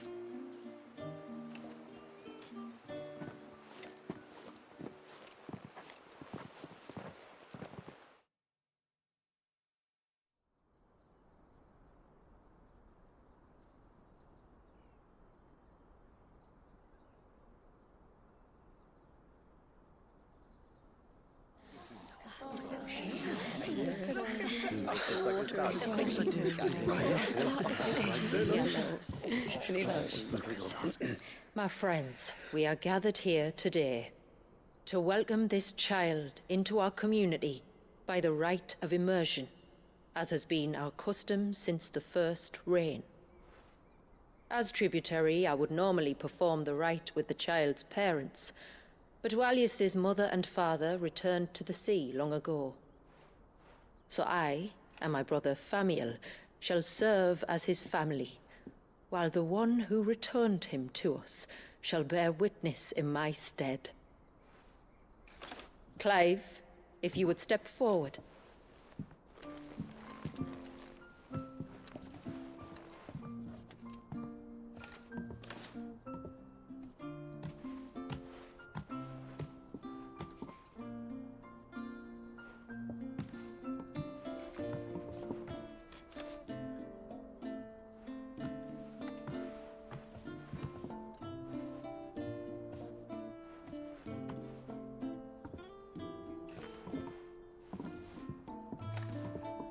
Like the rain that falls on the mountains tall, are we born.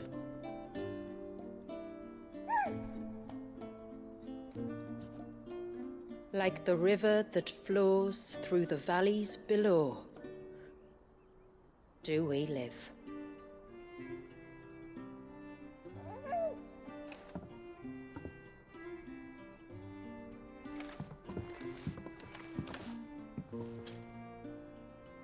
Like the boundless sea, where the currents run free, do we die, and to the clouds then rise again.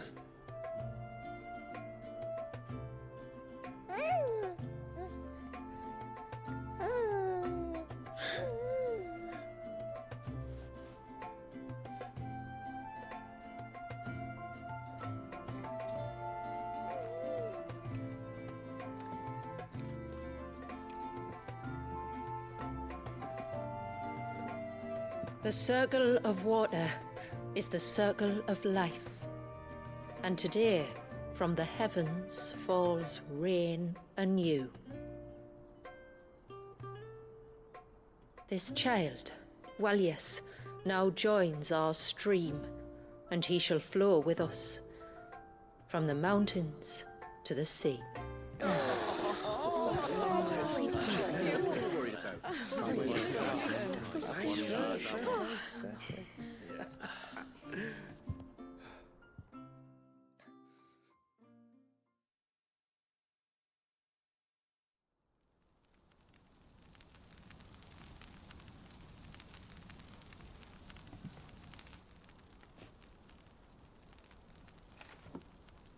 You played your part to a T, Clive. Thank you. It means a lot to us. I was honored to be asked. And terrified I'd miss. Now that you're part of the family, young Walius, my lad. Uncle Famiel can teach you the ways of the world. Oh no, he can't. Eh? Don't be so hasty. Your brother's knack for self-preservation might serve him well. Ha! You are never going to let me live that down, are you?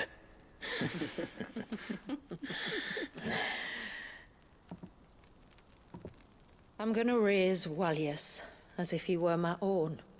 Teach him everything I know about life, our people, and our past. But with all the mother crystals gone, he will grow up in a world without comforts. One where we only have ourselves and each other to rely on. I'd say your people are better prepared than most to survive in such a world, Shula. To thrive, indeed. Under your guidance. Only if nature continues to smile on us. If we were to lose her gifts, we'd be left with nothing at all. Yes. But it needn't come to that. Not if we can stop the spread of the Blight. So long as we can save a single patch of soil, we can plant the seeds for a new world. One where we can all be free. Perhaps then, we might finally be able to step out from behind our curtain, eh? Till that day comes, I wish you good tide. Thank you. We should be on our way. Well, you be careful out there. Aye, you steer clear of trouble now. Likewise.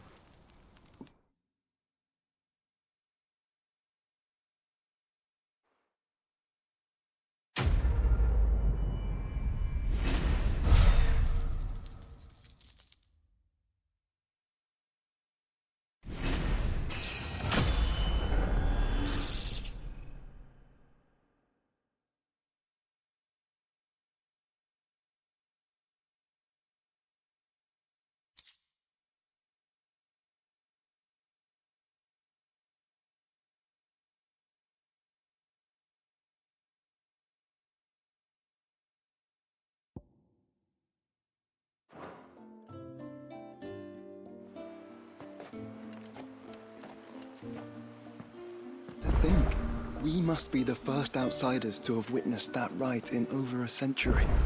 Wallius has been waiting for it for nearly as long. He seemed pleased to be finally rejoining the family. Now all we have to do is save that family.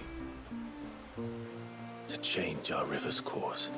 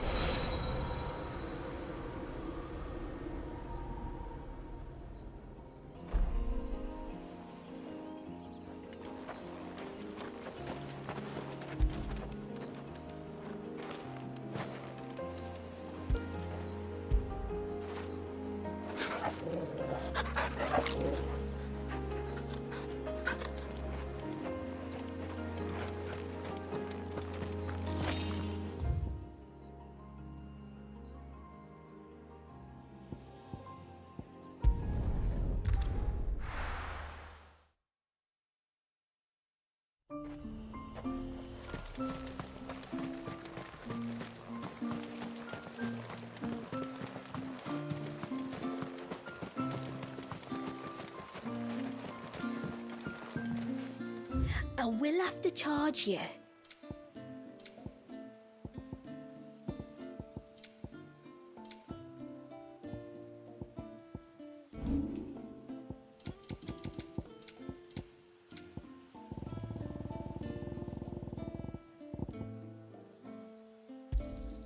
Hey, we can use that.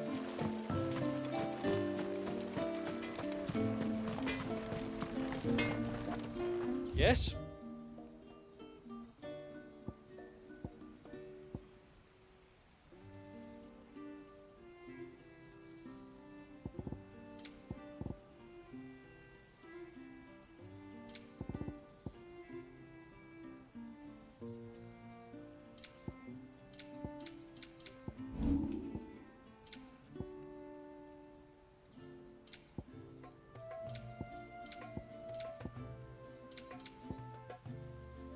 A good tide to you.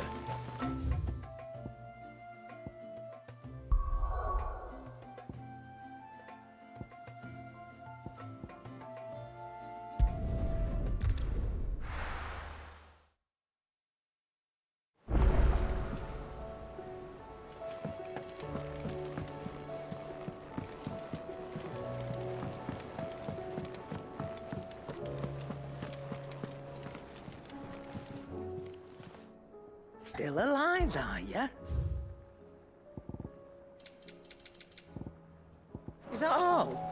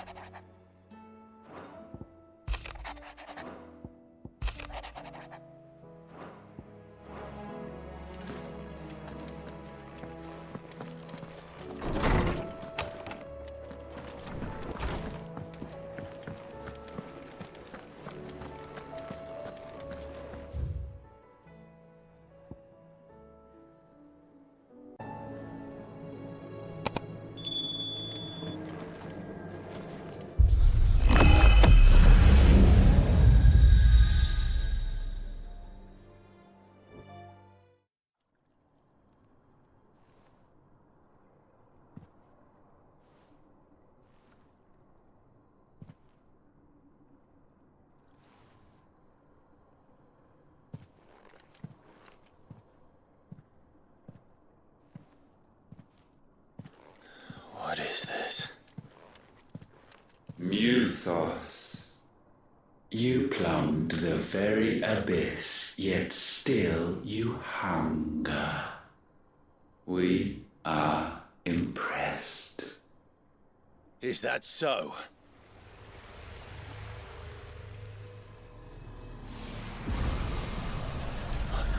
Not again.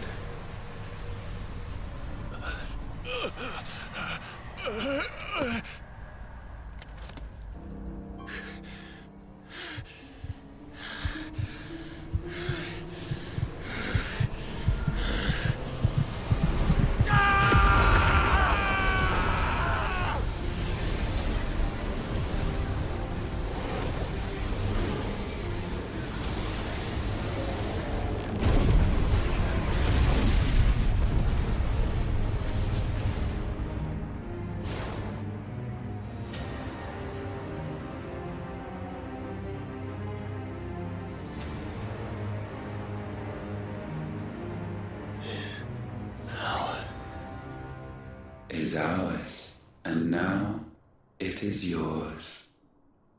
Consider it a gift from us to you, a taste of things to come. You still think I'm going to be your vessel?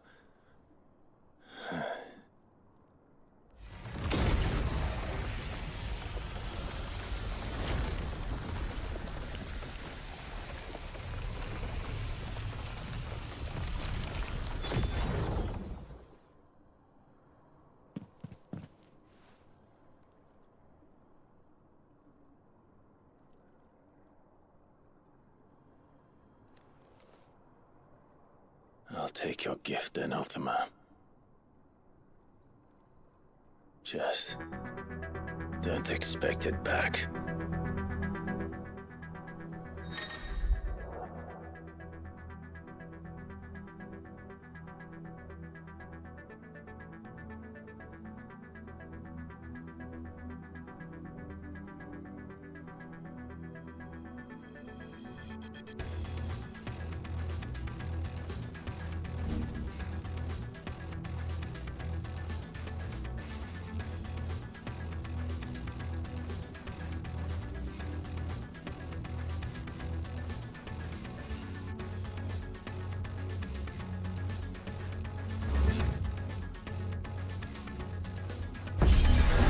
You hear me? I will never be yours! Yeah! Yeah!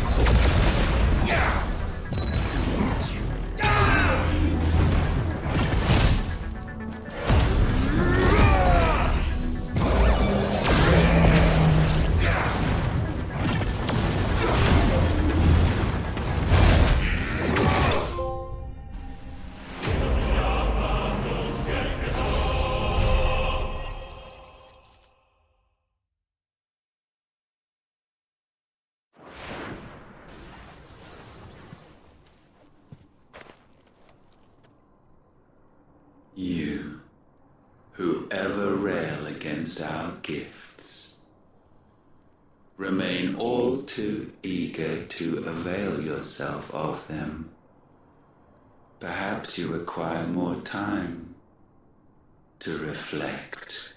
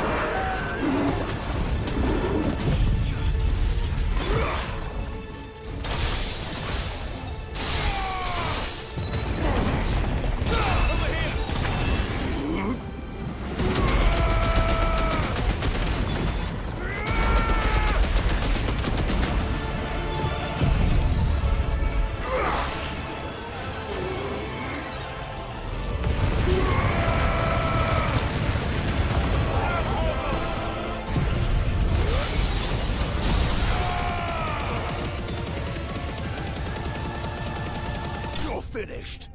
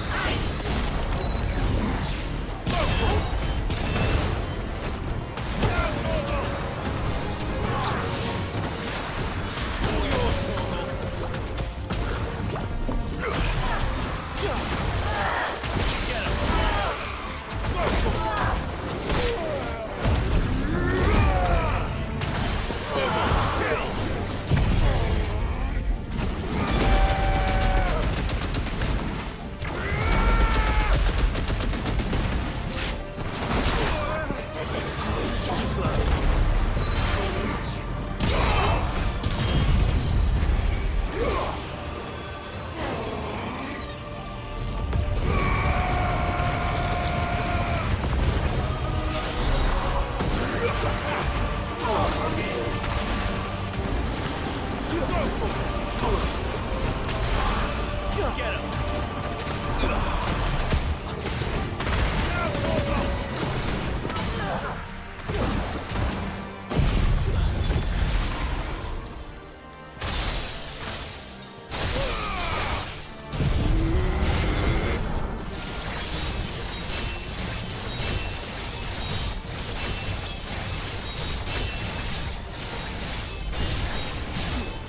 All yours, Torgal.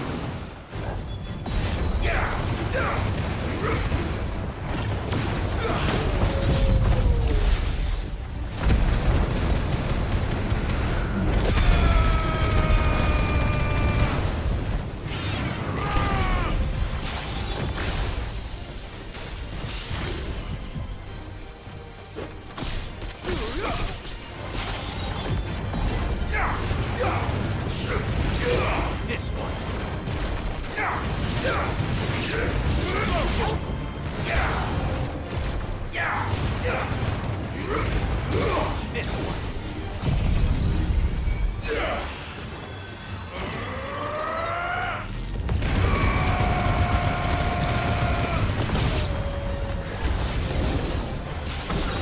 Get him.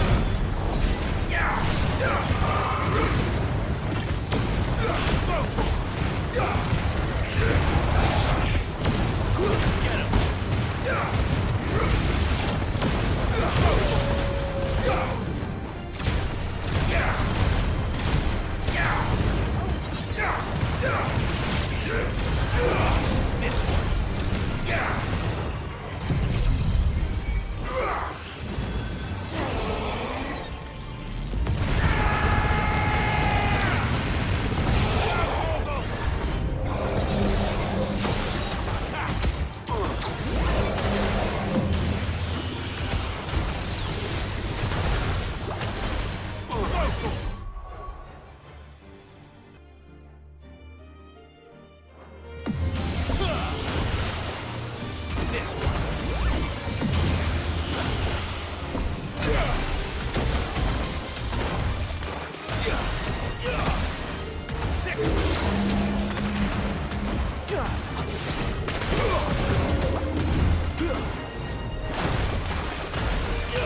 All yours, Torvald.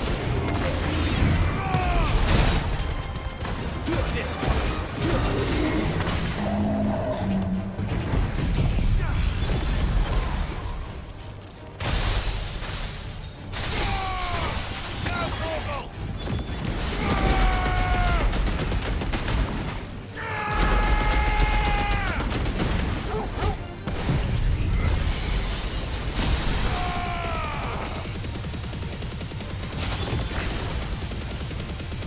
All yours, Torvald.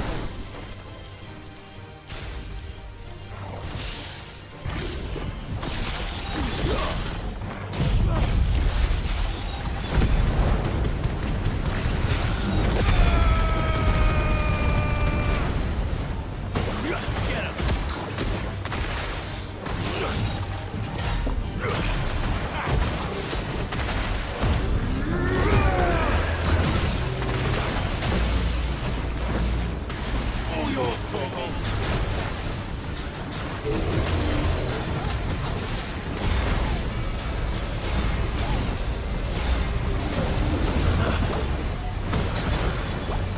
Nice try.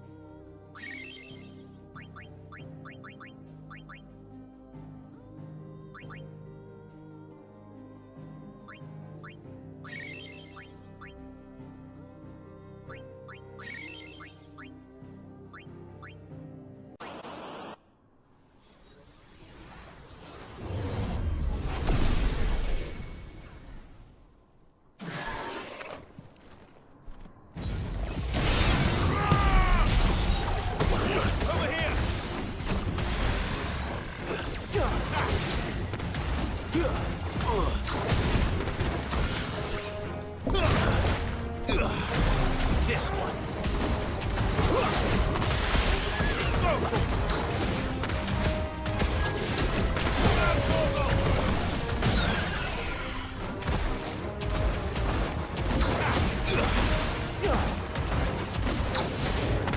This one. Get him.